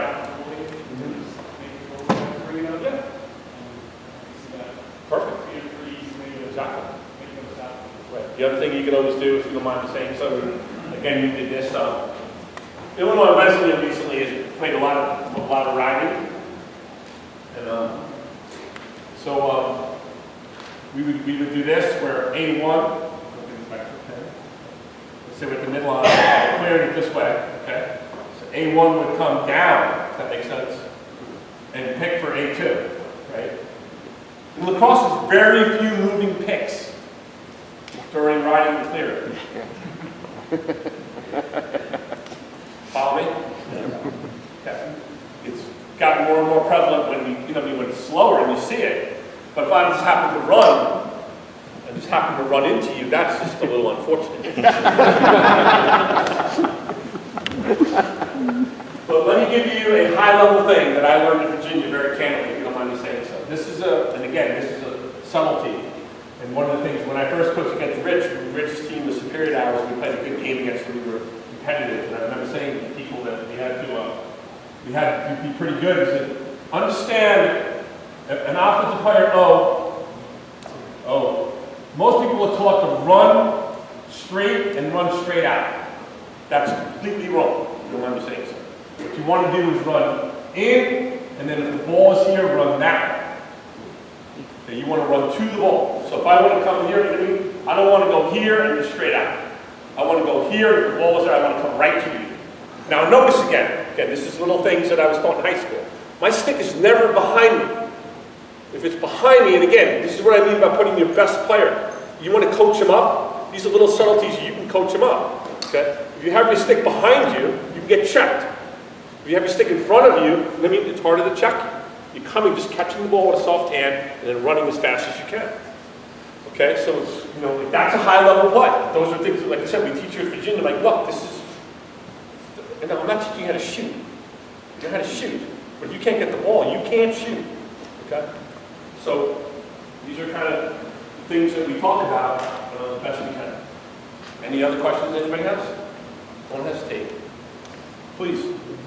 Okay, so I'm just going to review a little bit, just because, again, I'm an educator. So I want everybody to get an A. I'm one of those teachers that wants everybody to get an A. I don't want any Fs. There's a bell curve, but we like it to stop at the C level. Okay? So again, using multicolored cones, very important for you. Okay? So get green cones, get red cones, get yellow cones, get blue cones, because I think they can help you, again, create this visual cue. Okay? Keeping things simple, using the same terminology. Okay, so if you adapt some of what I'm saying to you here, then please, if you are a varsity coach, try to implement it at the JV level, and even at the 9th grade level, because it's simple enough that it's easy for guys to carry on. Once those guys get on, my group love playing man now. They're like, Coach, we got to run the lock, we got to run. I'm like, calm down. Okay. Well, I got a little more into this. I know how you feel, which is good, but it doesn't mean that's a problem. Okay. But what I'm getting is that they start understanding it. So don't hesitate to use it, because it is something that you should be able to teach. At the middle school, JV, high school level. Okay? Again, a little secret, those Long Island smart things, there's nothing wrong with that. They're in the rules. Okay? All right, running again, breaking in and running towards the ball with our stick in front, not to the side. Okay, especially to your better players. Okay. All right, having you stick up in the passing lanes. Okay, playing with one hand and being larger to me makes better sense. Again, I'm looking at it from an offensive standpoint. This, I'm throwing it through. A good player, I think, is one of the Billick boys went there, right? Drew Billick and right, they went here. They're throwing the ball right now. My stick is down. They're throwing it to him. He's over there. If one of the Billick boys is there, they're throwing it there. He's throwing it there. If I put my stick up here, he's thinking about it now because he has the confidence in his stick work and the way he plays. So we want to deter that. So the better teams we play, the more we have to get our sticks up, okay, to defend that area. Okay? Again, don't hesitate to use when you're going to get your different cones at Walmart or ordering on eBay, get yourself a nice, small football to use to be able to teach at a slower rate. Those things can all be very helpful, and again, for them going forward. Okay? Now, this is my email, so anybody have any during the season, please just reach out. My cell, email. I work with the Lacrosse Academy. I've been director of that camp for a long time before I met Mark. I also run a Raise the Lacrosse consulting company, which basically come around and can work with different teams and programs to come up and kind of give you an overview of what you're doing, how you're doing things. Maybe I can make a difference for you in terms of how it's structured, how you can use different people, things like that. I'm more than glad to try to do that. It's always nice for me to come up to Michigan as much as I'm not an Ohio State fan. I grew up in Ohio. Okay, so I can cross the territories without much trouble. You can see I've been wearing purple gray or anything with me, so I'm in good shape. But I'm more than glad to help you at any also. If you have any questions that way, you think I can help your team or your program, sometimes you can get some funding for that from your parents' organization or things like that, and we can talk through some of the options we can present for you. It's also RaiserLacrosse.com. It's on if you want to go to it, Raiser Consulting, just Google it, come up. It's the place, Raiser Lacrosse, to find your edge in the game. But seriously, at all, please, anything comes up during the season, I'm kind of semi-retired. I got time. I'm more than glad to get your email or text. Tell me, Coach, I need to talk to you about this. Call. There's nothing more than I enjoy to be able to try to help somebody across. Okay, so I appreciate the opportunity to come. I hope it was a big help. I'm going to be here for a couple minutes if you have any questions on your own, and thanks again for having me. Thank you.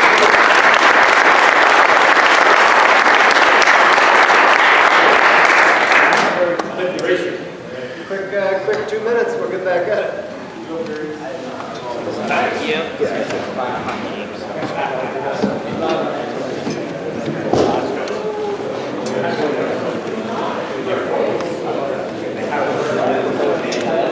All right. Good seeing you, Coach. See you. Oh, yeah. I expect so. Chris had me call here.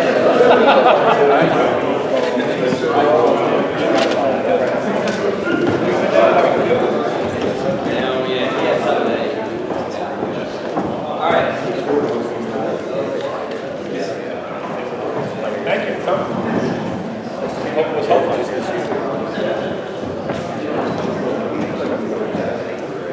Thank you for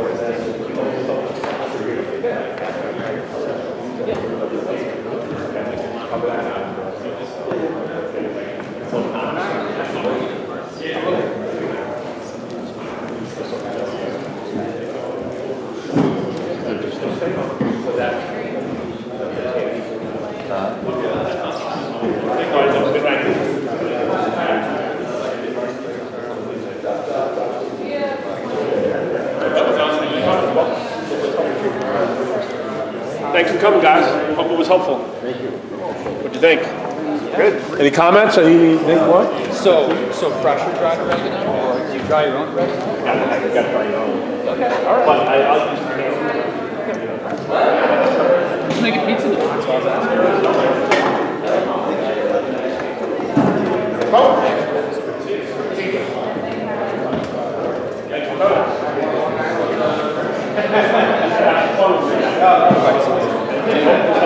Reach out anytime.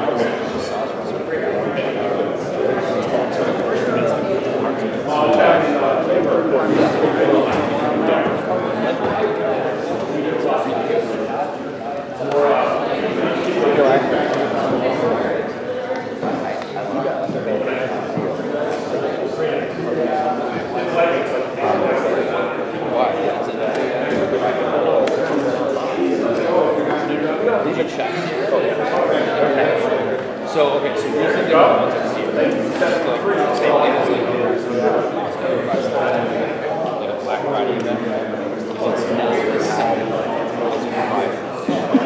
the ones that are sincere. So like on my, yeah, so like on my, Nice to see you. On the ones that they, thanks. Like they come and see you cost.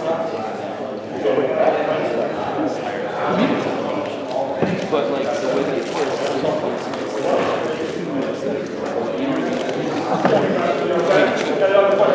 but it's the same thing. You know what I mean? Like the things I looked at were like product design. I looked at it and went, well, push. You know what I mean? Like it's just a little person point A to point B. It's not even. I just find that.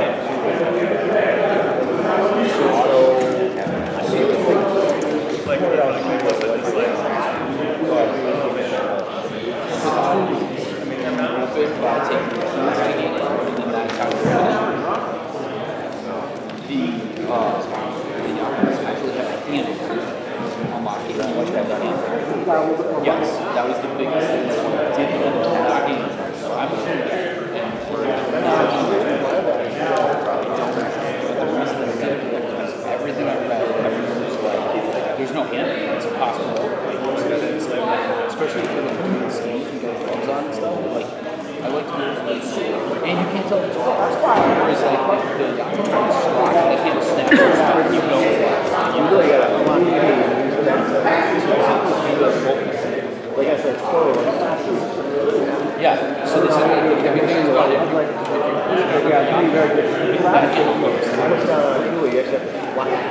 Or something, I don't know, like those biggest like complaints. And when I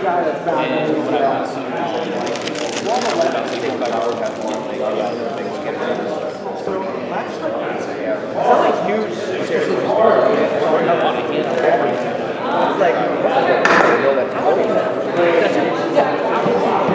so anyway, but yeah, I mean, I can get by.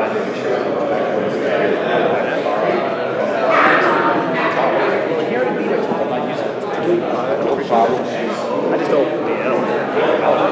No, I know. That's what I'm saying. But if you use it, right? Because every weekend, it's just sitting in my garage. So I appreciate that.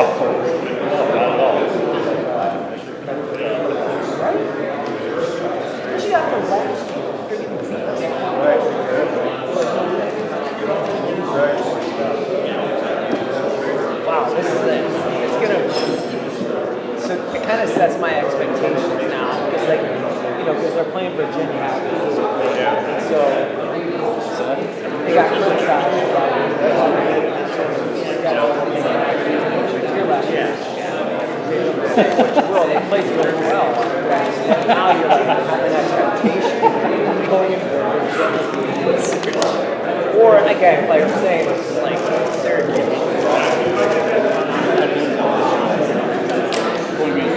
which would surprise me. Like that's why Yeah, I mean, maybe they don't. It's early for them.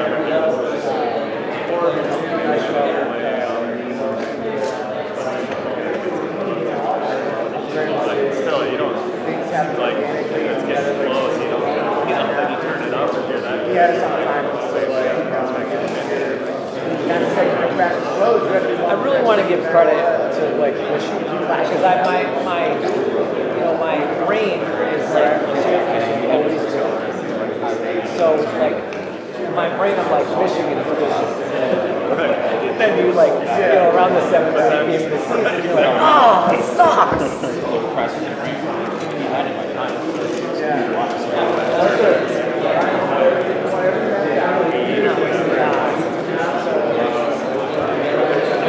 Well, Harvard's over. Yeah, and I think that they're kind of like this every season. I went and saw every spring break. Yeah, so this year we're seeing Georgetown, Lehigh, way down on the way back we're seeing Michigan. So we've done this like 5 or 6 years now. So, what was it? Say, well, I don't know, I'm just looking forward to this. Yeah. Is it you're going back? No, it's at Georgetown, which I've never been. Where's that? Yeah.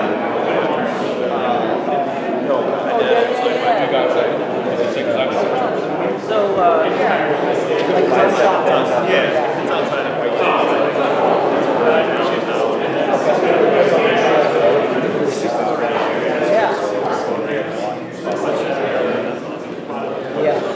Yeah, I'm excited.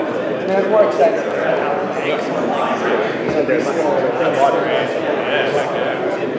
We managed to get this house. Actually, I don't like it. It's really nice. And my wife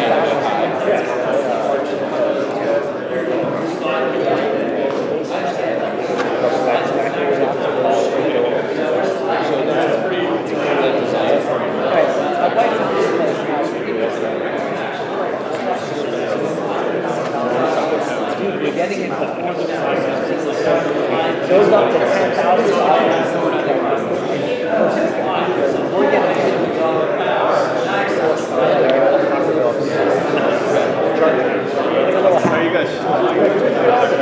Oh yeah, like yeah. My in-laws are coming, and then the other family. It was my mom.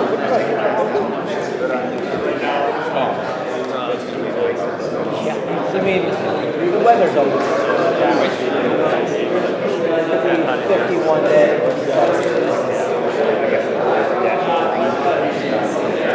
Yeah.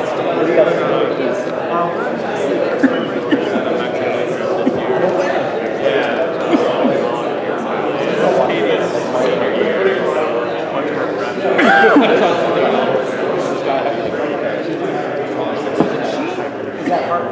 Yeah.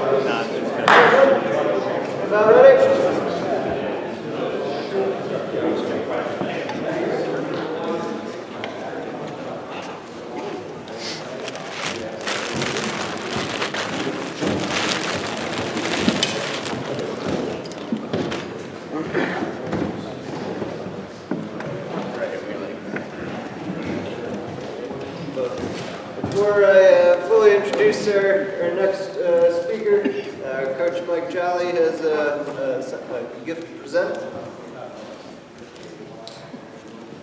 I promised a 1 minute time frame in here, both to present John Paul, who's a member of the Michigan High School Lacrosse Coaches Association. That's one of the things we do, and you're all members of that as you join, is to recognize people who have made significant contributions, and John Paul has been that throughout his career. And finally, I can give it to him in person, but it takes a while. So, John Paul,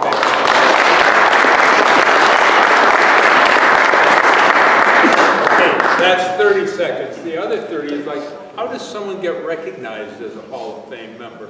And you think in your own mind they're deserving. You have to go to that organization's website, not just MHSLCA, but USA Lacrosse, the Catholic League, whatever you're part of. Get the paperwork, and if it's a coach who's reluctant, and many coaches are reluctant to toot their own horn, someone's got to do the work for them. So get somebody to be a point person and make it happen, because there are worthy coaches. And lastly, the MHSCA has years of service recognition for all of you as coaches that begin with 15. And we're considering with coaching the way it is these days, beginning at 10. So thank you for your coaching, John Paul. And thank you for servicing us. And thank you.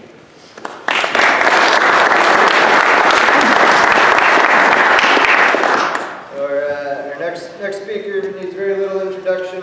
Many of you know Coach Paul, really the epitome of a Michigan man. Ann Arbor raised, attended Pioneer High School before going on to U of M, where he was a 3-year captain. After graduating, he stayed involved with the program, an institution, while also being an assistant. And in 1998, he took over as the head coach of the program, and over the years built it into an MCLA powerhouse before transitioning it into Division I lacrosse.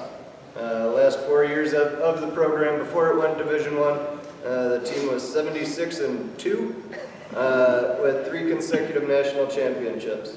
He built that varsity program and the facilities and everything from the ground up, and led that program for 5 years before becoming the head coach of the PL Atlas. I was very fortunate to coach with Coach Paul at Michigan during those final club years. And just again on that personal note, I've worked with a lot of great coaches. I don't think I've learned as much from any coach other than Coach Paul. He taught me that a team is more than just skilled players, and he taught me that a program is more than just a good team. And he's a great person, great friend. Appreciate you a lot. Thank you.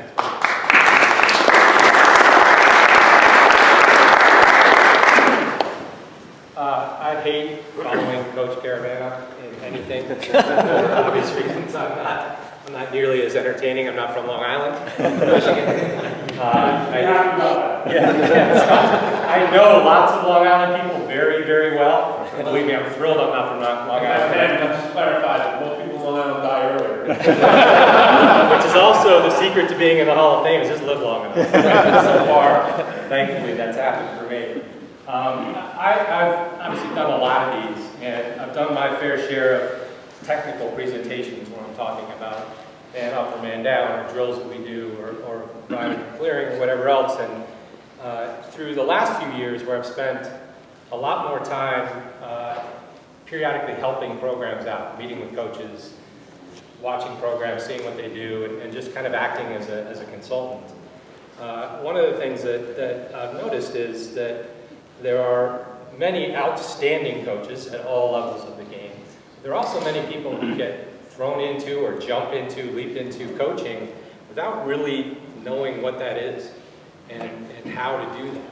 And so that's what I wanted to talk a little bit about today. And I'm not going to have all the answers or be the end-all be-all on how to be a coach. But I have learned a lot in 35 years of doing it. And so I thought I'd bring you a few lessons today that I learned. Maybe some of those can help you get to wherever you want to be, at whatever level you want. My journey started later. I didn't play lacrosse until college. I went to Pioneer High School. We didn't have a program until after I was done there. We tried to get one and they wouldn't let us. So I played traditional sports that we played in the 80s. And then in 1989, which is that year, they started the first program. That was my college coach, Bobby Giovanni, who was the Michigan coach for 33 years off and on, until I took over. That's me next to him. I had way more hair and way skinnier. But that was us getting that program going back in 1989, and have had a pretty fortunate journey since. At the end of the day, and I'm going to touch on this, the coaching journey, what's so special about it is everybody else in these pictures. It's the people that you're around, the people you get to influence as a coach, the people you work with, the people you compete against, and I think it's something that's still so special in our sport. We've obviously exploded. Our sport is light years different than it was when we started that Pioneer program. It was the 13th high school program in Michigan. I think there are like 140 now, right? So it was a very, very different landscape. I used to throw my stick out in Burns Park in Ann Arbor. People would come by and say, "Are you playing highlight? Are you going fishing?" They had no idea what I was doing. So, it's changed. It's changed a lot. It's amazing to see that change, but it's still, our sport is still at a point that I can walk in this room and there are a number of you who I've known for years and know well and care deeply about, and we share that, and I think that's really special about our sport. Go ahead. Some of the lessons that we're going to talk about, and this is, again, I'm not going to throw X's and O's up here. This is going to be a little bit more TED talking. But one of the things that I learned early on that I did not know when I started coaching was how to select the drills that we ran in practice. I had been coaching at Michigan for a year or two, I'm not sure how long, and had a guy many of you probably know, Ron Hebert, who was an indirect mentor of mine, and asked Ron to come in and help us out. He helped us that year off and on. He was in helping us coach a few nights a week. He'd drive all the way in from the suburbs where he lived and come to these 11 p.m. practices at Oosterbaan. So a real trooper. And I remember the first practice, or a couple practices that Ron was at, and we ran a pretty good practice, high energy, I thought, and got a lot done, and afterwards I said, what'd you think, Ron? How'd you feel about that practice? And he said, I don't know why you ran half the drills you ran. That was his response. And he was right. I had a lot of cool drills. Did they apply directly to what we were trying to do? Some of them, no. Some of them didn't at all. Not saying that running a drill, any drill, is a bad thing. You're getting touches, you're getting guys sticks in their hands, you're getting motion, you're getting conditioning, you're doing a lot of good things. But it flipped a switch for me early in my coaching career that we needed to think about every single thing we did. And as I coached, that started to progress beyond drills into everything we did about a program. As Coach Greaney just touched on, I think of programs, not teams, and I've always thought that way. There's a book by Bill Walsh, the great 49ers, ex-49ers football coach, called Winning Edge of Football, and if you look for it right now, it's been out of print for years, but it's a football Bible about how to run a program. If you look for it online right now, you can find used copies for $500 to $1,000 because they're so highly sought after. I have one, I'm not selling it. Well, I may. You can make me an offer, but that was really influential to me. I talked about football, specifically football, but what he talked about was dialing down into every single part of a program and thinking about how you do what you do and why you do it. And he had stuff, this is a pro football organization, so it's a pretty high level. But he coached the secretaries on how to answer the phone, coached the cleaning crews on how to clean. He coached everybody on everything because they had a specific way they wanted to do it. That goes to drills. Does it fit what you're trying to do with your program? Do the shooting drills you do fit the offense that you're running? Do the way you get into those drills, the motions that your guys are doing to receive the ball fit what they're going to be doing in your offense, right?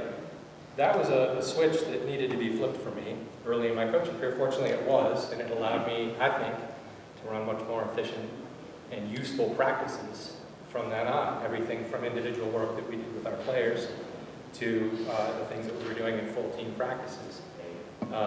So urge you to think that way. Go ahead. I will always believe that all things being equal, the best culture is almost always going to win. I never say always with winning, because there are always variables that can adjust that, right? That can influence that. But building a culture, having the right people, trying to teach them the right things, having the right leaders, trying to teach those leaders the right things, is going to trump talent to a certain extent. These guys certainly prove that. And tactics. And so if you're at a varsity level, certainly, I would urge you to put just as much work into what you're actually running and what you're teaching your guys to do as you do to how you're teaching them to run their team. The best teams in the world, we all know this and hear it all the time, are the ones that are player-led. After I was done, I've always loved going to watch practices. And after I was done coaching, I had more opportunity to go watch other college teams practice. When I was the club coach at Michigan, I would go watch varsity coaches run their practices. And not just college guys, I would watch great high school teams too, because there are amazing high school coaches out there as well. I would watch other sports all the time. That's something that I highly recommend. Go watch a football coach or a basketball coach do what they do and pick their brains about what they do. And the best teams, the best ones, and now that I'm done coaching, once I was done coaching Michigan, I could go around and see other Division I schools do what they do. I couldn't do that when I was coaching there. They didn't want me there. But when I was done, I could. And one of the things that I'm watching and am most impressed by are the programs that are really player-driven, right? Where the coaches, while they're coaching and they're active, it's the players making corrections amongst the players. It's the players telling the other players what they should be doing to make themselves better. And that's culture. I have a great direct story, and this applies to Mark. When we were going through that run as the MCLA program, the year before that, we had our worst program, or we had our worst season ever. We made the national tournament. We won the conference here, which we usually did, our conference, but we got to the national tournament. We were highly seeded, and we got beat by, we were the 4, we got beat by the 13, like 13-5. We got blown out. It was horrible. And I wasn't sure if I was going to keep coaching. It was a club team. I wasn't sure if the players were going to fire me. And we decided to completely change culture, to really ramp up our expectations of the guys. And I had a conversation with one of our returning players, who's going to be a senior captain, and told him what my plans were. And I said, we may really struggle this year because we're going to lose so many great players who aren't going to want to do what we're going to require them to do. And he said to me, you know, if you do this, coach, we'll probably win a national championship. So he got it. I didn't. He got it. And we did. We lost like 20 guys, a bunch of starters, had the smallest roster I ever had there, went undefeated, won a national championship because we changed culture and we focused on that over everything else. One other thing too, this is a good lesson as we're talking about culture, you don't have to change the slide, but I had a really good piece of advice when I was coaching at Michigan from a guy there who was there, he's retired now, Greg Harden. And Greg, they've done 60-minute pieces on him. He's a counselor for high-level athletes and coaches. And one of the things he told me early on was every team is divided into 3 parts. You have your super motivated, awesome players who everybody loves to coach. We all love those guys. We have the bottom guys who are just knuckleheads and a complete pain in the ass. We hate those guys, right? They're super hard to coach. Most coaches make the mistake of coaching either the top guys or the bottom guys the most. We want to fix the bottom guys. These guys are a problem, let's fix these guys. Top guys are super fun to coach. All right, I'm going to coach these guys. They're so much fun, right? They're doing everything I want. They're running through a wall. They're doing extra drills. He said, focus on the middle guys, right? Top guys, coach them, but they'll take care of themselves. Bottom guys, if you can pull the middle guys up towards the top guys, the bottom guys will either self-select out or pull themselves up, right? That also goes to culture. But another great piece of advice, where's your energy going? Are you wasting it on the bottom guys when you could be hitting the middle guys and pulling everybody up? Or are you wasting it on the top guys who are going to crush it anyway, right? Everybody gets coached, but think about how your team is divided and where your energy is.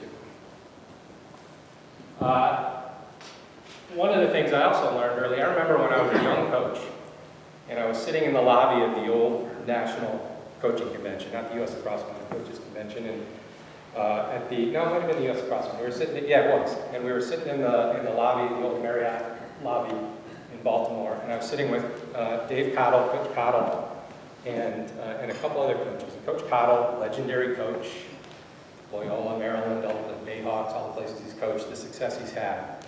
And I was a young guy. We're all sitting there having drinks, and the passion that he was talking about and asking questions about, from me even, this young club coach at Michigan, how do you do this? What do you do here? The passion he had to learn, to continue to learn. Believe me, if you know Coach Cottle, he also wanted to tell me everything he did and why he did it. But the passion to learn and ask others about what they did. We were talking before Coach Carvana came up against about Jack Cayley, one of the greatest coaches in the history of the game that you may never have heard of, who won national championships at New York Tech, Division II coach. You think he's from Long Island. He's not from Long Island. When you see Jack Cayley in the room, you're going to think he's a Midwest guy. But I was working a clinic one time in Arizona with Coach Cayley, who was the most energetic demonstrative coach ever, and we got room together. He's sadly passed away now, and he was already an older guy then, and he's in his tighty-whities in our room and a little t-shirt, and he's like, JP, you gotta show me how you do this ride I saw you do. So passionate to learn, it's the Hall of Fame coach, so passionate to learn from some young club coach in Michigan about some of the things I do.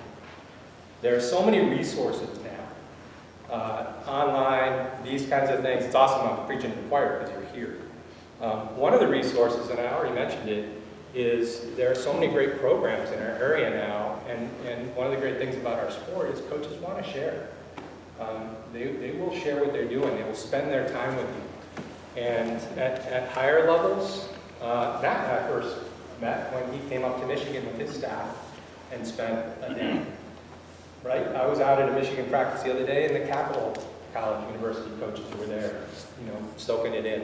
And there are so many opportunities. I remember when I was at Michigan, I used to do these clinics, and I always tell guys, and I know, timing may not work. Our practices are open. We'd love to have you here anytime you want.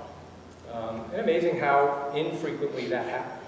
So many resources and coaches that are really, really excited to share what they do, because we all kind of feel like we're in this together with our little sport. So use that. And understand that even at the very highest levels, a lot of those guys are at the highest levels because of their passion to never stop learning. They always are looking for the next piece of advice that's going to help them be better at what they do. I'm a big believer in planning. This can take many forms. If you have time, you can plan every single little detail of everything like Bill Walsh did in his book. I'm not necessarily a believer in micromanaging. I like to, when I was coaching, I like to have good people around me and give them the power to do what they wanted to do within the structure of what we did. Certain things that I demanded, but I always wanted to plan as much as possible for any situation. And everything from, how we're running our practices, what we're doing in practice, how many minutes each thing is, why we're doing everything we do, to different situations in a game. This is an end of game situation. These are multiple sheets we had about different situations that could happen when we call double teams, when the defense double team, do you get the ball back Cougar? So these were end of game situations, like off of the timeout, Cougar's going to happen. We had several things that we could run in those situations. We had that planned out so that when it came up, we were ready for it. Game sheets, the things that I needed to be thinking about during the game. Sometimes you see coaches carrying these around. Sometimes just a piece of paper. Sometimes it's something a little bit more footballish, but just whatever it is to remind you of the thoughts that you need to have as things come up. A lot of times those don't just flow out of you. But I was always a meticulous planner, and again, thinking about a whole program, everything from what's going to happen next in practice to what are we doing a month from now. It may change, but what are we doing a month from now? How do we prepare for that? And that helps you build up to when that day comes. But you got to be flexible. Sometimes you need ice cream days. And I think this is one of the keys that super competitive coaches have a really hard time. There are times when you got to throw your plan out the window, right? Everybody has a plan until you get punched in the face. So you want to have a plan for that when your plan falls apart, or some options so that you're not just spinning your wheels to figure out, what to do at that point. But sometimes you got to change and be super flexible. Sometimes your team just might be shot, mentally or physically shot. You weren't expecting that, and you got to take an ice cream day and just fire them up. Or maybe you're playing flag football that day instead of lacrosse, right? You take a day. I was talking to Coach Connery on the phone a little bit earlier today. They scrimmaged Syracuse yesterday up at Syracuse, and he was talking about how they've had issues with slow starts in a lot of their games last year, and they're trying to figure that out. So Thursday of this week, they did a non-practice day. They just did a film day. And there's a lot of different approaches you can have to that, but they wanted the guys fresh, mentally and physically fresh for the Saturday scrimmage. They had to take buses up to upstate New York, which isn't going to help, but they're thinking about they needed an ice cream day instead of getting after it that day. It's super important. If you have a great culture in your team, you're going to have a better window into when those opportunities come. You're going to have great communication with your leaders who are going to tell you, look, coach, if you have that give and take, coach, I know you want to do this today, but we need this. And then you have to decide if you're going to follow that or not. That communication can be super helpful. Coach Carvana said, you leaving? Bob, good to see you. Coach Carvana was talking about how simple this game is. And I completely agree. It is a very simple game. There are only a few things you really need to do well to be at least competitive in this game, or to give you a chance. You have to be able to clear the ball, because you have to be able to get it from defense to offense. Your offense has to have the ball sometimes. It's helpful to be able to face off, but not absolutely necessary. You just have to, if you can clear the ball, you're going the right way. If you can't clear the ball, you're screwed. And then offensively, he showed you the shooting space that is valuable, and that's true everywhere. There's that V that is basically where you want to shoot from and where the defense does not want you to shoot from. And so that makes it pretty easy on defense. You just want to keep them out of that space. And on offense, all you have to do is make the defense move, right? We can go into a million X's and O's about the different ways to do that, or talk to you about how to develop athletes to create slides, or create motion in the defense. But that's all offense is. If I can get somebody on the defense to leave their man or their area and come to me, I have now created the offense, right? If I can do that with a Dodger, great. That makes offense super easy. I got Mikey Powell, offense done, which is basically what they did back then. Give the ball to him, everybody else kind of get in space, slide comes, bang, bang, goal. Right? If I don't have that, I got to find other ways to make the defense move. They're playing zone, I got to find ways to get two guys to come together. That's all the game is. And when you think about it that simple, right, then you don't have to get super complex about the things you do. You just have to think about, how do I get that defense to get moving? And, as Coach said, spend some time early on how to get the ball off the field. You're going to coach every other part of the game as well. But if you've got those two things down, and defensively you're generally keeping guys out of that space in the middle, you're probably going to win some lacrosse games.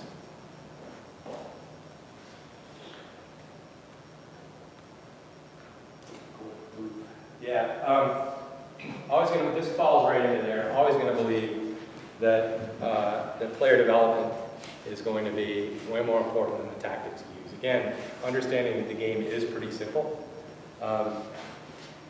There are a million different ways to get after it, but if you can develop players to execute at a really high level, then the simplicity of the game starts to really show, right? I have to be able, once I've moved the defense, I have to be able to make the next pass, right? So I need to develop players to do that. I have to be able to finish when I shoot. I need to develop players to do that. And I think that's ignored sometimes is everybody wants to run a bunch of sixes, or they want to find the next great drill to just to get the guys moving. They're not really thinking about what they're trying to build in the guys. We want to give them the basic skills to be able to execute at a higher and higher level. We want to give them the tools to treat their bodies the right way so that they are the best athletes they can be. This also goes to culture. I was asked a lot, especially when we were coaching at Michigan, what's the difference between the guys who really succeed at the Division I level? We would recruit really, really high level athletes, right? And almost everybody we recruited was the best player on their high school team, some of them from amazing teams. They were all great. I'd say, well, why do some of them not really develop in college? Why do some of them not really get to where they want to be? And why do some excel? And I would always say there's only one decision that they had to make, only one. They got to decide to be great. If they decide to be great, every other decision is pretty easy, right? And I think that applies to younger kids as well who are really trying to excel. You don't all coach all kids like that. That's fine, right? But the ones who are kind of those top group that we were talking about and that do really want to get to the top, they make that decision. I want to be great. Now every other decision's easy. Should I do this or that? Well, does that one help you be great? Yeah, no. Does that one help you be great? Maybe. There you go. You made the decision already, right? So, and that was the X factor for high-level guys, too. Some decided that that's what they wanted. Every other decision came in line. Some didn't. Coach Kolon talked about free play being so important. Huge believer in that. For our generation, we all grew up doing mostly free play in our lives. There was almost no organized sports when you were a kid. So that's all we had was free play. I think there's a place for all of the instruction that's going on right now. Players have never been more skilled through equipment and through training the players have now. It's incredible how skilled players are now. But there's also so much value to free play and guys just getting out there, whether it's 3x or playing pickup basketball or just whatever game they make up. There's incredible value to that in their development. I've coached in Japan, or I coached in Japan for about 25 years. I would go over there every year. I worked with one specific program, the University of Tokyo program, which is the second oldest college program in Japan. And little known fact, there's about 120 college teams in Japan. They don't start playing until college, but there's like 150 women's college programs. When I first started going over there, there were maybe 30. So it's blown up there as well. But their mindset, kind of a cultural mindset, was their very kind of engineering approach to life, where they wanted to know if the ball goes here and I go here, they wanted plays, right? Like how do I then get to here, and then how does the ball get to here, and how do I end up right here in front of the goalie, and then how do I finish, right? And transferring, as I was coaching them, this thought of, well, the game's pretty simple. I need to teach you guys to make the defense move.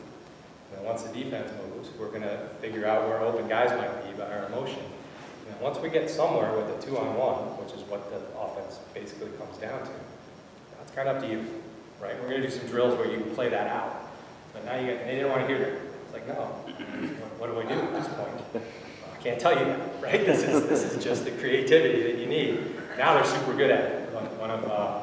We saw them won, or they came and got the bronze in sixes, which is, sixes is like the ultimate version of just kind of free play lacrosse. They won the bronze in that because they've gotten so good at that. But that was not culturally true of them 25 years ago. It's become that way. Their head coach of their national team has been the head coach for just over a year now. It's one of my best friends there. He is an outstanding coach. So look out for Japan lacrosse because of the things he's doing And part of that is changing them culturally to think more free-flowing, free play.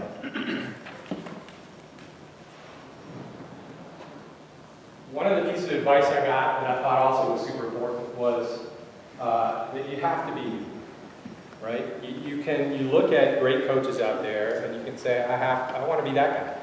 I love how he does it. Well, if that doesn't fit your personality, you can't be that, right? Your players are going to know the difference. You're not going to be comfortable. You have to coach to who you are and what you are. I'll touch on that even more in a minute. But I think that's so critical. I am not a pump-up speech guy. It may surprise you, but I'm not. I'm not good at it. I'm not a super emotional, fire-up guy. I don't necessarily believe those are that valuable anyway. I think they're really cool. They fire me up when I see them online or I have other coaches do it. I love them. But, it helps you run out of the locker room really hard. Then what, right? Then you got to go play.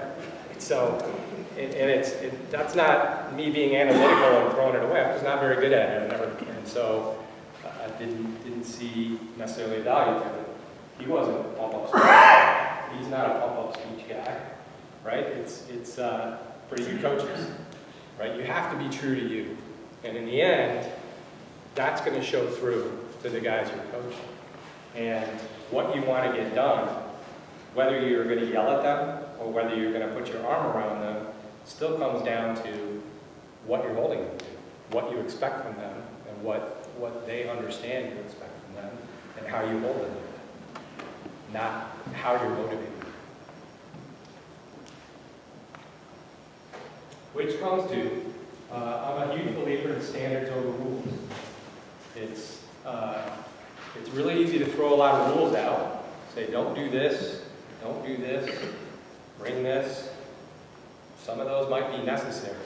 But I prefer to spin that, and this changed over my coaching career. Like everybody else had a whole set of rules that I gave the guys when I first started coaching. I wanted a much more positive spin on what we're doing, right? So rather than no one-handed ground balls, two-handed ground balls, positive. I want to see two-handed ground balls. Not, I don't want to see one-handed ground balls, right? Not, don't be late, be on time, right? These are standards. And if your culture is good, once you have standards, your players are the ones who are upholding the standards for your program. Players are the ones who are telling guys, hey, that's not acceptable.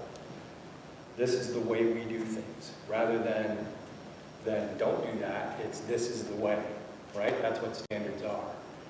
And there's no better place than the military, and I think that's one of the places that can take a lot of lessons from that particular segment of society. Is it's really about, here's the expectation, here's the way we do it, you do it that way too. These are our standards here.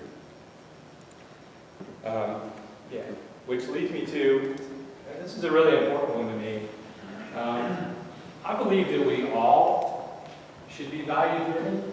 And the reason these are just examples of, these are a set of values that we used at Michigan when I was there. These are a set of values that we used at Atlas when I was with those guys.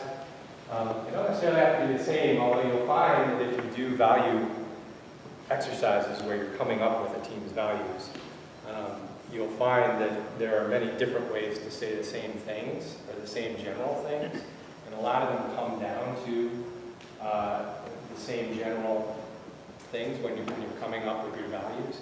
But ultimately what these do, and I could get into how you actually come up with these, what forces they do, what forces they do. But what these do is they give you a roadmap for every decision that you make.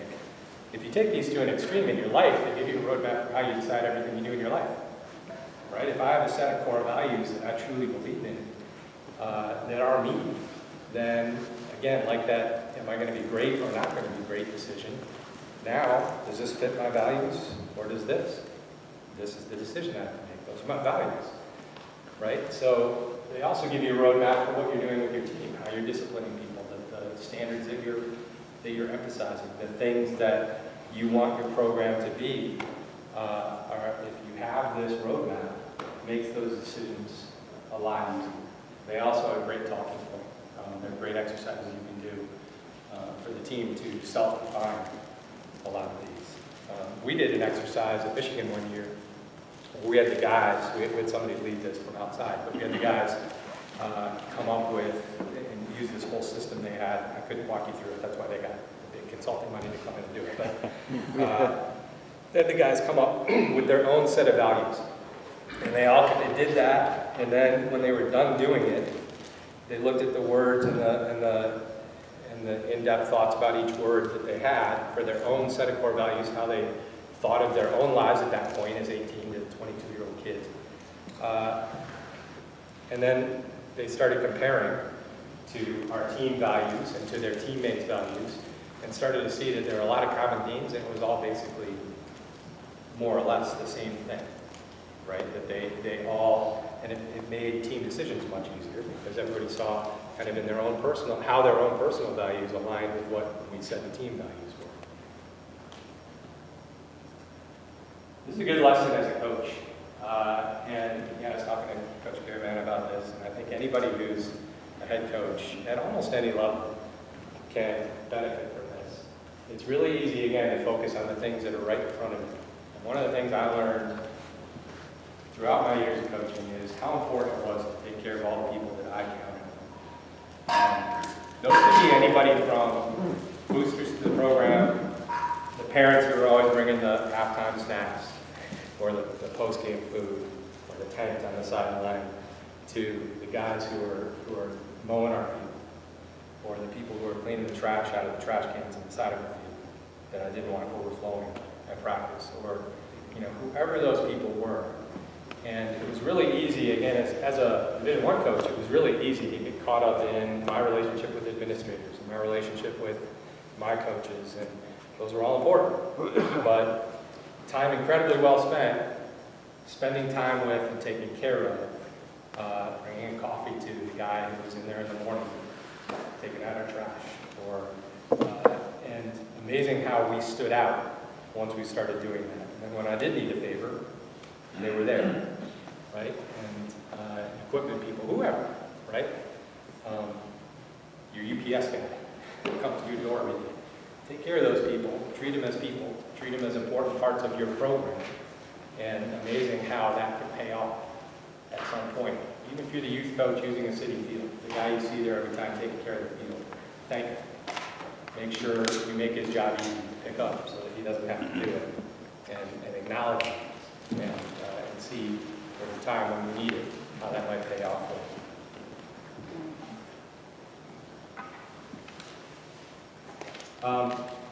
I think coaching a team, while there are some analogies to a team and a family, there are some ways that they're different, but I think coaching a team, especially being a head coach, is very much like being the head of a family or a partnership in the head of a family.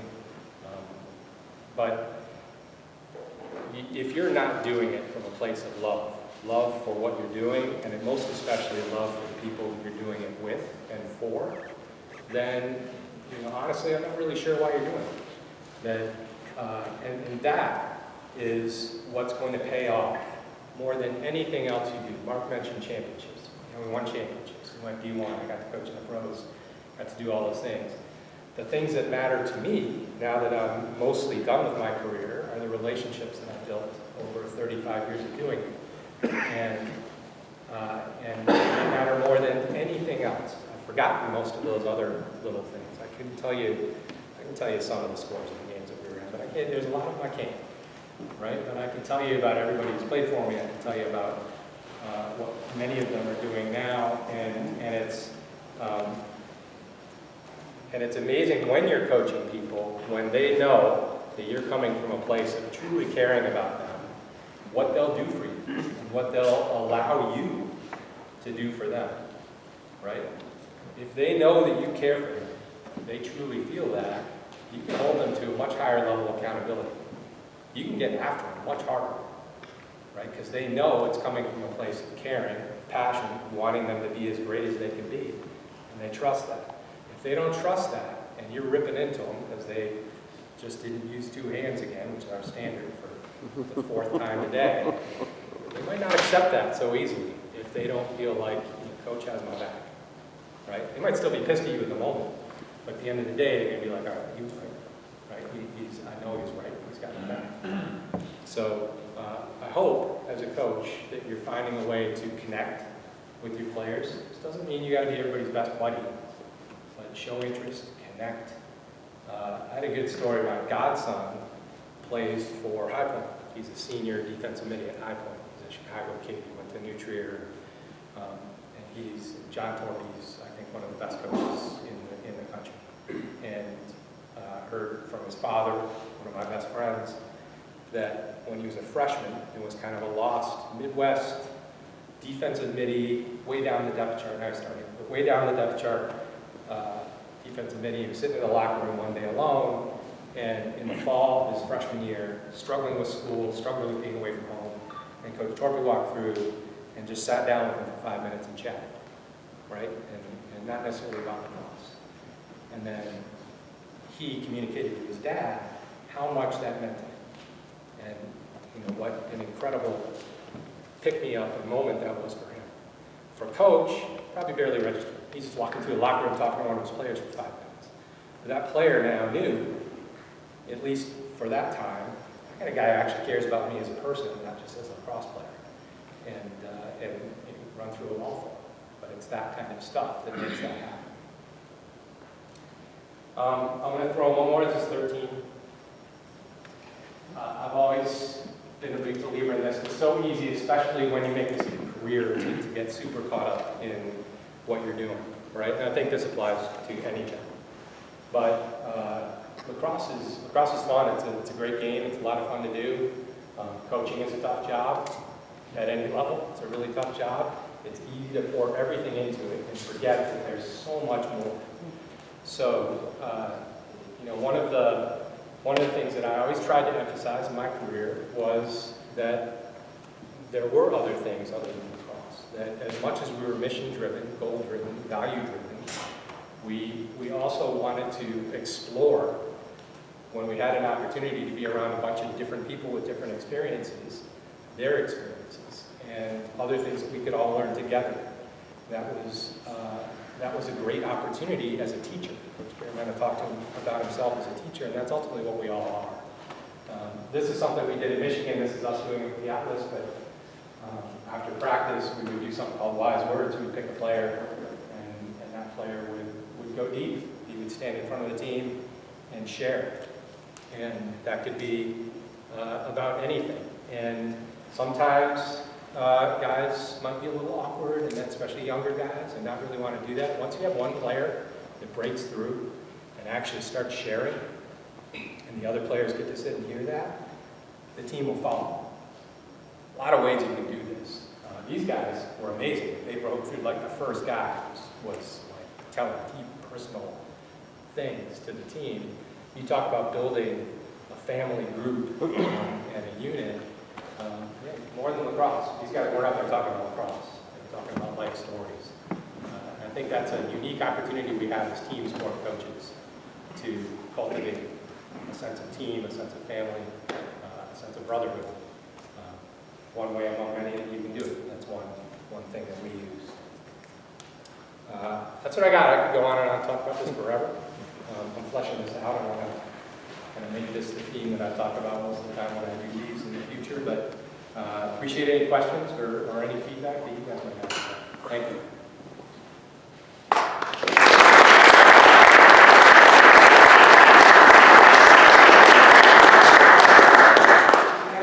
Yeah. What's your way of handling maybe just a real difficult personality? Something that really, not to the point where they're doing something they get caught or something. Just that kind of they call it the cancer on the team. Yeah, I had a number of those, right? We all do. And I have one in particular who was a very good player for us in Michigan in the club days. Complete pain in the ass, knucklehead. And I had a few of those, but this one in particular. And he randomly will email me or call me now. He's a completely adjusted adult with kids, right? A totally very well put together person now, right? But he will randomly email, text, call to apologize. And he still does it. This was 15 years ago, right? He's like, hey, I just called to apologize again. about who I was and what I put you through back then. And I think, there's a limit to anything. And at the end of the day, you're going to have to make decisions about people at the end of the day about whether, if they're truly a cancer and hurting the team, there are some hard decisions that are going to have to be made at some point. I was always a believer in giving people multiple chances, especially young people, because they're going through, and I coach mostly at the college level, where they're going through unbelievable life changes in that stage of their lives. So, I held them accountable. They might have some repercussions for doing things that we didn't want them to do, for not holding our standards. But I gave a lot of guys multiple chances who ended up changing, right, and learning over time. Those are some of the players I'm most proud of. So I think you have to have accountability. You have to have standards. Some of those things, as long as you're sure they're being handled in the right way, should be and can be handled by teammates. Like, it should be self-corrected by them. If you have a really great culture, it is being corrected by them. We don't always have that. So if it's you, they should be held accountable. You should be very, very clear about what they're doing that isn't fitting what your values and standards are. I believe people should get chances once you've made very clear. That very clear might be pushing 40-pound plates up and down the field at 5:30 in the morning. It's something we did a lot of, which is really hard. But if they keep coming back, it shows that at least they want it, right? And you have to figure out what that line is. If it comes to a point that the team is being hurt more than you think this can help in the long run, sometimes you've got to make a change. But if you don't, I really believe, again, we're educators. And if we can help somebody get through this and change their lives, then, that's why we're doing it. Yeah. From your experience, when you're somewhere new with a new team or program, how long does it take to get that culture to a point where you're happy with? Like, how long, months, years, weeks? What is your experience? Define happy. I mean, forever, right? Culture is something you're constantly working on. And as soon as you're not, it's going to fall apart. So it's something that people can constantly be getting better at and learning about. The other thing is with teams, for most of us, there's turnover constantly, right? You're getting new players, new leaders, new young knuckleheads coming in, right? And so you're constantly working on that. That said, it can incrementally get better, but it's like this, right? Even in the best situations, you're going to have setbacks. And so there's no timeline, but what I found is that there are inflection points. There are times that opportunities present themselves to create bigger change. Most of those come through adversity, right? Something bad happens, the end of the season, and we tank at the end of the season. It's horrible. We almost kind of threw everything, we almost lost everything. Instead, that was an inflection point for us, and we got better from it. Sometimes we had some horrible things happen where we didn't get better. Lessons weren't learned, right? But I think you have to look for those opportunities. They suck when they come. It's one of the worst parts of coaching, but you also have to see them as an opportunity that, okay, you know what, now we got to deal with this, but how can we grow our culture from this? What lessons can we learn? Those opportunities, it's just chipping away at it. You can throw all kinds of tools at it. You can read books, you can show films, you can talk about it. That's all great, and it all helps. But it's those jolts that get it moving. So when those happen, deal with them, go through the pain, but see them also as opportunities, because they are. Yeah.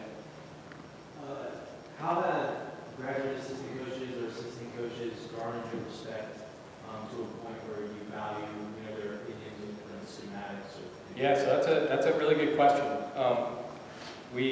I've been blessed in my careers. We all have. We did this for a long time, having some really, really good assistant coaches and staff coaches around us. And my way of leading a program is, again, different than others. You have to be you. But my way was always to give our assistants a lot of responsibility and just challenge them on what they're doing. If they embrace that responsibility if they are proactive and bring ideas, maybe that I didn't even ask for. If they are loyal, that's a huge part of it, right? As an assistant coach, behind closed doors, we would have arguments all the time in the office. Sometimes, in our old trailer in Michigan, a couple times we had doors broken down because guys would get into it, right? That can never show in front of the team, right? Once we figured it out, which ultimately was me saying this is the way we're going to do it, but once we figured it out, then that's the way it was, right? And those guys supported it 100%. So a head coach has to trust his staff implicitly that aside from where you're all challenging each other to get better, front facing, you're 100% aligned, and you want guys who are passionate about what they do and bring new ideas. I wanted new ideas. I wanted coaches to challenge me too, that would question what I did sometimes, not in front of the guys. So me, absolutely, I want to. Yeah, so don't be afraid to question. Just comment about this slide here. I just realized, did you coach Justin Gow at Michigan? I feel like you coached Justin at one point. I did. Because Justin, I'm just thinking about now, he coached my son's team at one point, and my son came home with this one day and said that this is what coach did at practice tonight. He was doing wise words? He was doing, yeah, and so that's just, I love this idea so much because it is so much more about lacrosse, and so that it just kind of circled it around for me. The other thing I wanted to say, I'm texting with a couple of friends. Can you go back to the first slide with the picture from Pioneer?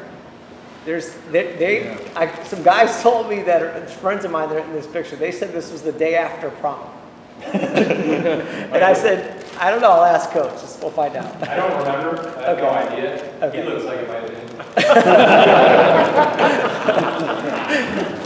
Or all the guys wearing sunglasses. Yeah. So the other guys who were coaching, there's a couple of hard pictures here, but these are guys, that's Coach DG's son, Rob. Yeah. That was Mike Kennedy Moose. So we all played together. And then I ended up playing with 1 year with Tony DG. Yeah, yep. Tony and Chris Lemon's above him. Active back there. He's probably still drunk that morning. Yeah, that's a cool picture. So thanks. Chris Lemon said he wants a copy of that picture. Just so yeah. That was I love the old days doing lacrosse. We actually put lacrosse on your shorts or your jersey. It's like you couldn't tell what you're doing. People didn't know. People didn't know what you're doing, so maybe you had to put it on there. That's good. Yeah. Anything else, guys? Yeah. Thank you. Really appreciate it. Thank you.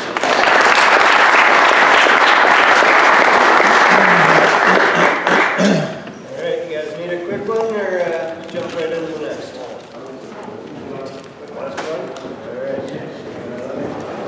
Okay, take 30 seconds if you need You guys are going to do the raffle in a couple of seconds. Yeah, we're going out.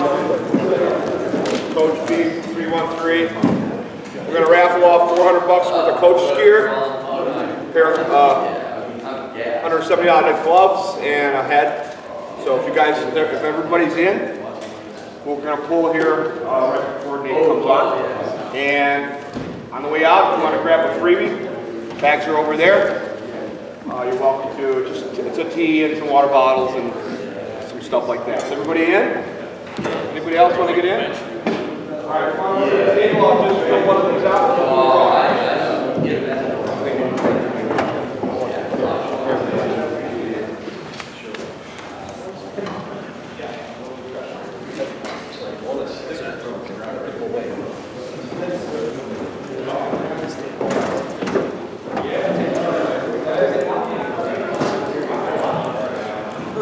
So that was Lemon in the middle.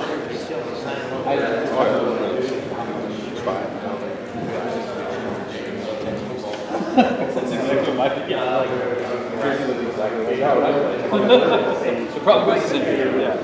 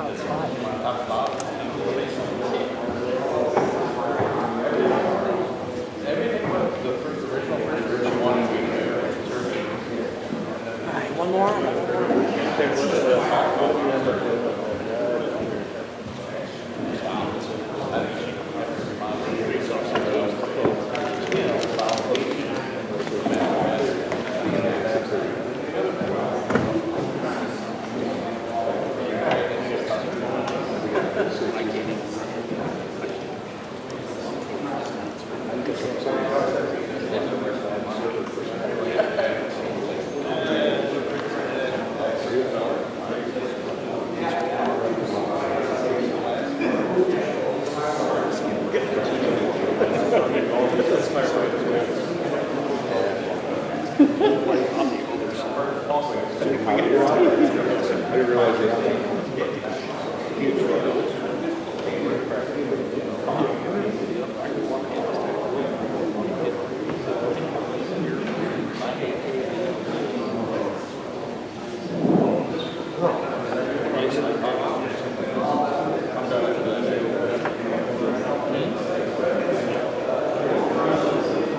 Yeah, I like my sense of race.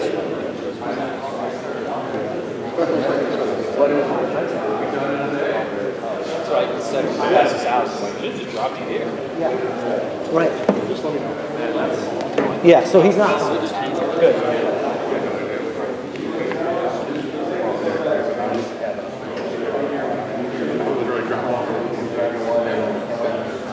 I was thinking someone else on that.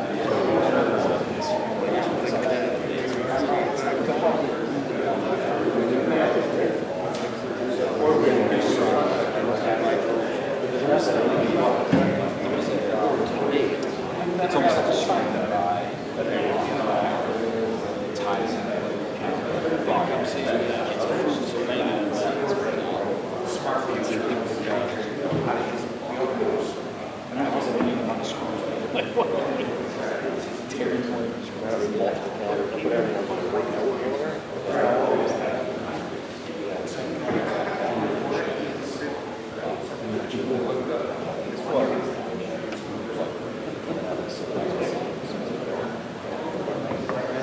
I don't want to.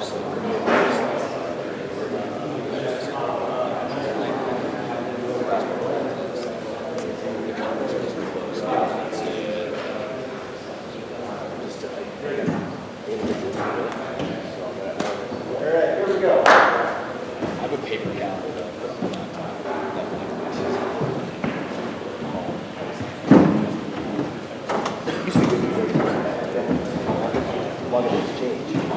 Oh, mix it on my phone and I can see everything else.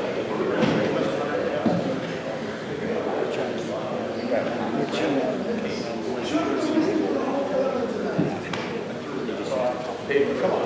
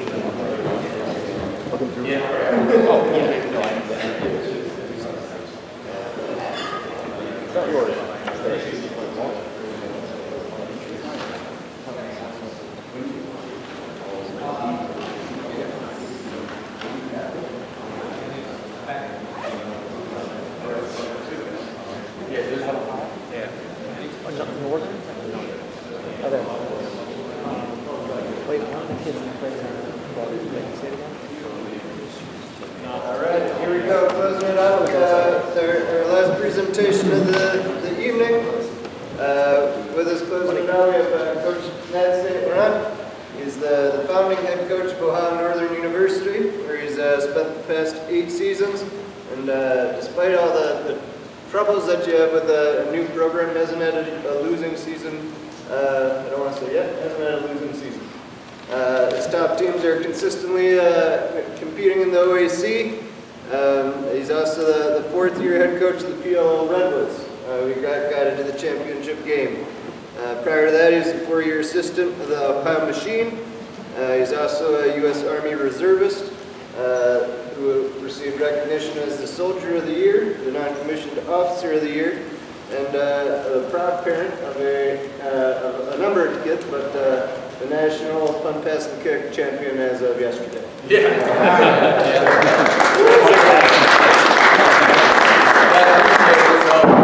One, I'm from New York. I'm from the good part. I'm an upstate guy, not this Long Island nonsense. So if I start getting slurred in my speech or whatever, we got chocolate wasted last night down in Tampa as a family. So it was, Coach talked about it. I'm sure everybody talked about it. But as coaches, before I dive into the clearing thing, you know, we talk all the time. Family, faith, academics, lacrosse. And I never canceled a practice in my life. We canceled 2 to go down to Tampa, Florida. And just watch your boy compete, and when they say, you know, national champion from Bieda, Ohio, you know, there was a cat and I don't know what it was, but okay. So good moments, but we got up at 4 o'clock this morning, left Tampa, wondering why the hell we did that when we landed in Columbus a couple hours ago. Drove up here, so sorry that I wasn't here to see a lot of this stuff. I enjoy it. Coach and I talk all the time. He talked about clearing. I was going to do writing and clearing, so if you have a writing question, ask. But I think they're going to take care of themselves. So again, appreciate, you know, it's an honor to be here. Bear with me if I talk too fast, just slow it down. And well, I'm not going to wow you with technology, but hopefully you walk away with something that, you know, can help you in your program. So what we do, everything, obviously I'm a military guy, everything we do, we have a philosophy, we have an approach. The kids have to understand why we're doing it. We keep it super simple. But we talk all the time, we want to play really, really fast. You know, when we talked to our PLL guys this year, you know, we were frustrated because we weren't clearing the ball in 6 to 8 seconds. If we can't clear the ball in 6 to 8 seconds, it's not going to be a great opportunity for our offense after the subs and everything. So with us, as soon as the goalie makes a save, we go into our clear. We make sure our guys understand that. I've been getting a lot of college guys, high school guys that are coming up, catching the ball, making the save, and then throwing it to somebody and saying, hey, now we're in our clear. Well, no, that's BS. As soon as the shot comes, we got to start getting ready to clear the ball. We're very aggressive in our clearing game. We 10-man ride all the time, so we're very aggressive in our clearing game as well. We're going to use words like with the whistle, fast and efficient. We also talk about this. We use the clearing game and our philosophy and our approach to demonstrate our team unity, organization, chemistry, and the clearing game. So what I mean by that is the terminology we use on our defense is the same terminology we use on our offense. So if we're using, you know, we've got, on our offense, we've got a principles. You know, we're a motion offense. So we have a push, pinch, pull, clear, and curl type 5 principle offense. It's the same thing with our clearing game. Defensively, it's the same type of thing. So we have one hot guy, we have 2 twos, and they're on a string, and if one goes, one's pushed, the other one's pulled. And they got to know that constantly, and it flows right in here. So the part that we do talk about all the time is this. This is the biggest one, right? We got to keep it simple for our guys. We've got fancy buzzwords, and I can throw all these clips up here, and I can wow with stuff the guys are doing all summer long. Well, those guys can't help us. I can't get Miles Jones on our team, you know, in the spring. So somebody else is going to have to figure something out. So we just keep it extremely simple. I promise what I'm going to show you is literally out of our team's winter manual. We call it our winner's manual. And it basically has all our rides, our clears, our offense, what we're wearing in practice, all that kind of stuff. It's out there. I literally took it right out of there. I'm not going to hide anything from you guys. We're not doing anything that everybody else is doing. So there we are. Here are our goals. You know, we want to be above 85%. The teams that just won the national championship, ironically enough, you know, Maryland's always hovered around 90. Coach Still's a good friend of mine and a mentor, but RIT cleared it at 91%. Fun fact, their opponents only cleared about 76%. So it'll tell you how good and how important clearing is in this game, because it's going to get you a lot of possessions. Coach Paul talked about you can win games with not facing off very well, being efficient. This is really important. I've won PLL games, I've won college games, and we couldn't win a draw for nothing. But we cleared the ball super efficiently, we're able to win the game that way. The other rule that we have here is the 100% stay outside. For me, it's a lack of discipline. You know, when a guy goes outside, if you do that, we kind of just stop practice, and everybody, we run a little bit. There's a purpose for our running. But these are our clearing goals. This is our one rule that we really have. We don't have a ton, but we have to be on sides 100% of the time. Nothing pisses me off more than watching some attacking and riding and, you know, going over the midfield line, and then their parents are like, well, he's just doing his best. Bullshit. He knows where he's supposed to be. I don't know. sorry. I'm getting involved here. That's nonsense. We can't do that. All right? The next one, Coach. Here we go. Win the whistle. This is being battle ready, we call it. Every time there's a restart, every time the ball goes out of bounds, every time the goalie makes a save, if there's a whistle, we always talk about it. Sprint to your clearing positions. The clear that we're going to show you guys today is four across. We have another one right now where we have cops opposite the box, we have hunters, we have gumps, we have bears. We have all these different names for guys, so they got to sprint to their positions. And we actually, I don't know if you guys do this with film, but we show them, we celebrate the crap out of winning the whistles. So if we can beat a team and get an advantage in the sub game, we celebrate it. We watch it on film, we go nuts, we celebrate all of that stuff because a little bit of effort in the clearing game is going to get you 2 or 3 goals. It always will. Nobody can tell me different. In 20 years of doing it, we believe in doing it. The full sprint sub, you always get the guy that goes to the midfield and then they start kind of jogging all the way off the field. We flip it. We flip it. I can show you our first couple practices that we've already had this spring, and we will run. Or we'll do push-ups or burpees or a team bonding drill, all right, if we see somebody let off the gas when they're subbing off the field. Because those are where the advantages is. Well, I went to the midline, coach, I won. Bull crap. If you would have sprinted to the damn box, we had another guy ready to go, the other team didn't, we would have gotten another advantage right there. You're being a bad teammate when you're not doing that, all right? We also sprint, obviously, because we want to make sure we set up before they run. Every now and again, you'll catch a team that's not a big rider, they'll take their time. We sprint to where we need to be, we can get up and up pretty quick. Clear the ball in the air. Sometimes I get pushed back with this, but I've never, ever, and I do it every year with our fastest kid, had a kid start on the end line and beat my pass to the other end of the field on a dead sprint. Just never done it. I'll give him a 30-yard start, he won't win. So, well, our stick and pressure, we like to punt clear it. Like, well, when you get a really good riding team or somebody that's smart that goes down and takes away that short stick, like now what do? Now you're forced to put the ball in the air. You're forced. So we do a lot of that. We talk about it all the time. The ball speed, speed, headband passes. One note on the headband pass, when we're trying to move the ball forward, our rule is you got to be above his head. So if, I don't know your name, what's your name? Aaron, our coach, if he's my guy and he's in the clear and he's ahead of me, he's not throwing this ball to me. It's my job to get above his head, all right, and catch this pass, and we don't throw a ball in a straight line ever. We never, ever want to throw the ball in a straight line. Ever, we just never want to do it. All right?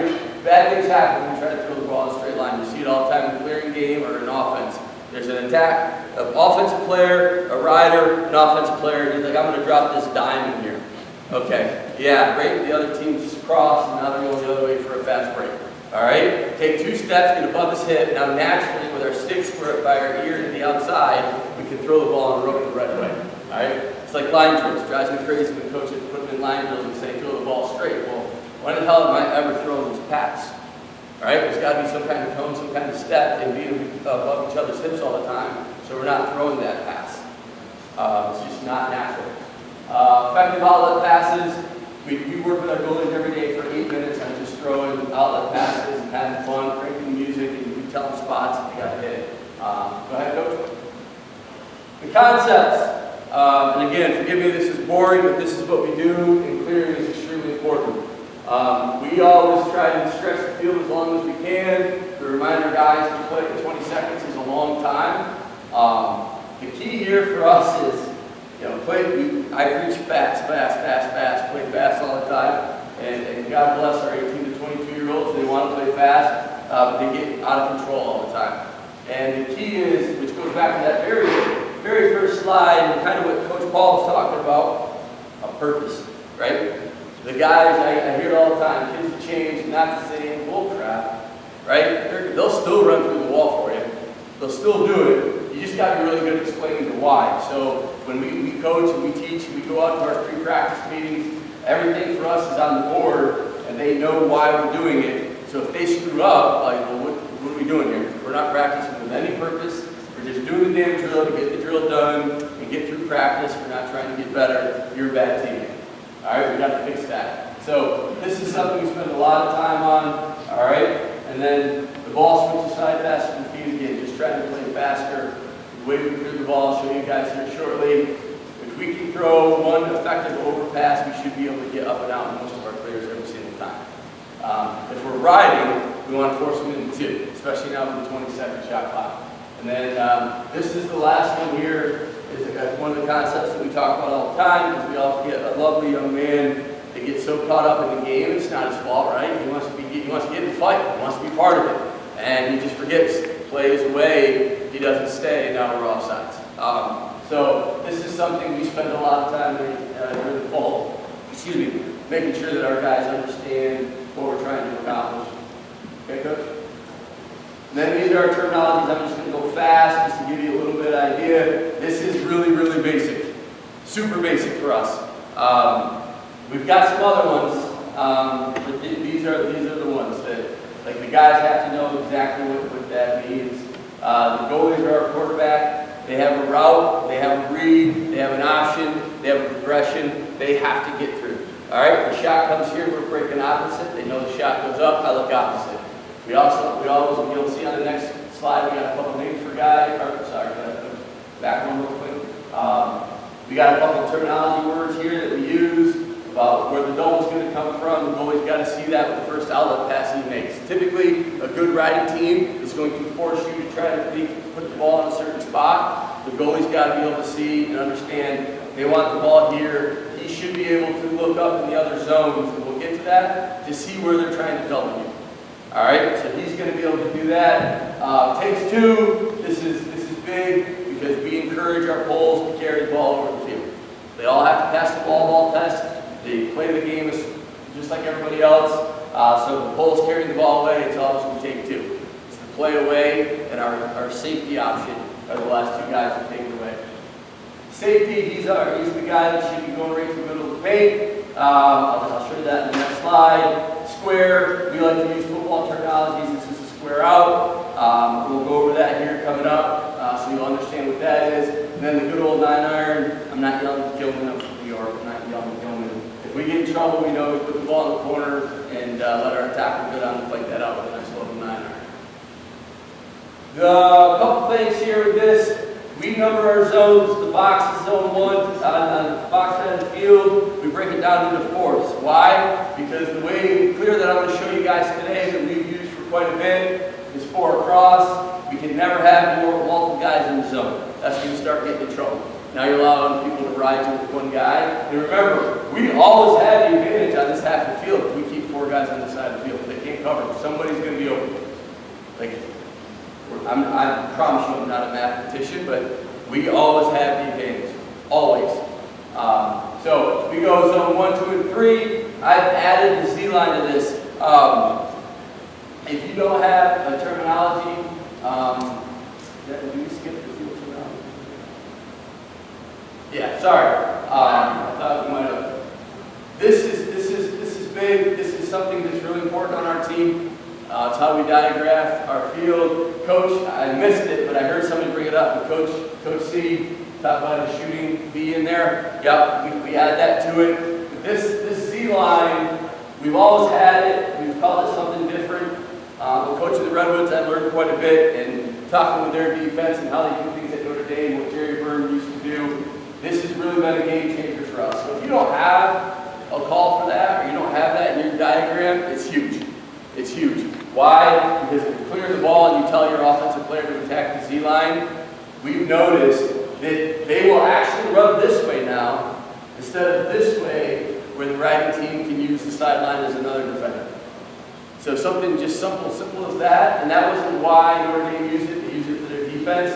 But we've taken it and put it on the bigger stage here, and when we tell kids attack the Z line, they're not running themselves out of real estate. It sounds like something little, but I'm geeked out about it because we've noticed we've had probably 4 of our short stick DBs and offensive players during the game when we yell attack the Z line. They'll start seeing an attack coming and they'll stop. They'll run into the Z line just to give themselves a couple more yards to get over the midfield line.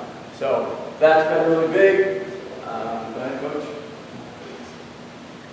The 4 across clear. Okay, so we got this in 2012. We got smoked when I was at Washington, Levi Salisbury. All the stats were the same. We're like, how do we get beat so bad? And they cleared the ball way more efficiently than us. So I was a young assistant. I got a task of the answer why. And I didn't have the heart to tell the coach that they were just that much better than us and we couldn't pass and catch. So I had to get the whole entire, it's amazing what pass and catch will do for you these days. But I had to get the entire clear down. I had to learn the pattern and I got it. We used it, we implemented it, and we beat them the next year and ended their win streak. So it's pretty simple, it works really easy. I hope we can get some interactiveness going with this. But all players are, all 4 players on the clearing side of the field. We tell everybody if you have a football field, put your heels on the 45-yard line, or at least be down at the end of the wing line. Sit there and make sure you're not getting 10-man, right? That will tell you right away if you're being 10-man or not. This also, if they're doing a drop back zone ride, all right, this will put the players in those gaps for you and for themselves where they don't have to think about where those gaps are, okay? The other one is obviously 1 player in each zone, and then, you know, the safety and square, we always have zone 2 or 3, and I'll show you that here in a second. 1 and 4 are always going to have some kind of play away, I stay responsibility. All right, go ahead. So here's my great work. So this is how we set this thing up. I'm really tech savvy, but you can see how this works. You can bring these guys down. If you've got some pretty good athletes, bring them down to the top of the box, kind of mix that up. All right? And then a lot of times, right, we just are going to eventually overload the Z line a little bit, get guys moving, and then we'll be able to throw back and get open here. So we've got our zones. We go to the 4 across. Go ahead. Here's our rules. All right. We've already talked about all that. Go ahead, Coach. I just was too happy typing away. So here we go. Here it is. The stars where the ball is. Again, we've got to overload the Z line just like you're playing basketball or any other sport. Make them commit to the side of the field. Make everybody bump over. Right? This guy right here is going to be your money maker. All right? We put our strongest short sticky video over there, and unless we've got one of our really good two-way guys, he'll take that spot. The defenseman's going to carry the ball up. We go to the square. So the M2, the zone, the midi M2, he's going to cross over 5 yards. If he runs to the wing line, crosses the midline, and sits somewhere in that space, he's going to identify if he's being covered by an attacker. What we're trying to do is overload this. One of those middies is going to go deep. Should go a little deeper. He has to go to the opposite box. All right. If the midi goes with him, now we're going to step another guy into that zone as he switches over at the backside. If he's covered by an attacker, he's wide open. The attacker can't go over with him. If they both there, then your key is really simple. Here's your midi. Here's your safety. This guy comes out of the top of the box. You throw it up and over. He can't be covered. He just cannot be covered. Unless they're sitting into a zone ride. If they're going in the zone ride, they're just 3 back. You just move these 2 down. They catch the ball. They're already in the seams of the 3-3 ride. All right. Attackman. This is the next phase for us. I won't get into that because that's a whole other lecture. But we always tell our attackman, Coach Van Arsdale at Loyola, our rule of thumb is they're always in the slot, heels on the GLE. We don't want players below the GLE. They don't do anything for us. We tell them that, and then if we have to hit the ball in the 9-yard area, we'll do it. Hope and pray that we don't have to do that very often in the game. Okay? The other thing that we want to do is team 10 manage you. We can pull these guys out and see how far the goalie is willing to play with us. If he's not willing to play very much, then we just flash this guy up and throw up, we're up and out. Pretty simple stuff. Yeah? Good question. I might have missed it earlier. Is one of those four winnings an LSM, or are you getting them off? Or we usually can get the LSM off, but we leave him. We usually leave him. He either goes box sides and we step him off for a shorty, but if for some reason he gets mixed up in a weird spot, all our guys have to do this. They have to know this drill. I don't film some of our stick work. I wish I did for this. I will. If you want me to, if you guys are interested, I'll film one of our practice drills and I'll send it to a coach and you guys can watch it. But we literally set our full field passing drills up in our cleat. So our guys know, you know, I don't know, drag race board, but that intimidates the hell out of them. So. But literally, it's an 8-line passing line, and guys break out over the shoulder because our defensemen like to back pedal. So they don't understand when I break out over the shoulder, it's a front shoulder pass. So our offensive guys have to go through that. We have a square out line, we've got a safety line, and we're literally making all of these passes. We don't film that at practice typically, but I will if you guys want to see it. But again, this is the clear that sells. They beat us by 17 touchdowns this past spring. I wanted to see where our program was at, so we went out to the shore and took our beat like men, and he's still running in the same clear. I'm telling you, if you can figure it out and work it, it's a great clear. I don't know. Honestly, a soft 3-3 ride is probably the hardest thing to clear against this. Okay? But yeah, that's a good question. He would step on in zone 1, and then this guy's the onside responsibility to play away. Okay? All right, the other reason why this clear is awesome, I don't know what your guys' personnel is like, but this morphs into 4 different clears. All of which I'm sure you guys have seen, been exposed to, have used at some point. But this is the other reason why we like it. We can go 4 across, we can go diamond, we can go open, we can go to a 2 down. So once they figure out the 4 across clear, it will literally morph into give you 4 options that you can use right away. All right, what do those options go? Go ahead, Coach. So here we go. This is super simple. This is your diamond clear. The patterns stay the same. The terminology stays the same. All right, we don't want 2 guys in the same zone, but we're still trying to overload 1 zone before we switch and balance up. We've still got a guy going deep. Okay, so here's your diamond look. Play away guy. I stay. He's always trying to hustle back to get on sides if we need him to for 2. All right, and again, I'm going fast. I know it's late. You guys have a lot of stuff thrown at you, but that's the diamond clear. Go ahead. All right, here's our open. We've actually used this more now, and you can take the whole entire open if you want. This is to scale, obviously, right? But you can bump the open all on one side of the field, again, to avoid any type of 10-man situation. We like to use this a lot. We're doing it right now. In fact, we've switched the defenseman in the midi, so we actually put our midi down low. We put our midi down low. A lot of teams like to go to that. If you've got a really athletic midi and you're having a problem clearing the ball, a lot of times you'll do that. That's not why we did it. We did it because we want to play faster, and we actually subbed 2 short poles off the field. So we just kind of added this a little bit. We got a Gump, and he's probably our worst handling run for us. So he knows when we clear the ball, he's sprinting to the damn box. We've got our Fox on, who's going to be the first guy that steps on the field, which would be that deep guy. Then our pole will be the 4-man. He's literally, our 4-man has 1 role on our team. He's got a great stick, he's got a super IQ, he can't dodge very well yet, and he hasn't shown he can play defense, but we found a role for him. He's the guy that steps on in every single clearing situation.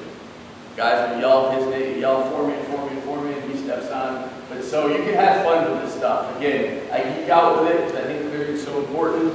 You can do a lot of different variations with it. But again, the more you spread the field, the more you utilize the Z line to split the field in half. It takes a little bit of the thinking out of the hands of the kids. All right, if you're, I deal with 18 to 22-year-olds where some of their decision-making, it's interesting. They're very creative. They're very creative. And I think as long as we're consistent with our rules and our pattern and our names, and we drive that home, all 4 of these clears, it's actually 5, we can execute and we do it pretty well. All right. And then this is the one that I would bring a lot of attention to. The 2 down clear, it's really easy, it's efficient to get up and out. Had your goalie make the save, look opposite, one of the defensemen had one safety kind of float, the other one comes in right behind him, he will hit that guy, and then he'll be up and out. If he doesn't like it, you can have a shorty turn, look opposite, he steps to the wing line, and he's up and out. All right, this one is a very effective clear. It's something that we've used in the past. Again, it's all the same, but again, I tried to pick one clear and morph it into different things and make you guys leave here with your wheels turning just a little bit. Any questions on those 4 clears? Because again, I want this to be more interactive. Yeah. I just, so there's no issue at all with clearing bench side. Like, you're going right up at your line, sort of right up. We all start on the bench side. Yeah. So that's a great question. So we always try to throw that first outlet to the bench side. because that's when all the traffic's going, but we always try to get opposite. We always try to go opposite lots. That's why I always say overload this side, which is the clear, but the vent side, zone 1, but we want to throw it back over here because this guy's going to be open. Yeah, we don't want him to move the ball down there. Somebody will get up looking out their ear hole if they do that. Yeah, we always look that way and then go opposite. Any other questions on those clears? All right. So the skill development, practice planning, we do a minimum of 10 minutes every single day of some kind of individual work. All right, and this is the stuff that I guess I should probably start videotaping, but I will. You guys are always welcome to come to a practice. We're in Northwest, I almost said Virginia, I'm not there anymore. We're in Northwest Ohio. It's an easy shot, down 75. But everything that we do is based off our clearing. Like one of the things that really irks me is when coaches do clearing drills and it doesn't mirror their concepts, it doesn't mirror what they're trying to accomplish, but it's working on stick work. Well, we can go throw a ball out of the wall for a while, and that'll work on stick work. We're not really accomplishing too much with that. So we grind and clear every single day. Team stick work, I showed it's full field. We got to learn. Offensive guys need to know how to throw a ball to the hole. Like it's becoming a lost art. We've got some incredibly talented defensemen, but an offensive guy is like throwing the ball into him like he's a crease attackman and then getting all pissy because he's not catching the ball. You know, it's like, come on, you've got to give him elbows length when you throw the ball to his outside hip. You know, he can't make a lot of these plays. Some guys can, but we're doing that every day, team stick work, just so we can understand the importance of throwing it to somebody that isn't necessarily somebody I'm going to be passing in the 6-on-6. Drills, you know, I heard Coach Carvana talking about it. You know, we code things out. Most of our guys are engineers, so they overanalyze everything. It's just their nature. That's what they do. A lot of our guys are visual learners, so we have to put different cones out into zones. You're the green cone. What's the green cone doing? Square out. Why the hell are you on a fly? Well, you know, Coach. Nope. What's the green cone doing? I'm going to square out. Okay, you square out. I promise you it's going to work out this way. You know, and again, I like it when they make those mistakes because they always think I'm asking like a rhetorical question, like why are you doing that? Or what the hell are you doing a fly when you're supposed to be doing a square? And you're like, Tommy, this is not a rhetorical question. Oh, well, what I was thinking, Coach, you know, it's like, holy shit, wow, that's in there. But it's awesome because we have to be very good at coaching up that why, and they'll tell you exactly why they do it if you let them. You know, as long as they trust you, and you know, I run a pretty tight ship, but my guys know I care about them. They know I love them, and I'll do anything for them. So, you know, they'll be honest with me that these are the things that we do. And then the film work, our game film, we clip the clears, and we watch about 20 minutes of those after every game. We spend more time on writing and clearing post games after big wins and tough losses, watching the game and the film. And a lot of times, we just kind of literally, I'll do it. I'll have the board up. And we'll have our film up, and the rules in the ride and clear are right there. You're like, hey, what happened? Where did this break down? And we'll say, hey, Coach, we didn't execute rule number 3. You know, if we would have just did this, it might have worked. And yeah, it was a hell of a lot better than what we did, but we got to get better with the film work. So this is kind of what we do when we work on skill set development. And again, I can draw everything up. Anything you guys need, email me. I'll get you the huddle film. I can get it to Mark. I can do whatever you guys want. You guys can have it. So, go ahead. The unsettled clear, just going through this real quick. Safe from goalie, the first look we always talk about is where the shot came from. All right, we always tell our defensive guy, I wish I should brought some of my guys up here, but wherever that shot comes from, we give him a jam on the hip and we break out. It's a jailbreak. That shot's either going to miss and we'll have time to win the whistle. It's going to be a save, and our goalie's first read in his progression is to look exactly where that shot came from. If it's open, we're going there. Why? Because a good shooter is going to bring somebody down, and they're told to shoot on the run, so their momentum's going this way. We always teach, put your back to the goal line. Well, if I'm on ball, I'm going to punch you. I'm going the other way. All right? We always talk about the Top Gun moment. They're like, what? Hollywood, where'd you go? Where'd who go? And we're trying to be off the run at that point. You guys are familiar with the old version, not as new. Yeah, yes, it is. I'm excited. The second one is the top of the box to our safety. He's taught wherever he is, he's going to peel back, catch the ball from the goalie, and he's going to look opposite as well. And then, our check down is over in the corner in the alley. Why are we waiting for this guy to be our third outlook? Again, we run two poles off the field. We run 2 poles off the field. We want those guys to get off the field. We want to see where the shot came from. We want to check our hunter. And then we go, it's called bingo, box side. We got bingo and Yahtzee. All right, if you hear a bingo call, bingo, our goalie knows he can turn and throw to the box side in the alley, and that guy's open. If it's Yahtzee, he knows he's going opposite of the box and throwing that ball. For our right-handed goalie, a lot of times it's easier for him to throw the ball Yahtzee once we step him out of the cage. Our goalies get about 2 or 3 seconds to make a decision. We've got a pretty good goalie, inside across, like all-American kind of guy, but, he's a back foot kind of guy, come out of the cage, let the attacker get real close to him, and I got a bad ticker, and I don't like those situations.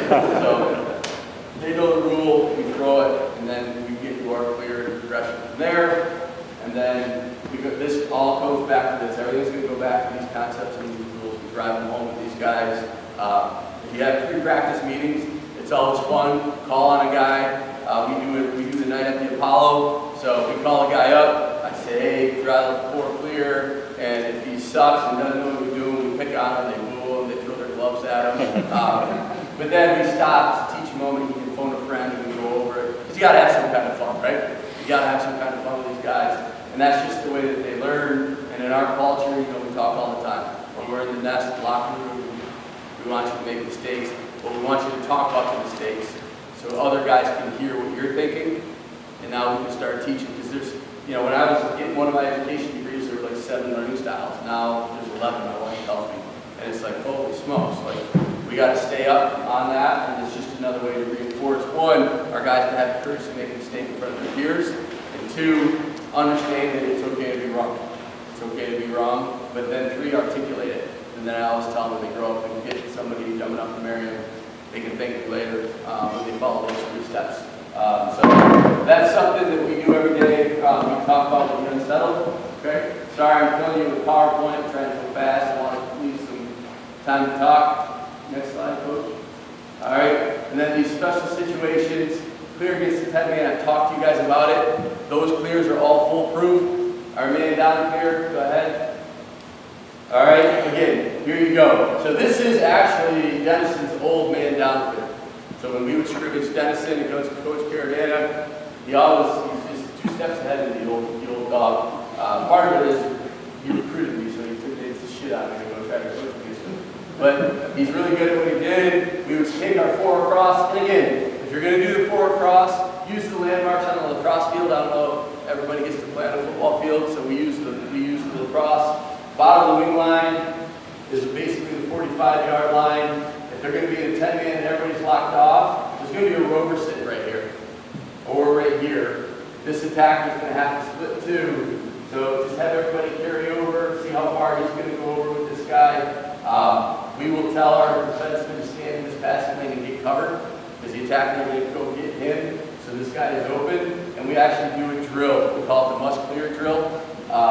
We have our middies, they're in the line here, and our defenders are in the line here, and as they clear the ball, this defender's waiting for them, and they've got to clear the ball through the top of the box. The other thing we'll do is we'll put 2 poles in here, throw the ball to this guy, and he has to stay between the wing line and the end line, and he's got to clear the ball with 2 defenders on him. And then if we get a guy who's really good, we'll put 3 defensemen on there, and he's got to clear against those 3. Because at some point, you got to be a dog. And we always talk, not the D-O-G, the D-A-W-G, because, oh shit, the dog's coming. You got to be a dog. You got to make a play. You know somebody's coming for you. And our guys, we give it to them every day. We clear against our regular 10-man ride. We will put 15 defensemen out there. We call them Red Rider drills. And they love it. You're going to shoot your eye out, kid. Well, we're coming for you. And we will get them red pennies. And when we're doing ride and clear, they salivate. Because it's their chance to go out on the field. And as long as we're disciplined and execute our rules, we should be able to clear the ball. We should. With 15 guys. And again, at practice, I was in a drill sergeant unit. one of the things we always talk about is making our guys uncomfortable. Like you're training a guy to go over to the theater to Iraq and Afghanistan, like we want to make that person extremely uncomfortable in every training environment.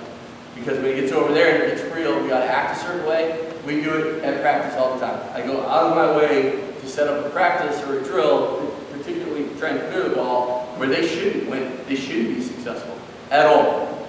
So that's why they'll clear against 15 riders. And then they'll do it one time, and I'll be like, well shit, you just did it against 15, we should be perfect tomorrow in the game, you know, like, we should be good. But again, it's just a strategy that we want our guys to be very comfortable with clearing games. Because again, if you don't have a great face-off guy, and you can be very good at clearing the ball, you'll be in the fight. You'll be in the fight. Okay, coach? And then here's our man down there. Again, this isn't something that I thought of. This is a Coach Freshie special at UNC. We took it from him and we've just ran with it. And now I've been doing it for the last 16 years of my life. Super simple. I'm sure you guys all have it clear. But we ladder it on the box side. All right, we put our best ball handling defenseman over here with our shorty. And that's where the dog throw comes in real handy. All right, run by somebody. Run by somebody. And then if you do clear it, the bull steps off the field, and then you put another shorty on, and then it's an easy on and off, especially with the box the way it is. All right. Again, I tried to make up for lost time for you guys, but I know it's been a long day. There's some big football games going on, but that's my contact information. This is my cell. If there's anything that I can get you, I avoided putting video in here because we would be on one slide because there's so much stuff that you can learn from the video. If you guys want video, I'll send it to you. But again, if you ever want to come to practice, just come to practice. Shoot me a text, and we'll get you my practice plan. We'll get you all the film that day. Huddle, if you don't have huddle, we'll get you the game breaker, whatever you want. We'll give it to you. I asked you not to send it to our competitors, but they know what the hell we're doing. But yeah, we'd love to have you. Let me know any questions, anything that I just threw at you. I feel like I threw a ton at you and got it in 40 minutes. Right on time, perfect. Any questions? Yes, sir. 10-minute ride, when you give your guys green light to take a shot at that? Against our 10-man, run back to one of the field slides, please. We always tell the guys, if you're anywhere near the top of the box, you shoot the ball if you're comfortable. And again, you want to have fun, just bring 2 buckets of ball out and see which one of your defenders can do it. We do it all the time. We'll do it. And we have our attacker down on the GLE, and they work on sprinting to get that ball because we do not lose a backup. Going off sides is one thing. If we don't have a shot backup, got to do with everybody. All right? That's just what we'll do. But yeah, literally, we'll put a bucket of balls here, a bucket of balls here, and we'll tell them let it go, let it ride. Again, remember when I was talking about the attack and see how far out the goalie will go? Yeah. Yeah, we got a Charlie call, or easy. I think we go easy. We call it easy. If he's going to come all the way out, you walk that guy out, and then you tell your crease attack from here to come over and set a pick. I'm telling you right now. Easy, easy, easy. He'll come over here, and we'll see where this goalie is. This guy's going to act like he's replacing him, but he's just coming up and sending a screaming pick on the guy. And shoot the ball. Coach, wouldn't that make a good inbound play as well? What's that? Clear, wouldn't that make a good inbound play? As you inbound the ball, a chase that you win, defensive. Oh, yeah. That'd be a great inbound play. It could. I've never thought about it that way, so I'm going to have to go home and think about that. It could. It absolutely could. And to be honest with you, we are already kind of, it's called the Bucks Clear, because I stole it from Nick, but we already do something like that. So if our shorty goes down there and does it, usually that's one of our dogs. We just say, get the hell out of his way. But we feed them to clear the damn ball out. Any other questions? And again, yes, sir. It doesn't necessarily make it clear, we talk about having that dog. Is that something that you have to identify internally in somebody, or something that you give them enough uncomfortable situations for it to develop? It's both. It's both. Some kids just have it. They just walk out and love to compete. team, and it's usually the guy that I don't want to be the dog, right? Like, it's usually the guy that I was like, my goodness, this guy looks like, you know, Tarzan, I need you to be the dog. But I love it because that guy will have a role in your program, and when he does it, the whole team gets fired up about it, and it will be a catalyst for you. But yeah, we do. We put them in stressful situations, and we tell them what they have to accomplish. And you know, Adam O'Brien talks about it in you know, Make Your Bed, which is a great book. I think every team in the country should read it. But you are who you are in your darkest moments, and some guys just don't ever. It's not their nature. You can't. They won't do it. They won't. Maybe once a year, but then there's other guys that are like, I'm a former middle linebacker, I live for this shit, coach, give me a shorty, I'll go do it right now. You can't pass it. Like, let's not give you a shorty right now. But yeah, that's what we do, we try to identify it. We have another drill that I do have on film, but I didn't even think of it when we were talking, but the old American Gladiator show, back then you might be too young, I'm old, brother. But we run our dogs through 4 stations, and if they don't clear it, they go all the way back to station 1. So they got to clear the ball above the top of the box, then they got to jog over and go up the alley again, and there's 2 defensemen, 2 poles waiting for them, and they got to clear it above the box, and they got to cross the midfield line and go into a box where there's 1 guy, maybe 1 attacker waiting for them, and they got to get all the way around the circle. It's a great conditioner, but we will find out in a 1-goal game who's going to clear the ball for us. And then you celebrate this shit. I'm talking go nuts. We crank music. I started racing. We end practice. Like, we celebrate the crap out of a dog. When somebody makes a play that's selfless and is willing to get their butt kicked for the greater good of the team, like, that's the grunt. That's the guy we want. That's the guy we want in the foxhole with us. That's the guy, we go nuts. And a lot of times, like I said, it's not your most skilled guy. Yeah, we celebrate those little victories all day. We call them stacking ducks. Like, if we can get one in the drill and find another in the drill, and that's what we're trying to do. And then the PLL clearing game is a totally different ball game. I promise you. We can't even do that, so we're not great at it. Anything else?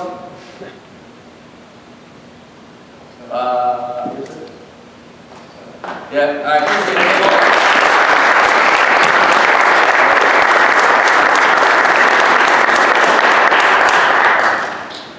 Yeah, we'll get these raffle real quick. We'll go third prize first. Robert Finn here today. Robert? All right. All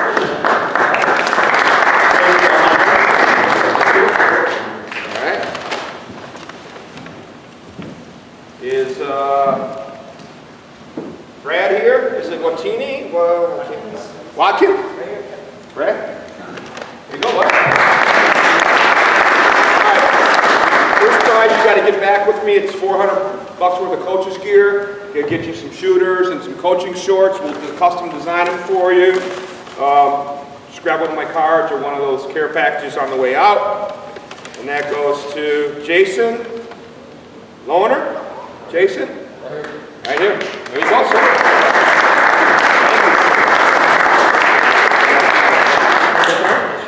Alright guys, so first, before we get out of here, just wanted to thank Brighton for hosting. Great facility, great place here. Thanks kind for coming out and showing us some of the stuff. Wanted to thank the coaches that all came out. Some of them traveling from a pretty good distance, putting in a lot of effort to come out here. A little story, in my earlier days at a national convention, I was one of those guys that wanted to go talk to the people that knew better. Went up to a coach who like I talked about, was big time coach. I said, Coach, I'm going overseas to coach more. I've been a player, but I don't have the full structure. Do you have some plays or any information, any guidance that you can give a young coach? He looked at me, he said, you want to play? Give it to your fastest guy. And he walked away. And that was really impactful for me because I thought, obviously what a jerk. But this community, this coaching community is very tight knit, and you have guys that are at the very highest levels, who are choosing to dedicate time to come give back to, whether it's the next generation of coaches or just coaches who are, continuing for however many generations and just still giving back. So I certainly appreciate the guys that'll take the time to give back and give back to the sport. One thing about kind of the native traditions of lacrosse is the belief that the game doesn't really end. Right? We all play our games, and there's a winner and a loser in that one. But the game of lacrosse, the sport, doesn't stop. It continues, and it continues through people that give back to it and support it and grow it and make those contributions to the sport and into the stewards of it. So big thank you to those 5 guys that came all the way out here and supported us. And then thank you to John Alexander for getting us the coffee today. Big support, and through that extra contributions, as you guys know, each one of your $20 dues is going to Forgotten Harvest Charity. So it's a great organization. Gives food to people that need it in our communities. And through this registration, it's about $800. PLG very happy to double that. So about $1,600, which equates to about $12,000 worth of food for needy individuals in our community. So, remembering through sport all those things beyond the wins and losses, beyond the X's and O's, building community, being able to support those around us, something that's very important to me. So, thank you guys for coming out here, being leaders that want to guide your teams, that want to grow lacrosse, that want to grow the sport. We've had some people traveling pretty far to be here today, so thank you guys very much. I appreciate it. And Coach, I just want to, you guys, thank you to Margaret.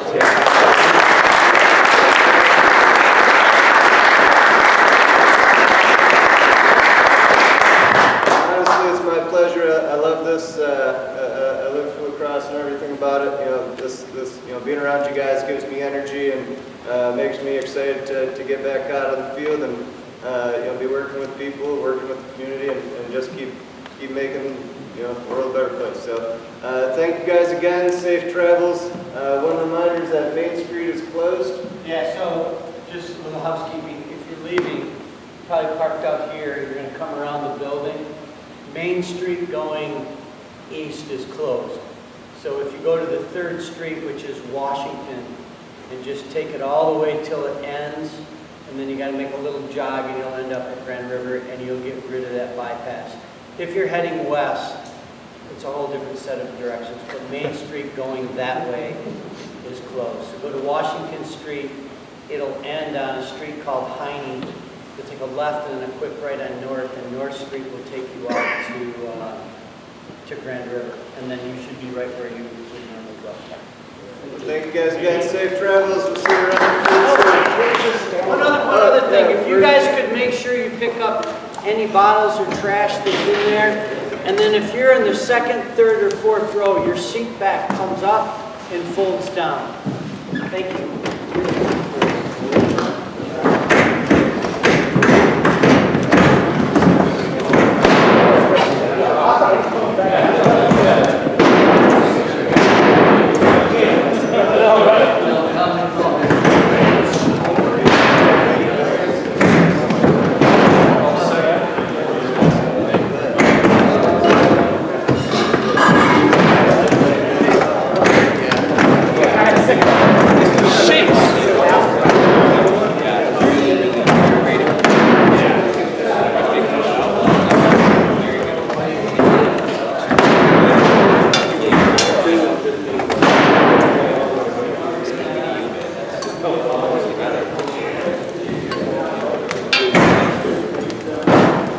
Take one more trip to the restroom. Yeah, be sorry. Thank you. If you're in the news.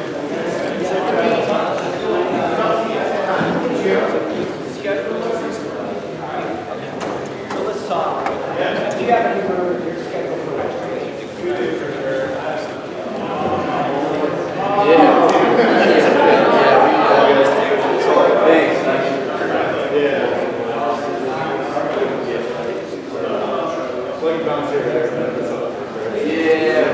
Yeah.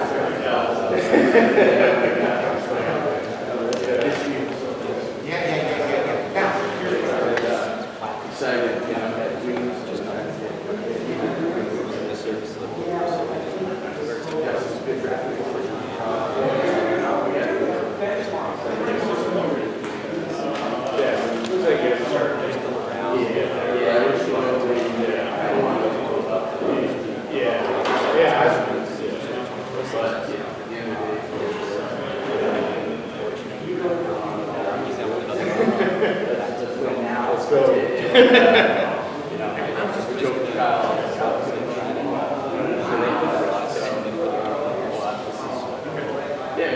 Yeah. Well, if I can help you get a question. Yeah, I'll probably take it from the first one. Yeah. That's great. So, and that's how I keep it. Yeah, see how it goes. Yeah. Let me know if I can help. I'll definitely reach out if I would love to. Yeah, just let me know. Yeah. If you want.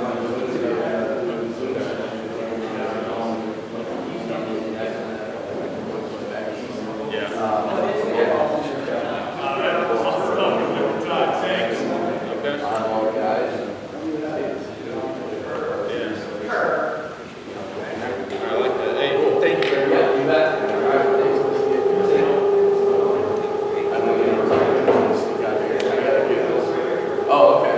All right.